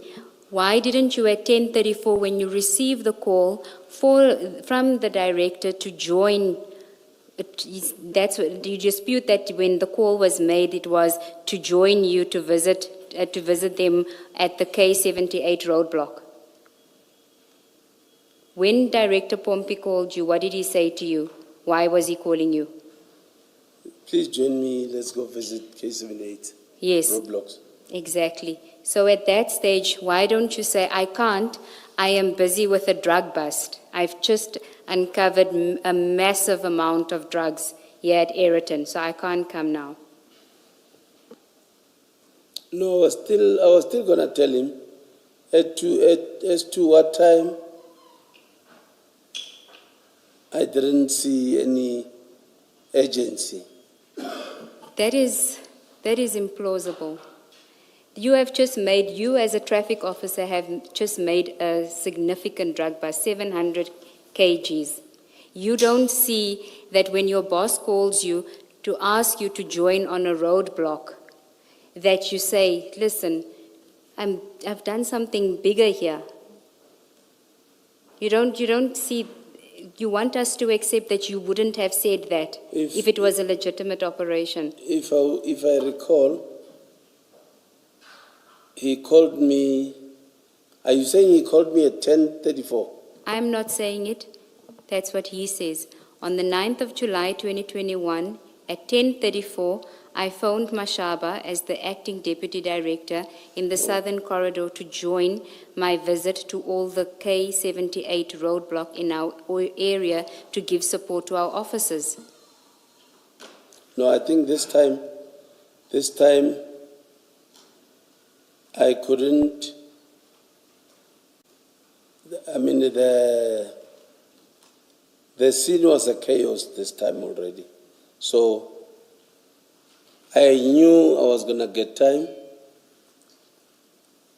to call him. Because here we were still, I can say we were still having some misunderstandings with other police as colleagues. Chief, I'm going to suggest that you didn't tell Director Pompey about your discovery because you weren't on a legitimate operation. It was your side hustle with Mr. Nku. That's why you didn't say anything.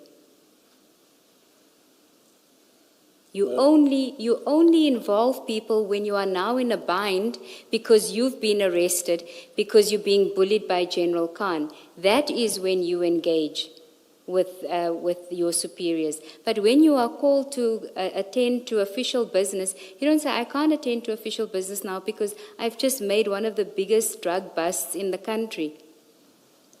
Well, you are telling me I don't have control over that. I'll just accept what you're telling me. Okay, thank you. So you did have control over telling your superior what you were doing. You can't hide behind what you've just said. Nothing stopped you. Nothing stopped you from telling him. No, she's telling me. Yes. That she's putting to me that it's because it was illegitimate.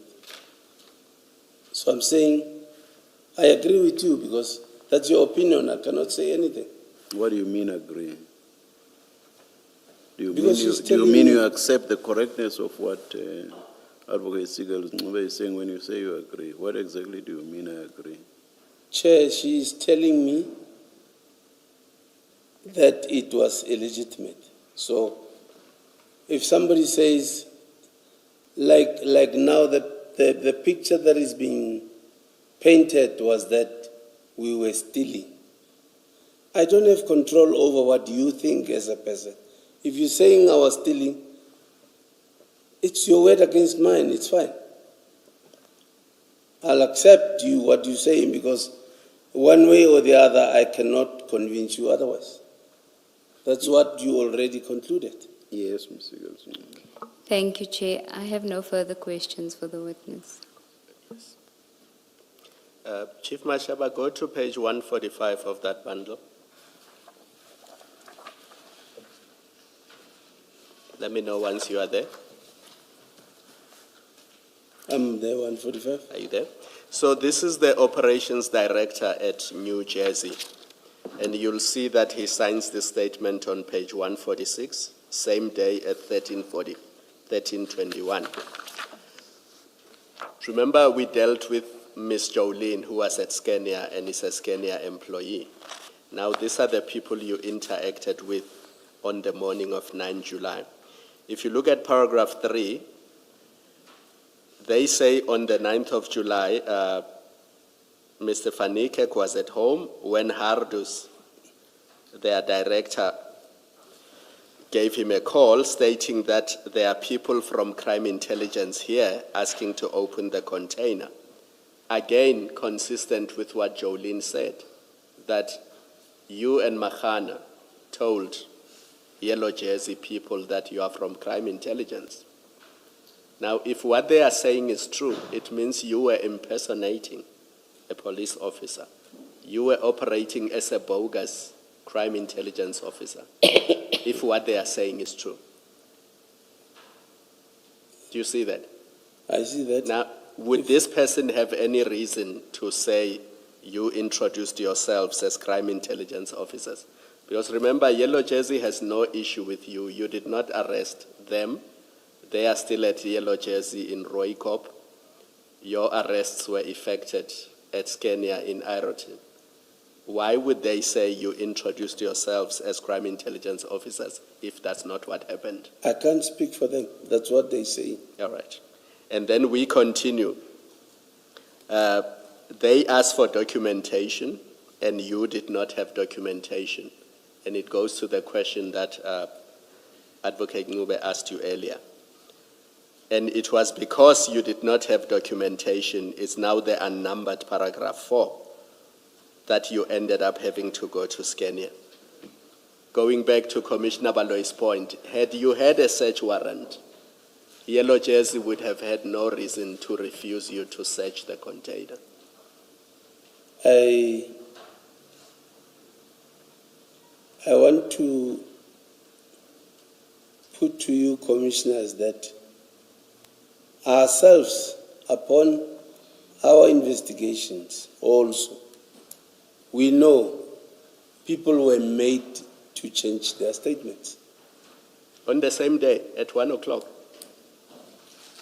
Were made, as to when, I don't know. All right. But Let's leave this statement. Let's go to the head of security now at Scania. It's page 290, Mr. Rickett.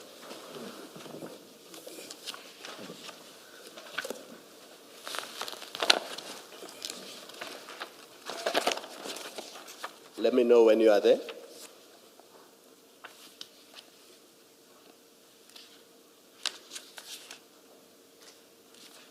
yes, I'm there, Commissioner. Paragraph 3, Mr. Rickett says he's the security manager at Scania. You see that at paragraph 2. Do you see that? Yes, I see. And then at paragraph 3, he describes the events of the day starting from 8:15 in the morning. And he explains how the two of you were aggressive and you did not want to identify yourselves and you sounded suspicious, and that's why they called the Boyson's police. So if you look at the last two sentences of paragraph 3 on page 290, do you see that? I see that. So they say the reason for calling Boyson's police was because you did not want to identify yourselves, you were aggressive, and you were behaving in a suspicious manner. Commissioners, I become happy when you talk about the scene, because we also advised Sebola that please get the video footage so that at least the questions about the scene will answer itself, because every answer will be on the footage. Okay. And Pakula mentioned that nobody entertained it. Chief, I think Chief, please pause there. Sebola is not there yet. Pakula is not there yet. What the account that is being given is what happened when the three of you, including Nku, arrived there. Either you agree with it or you disagree with it. It doesn't help to say, I asked Pakula to look for footage, because we know that that footage is not before us, so it won't help us. For the purposes of answering my questions, you either dispute what they say or you agree with it. That I was aggressive. Yes. Do you agree or you disagree with it? I know people who doesn't know me always say that I'm aggressive, I'm arrogant. They call me names. So that impression, if Rick had formed that impression, it would have been a fair impression on his part to form, because you say people who know you also think that way. I'm saying maybe if you can allow me to finish, Commissioner, Yes. maybe. Until you get to know me in person, that it's not, and unfortunately it's human nature that if somebody says, Mashaba watel, other people don't even give themselves time. They somehow believe what they hear. So other things are beyond my control. I'm not in any business to prove to anybody that I'm not arrogant. All right. But if you know me, you will know there's no such a thing. Unfortunately, we won't have time to get to know you, Chief. Paragraph 8 on 291. What Mr. Ricketts says is that he's a former police captain himself. So he's a retired SAPS captain. So he knows about normal investigation protocols. And you see that from line 5 of paragraph 8. Sorry, line 246. He says, being a retired captain in the police, I asked him why they were not following normal investigation protocol. With a very aggressive attitude, he told me not to try to do his work and that he would arrest me for interfering in the investigation. I advised him that he would need to identify himself with his ID card before he could do that. He produced a police ID card in identifying himself as a warrant officer. When I wanted to write down the information on the card, he became very aggressive. I asked him what the contents were of the bag, whereupon he advised me I do not have to know. And then he continues, he says, when he tried to take photos of what was going on, you and Mahana were aggressive towards him. And he continues in paragraph 10 that even the police who arrived, you were aggressive towards them and you told them to go away because this was your scene. Do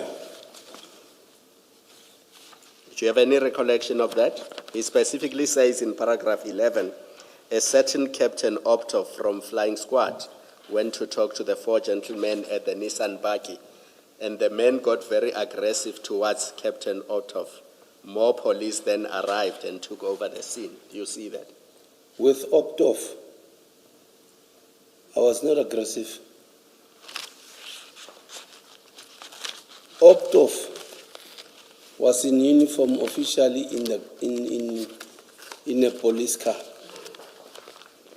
So obviously, when Boysens reports back to control, all patrol cars on duty would hear the report. So we knew for a fact he is coming there knowing what's happening, because he must have heard the report from Boysens guys. Okay. But when he got there, he didn't even start with coming to us. Everybody else there started somewhere, ended up with us. So he said to us, guys, who are you and what's happening? No. Guys, who are you? We hear there's a hijack. I said to him, you don't even greet us. You come here and tell us what you're telling us. And you might have heard from the radio. Why do you come and ask us knowing exactly that there's nothing like that? Because you heard it from the radio. So I'm also under the impression that he might be one of the officers that are sent by people with interest at the scene. Thank you. The last statement I want to take you to, then I'm going to ask you about Mr. Nku. Page 254, it's Captain Sebola.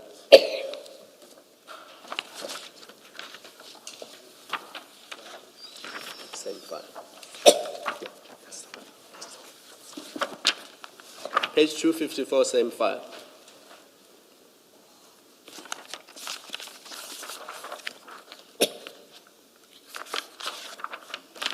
Do you see that it is the statement of Captain Nkwana Joseph Sebola?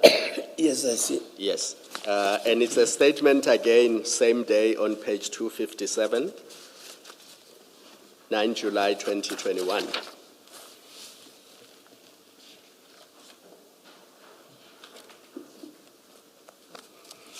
But the part I want you to deal with is 254, paragraph 7.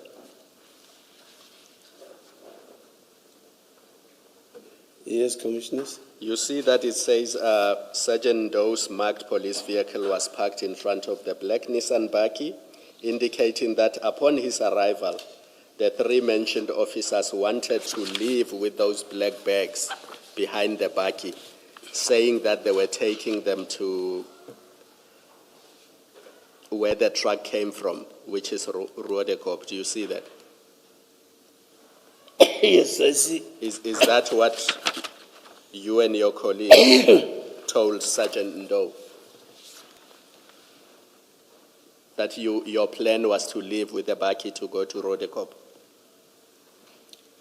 You see, Commissioners, I don't know why do you crush or dismiss me when I say I become happy when we talk the scene, because we know that Sebola obtained a video footage, we know. So I'm being dismissed, the video footage has been dismissed, and we know that's where the truth is. So whatever that will be asked about the scene, I will still be not listened to, because I'm also saying, please, can we get the video footage? I'm being dismissed, so. Not at all. Chief, let me assure you that if there is video footage depicting the events of the day, efforts will be made to obtain it. And let me say this to you, I'm not crushing you. I'm asking you to either contradict or confirm what is said in the statements. And you seem to have formed a view already. We have not. What we are doing is to establish facts. And the exercise I'm undertaking now is because I'm being fair to you.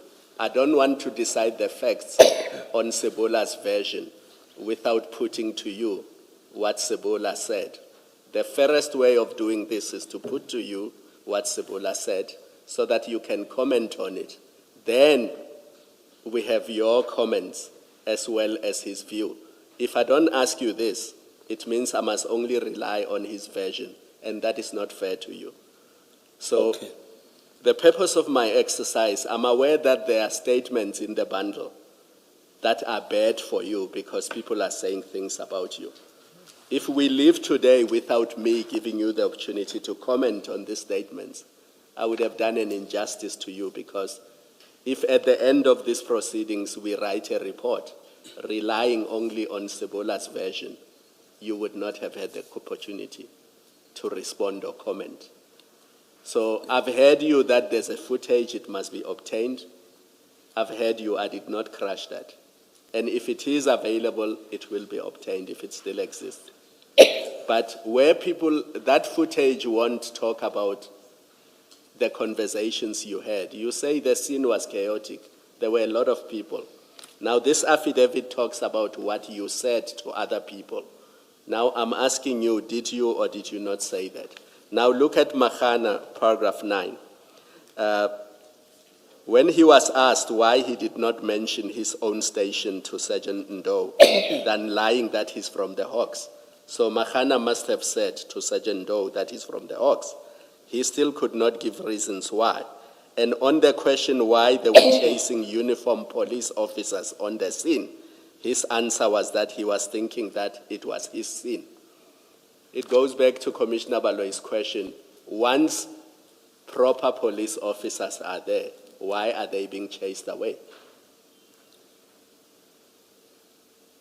Do you want to comment? Sorry, was the question? I want you to comment on the contents of that paragraph. 9. It is true or it is not true? Yes.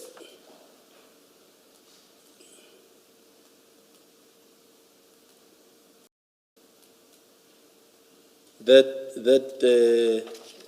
when Mahana was asked for reasons why he described himself as coming from the Hawks, he could not give an answer. And on the question why he was chasing uniformed police officers on the scene, his answer was that he was thinking that it was his scene. In other words, he had the right to chase away other police officers. No, this is wrong. It did not happen. It did not happen. And when he was asked if he does know drugs, his answer was he did not know drugs. And when he was asked why he was loading them, on why was he loading what he does not know, his answer was he suspected that the consignment could be drugs. Do you see that? I see that, Commissioners.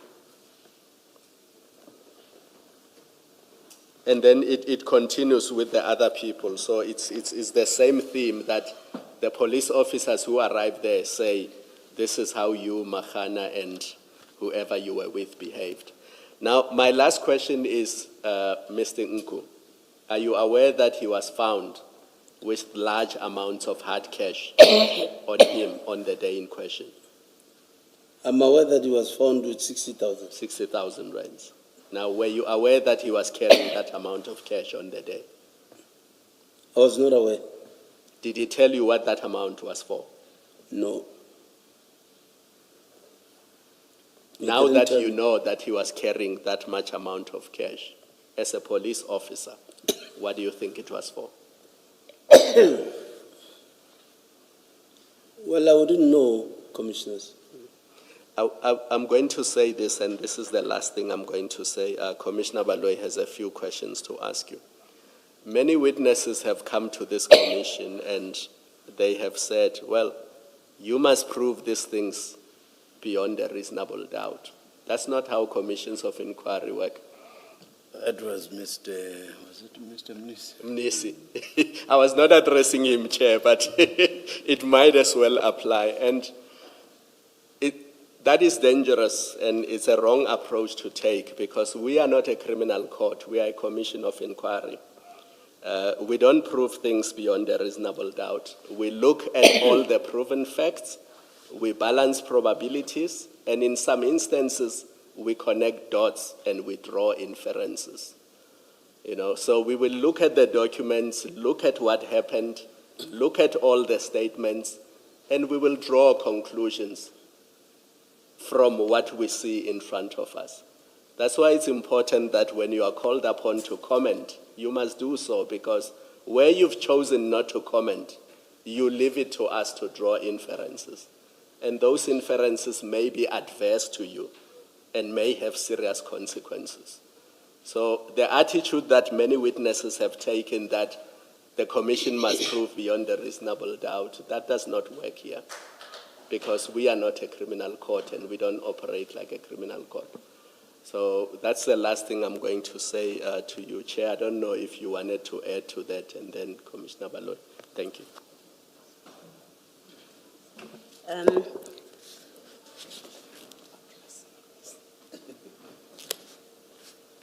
Sorry, Chief, it's not a question so much from me. It's what I want to put to you from the evidence since you started, and then tell you the impression that it creates for me, and then give you the chance to comment. And it's fair to do that, so that when you are gone and you have testified, we have the benefit of what you say I'm wrong about in what I say, I suggest. So from the evidence, we know now that you and Mr. Nku were involved in numerous transactions, activities. We know about the airport activities. We know about Egerton, so quite a number of transactions. We know from the evidence that so you can make a mental note of this if you want, but I have to list them, and I list them mindful that you have quite a number of times said I speak long, but unfortunately I have to do this with you. I have to give you my list. So and that this time, sorry to cut, and this time I want to comment. Yes, that's fine. You'll have the opportunity. So we know that, so let me start.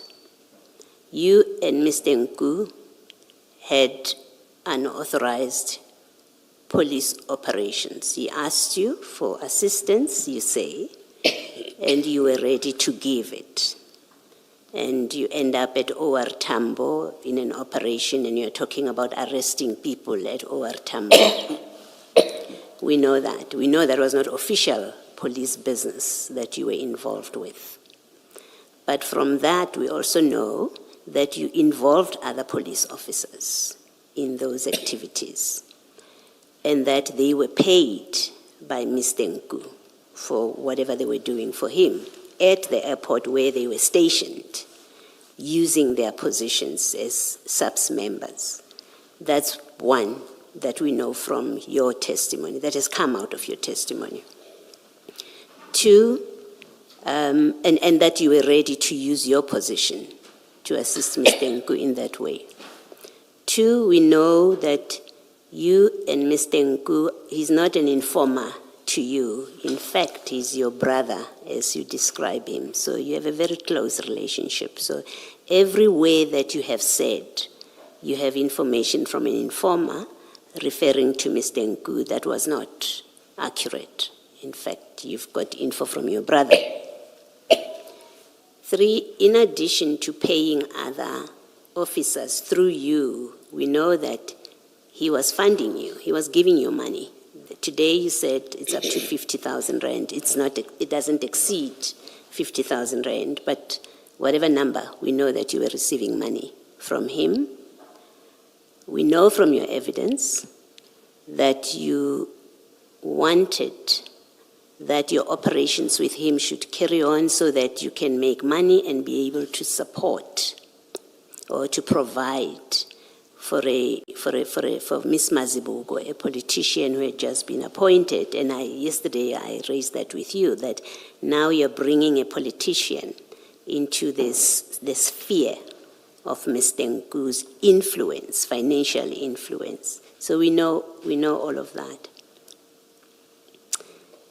And come to the Egerton bust. You in that operation, you did not inform your superiors, just like you did with the airport ones, the other operations. Your superiors didn't know that you have this operation until you got arrested. That's when they come to know that you're involved in an operation.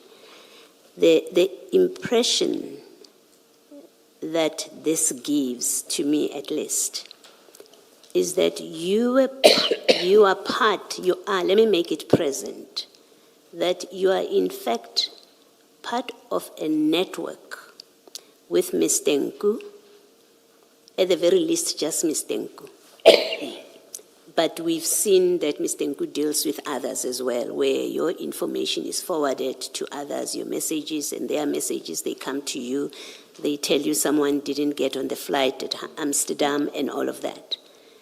So you are part, I put to you for your comment, that the appearances here is you are part of a criminal network, and you may possibly still be part of a criminal network that is involved in off-the-books, in fact, let me not call it off-the-books subs operations because it's as if it is subs operations. You are involved in unlawful activities, you personally, with Ms. Tenku, who, from the WhatsApp messages that we have seen, is involved in activities that involve drug trafficking. You are involved in involving other police officers in unlawful activities at Ms. Tenku's instance and funded by Ms. Tenku. All of that, I want to say to you, suggests or gives appearances that you are part of a criminal network or a network of criminals who deal in illegal activities that include drug trafficking, that include arrests of people without proper authorization at the airport. You wanted to arrest Kensani. That includes spying on people's vehicles. That includes you inquiring with investigating officers about exhibits because Ms. Tenku wants that. It places you very badly as being involved in a criminal network. And I would like you to comment. That's the impression I have right now, having listened to the evidence. And I'm putting it to you so that you can respond or comment if you want to, and maybe I will recheck my impression of it. If you don't comment, and in fairness to you, I have to say that to you, if you say I have no comment, then the last impression that I'm left with at the end of your evidence is that you are part of a criminal network that is engaged in the various activities that we have discussed. I stop there. You can comment if you wish. You have said you would like to comment, and I would like to hear your comment. Thank you, Commissioners.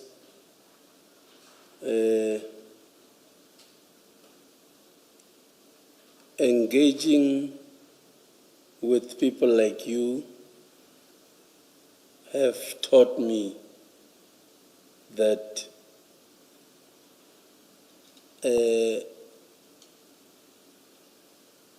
as a human being, you need to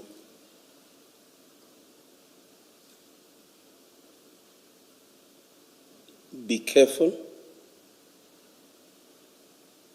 who you deal with. You also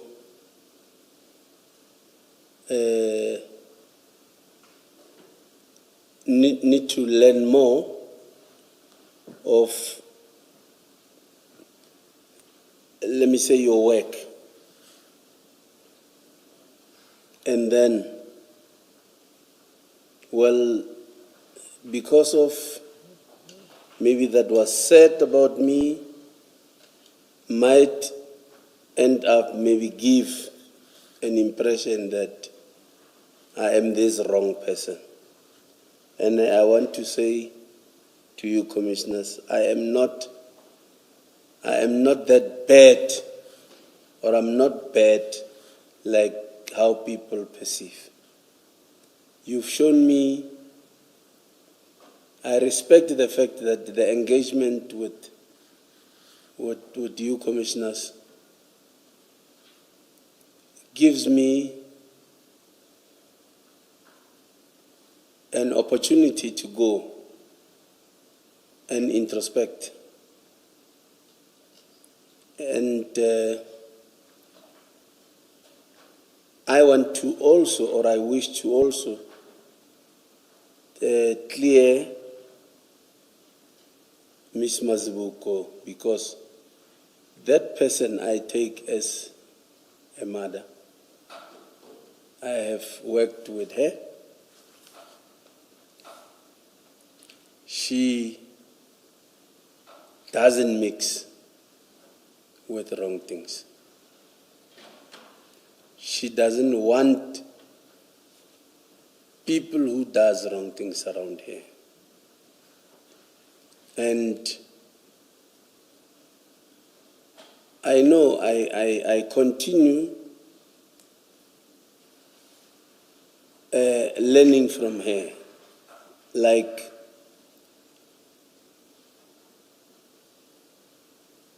she has taught me life. She has taught me how to respect people. I know I am this militant, I know. But then other people interpret it wrongly to say, or mistaken it for arrogance. I am not like that. If maybe I also gave the picture to the commissioners or the sitting, I want to humbly apologize, because I have learned a lot from the sitting. And I am happy that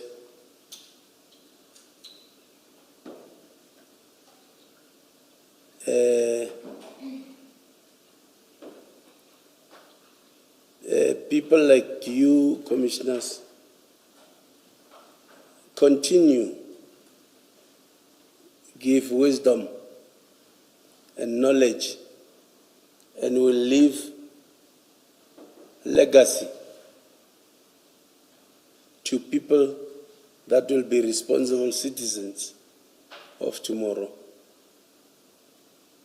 And I really and I humbly want to thank you for that. Thank you, Chief. Thank you, Chair. That's it for this witness. Thank you very much, Chief Mashaba. You are excused. That's it for today. Wednesday, Chair, adjourn till then. Let's adjourn and resume at 9:30 on Wednesday, 17 June 2026. Let's adjourn.